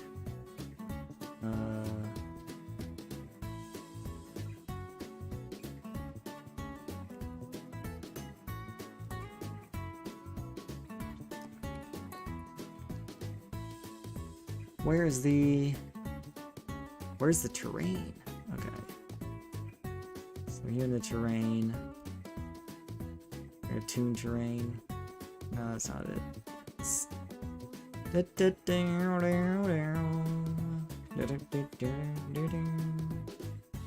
No, that's not it. It is tune terrain.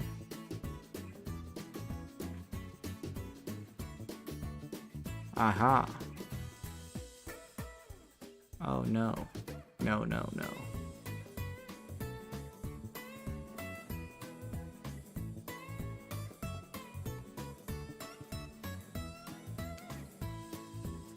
I'm going to change the Y tiling.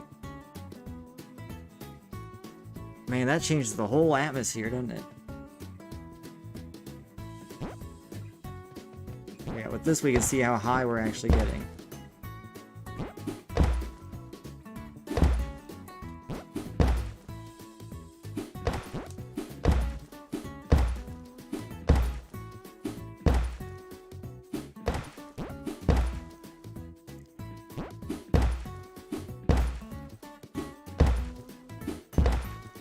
Oh yeah, see, that was an extra bounce somehow.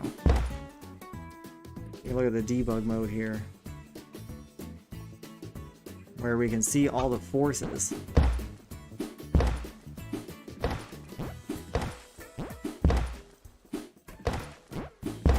But it happens so fast, I don't even think we're recording at a fast enough frame rate to see them all, unfortunately, because I'd like to look back at the stream to see what the different forces are and the different heights. And I can't do it consistently.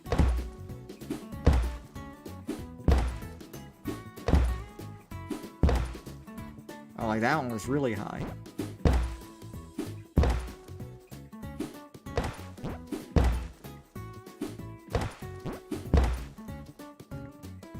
Well, that should be enough data.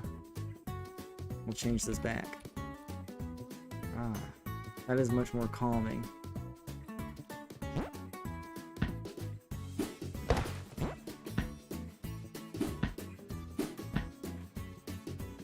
So when you jump on these mushrooms,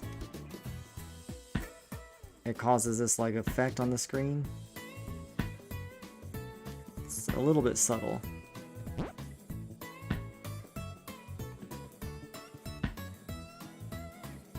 This chromatic aberration.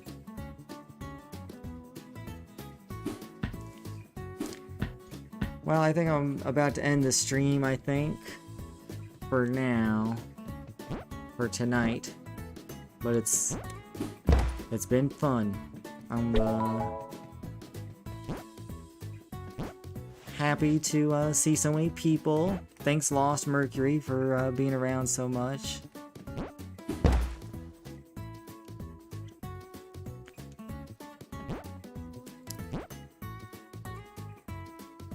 And yeah, thanks Lanuri for the bonk.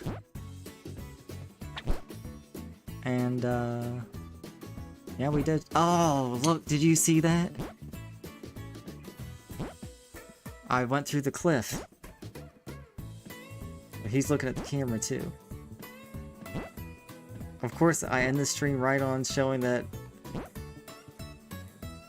one of the main things that I did, one of the first things I did was actually created more problems and didn't even solve it, right? But that's how it is. It has been fun. We'll definitely be doing this more. And Johnson will be doing some art on stream too. Probably make some toys, or we want to start working on the other Corgi coats. Tricolor and the Blue Merle and Brindles. I think that'll be fun. Although that might be after we release the demo, so... because we won't have a character select in the demo. But that'll be a really fun stream. I don't know, sometimes I just get lost, you know, just jumping around, you know.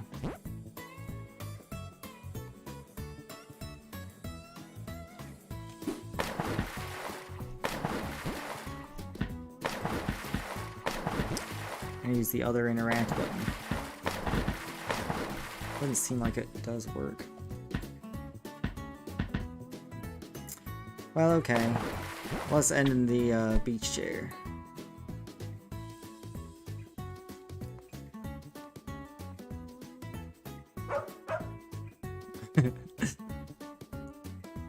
He can't bark while he's in the beach chair. Okay. I mean, he can sound at least. Okay, I'm signing on off. So take care. I'll see you soon. It'll be not too long now, so we'll probably spend a few days just completely focused on trying to get the demo ready. So with that, I probably won't do the stream, but we will see you soon. And thanks so much.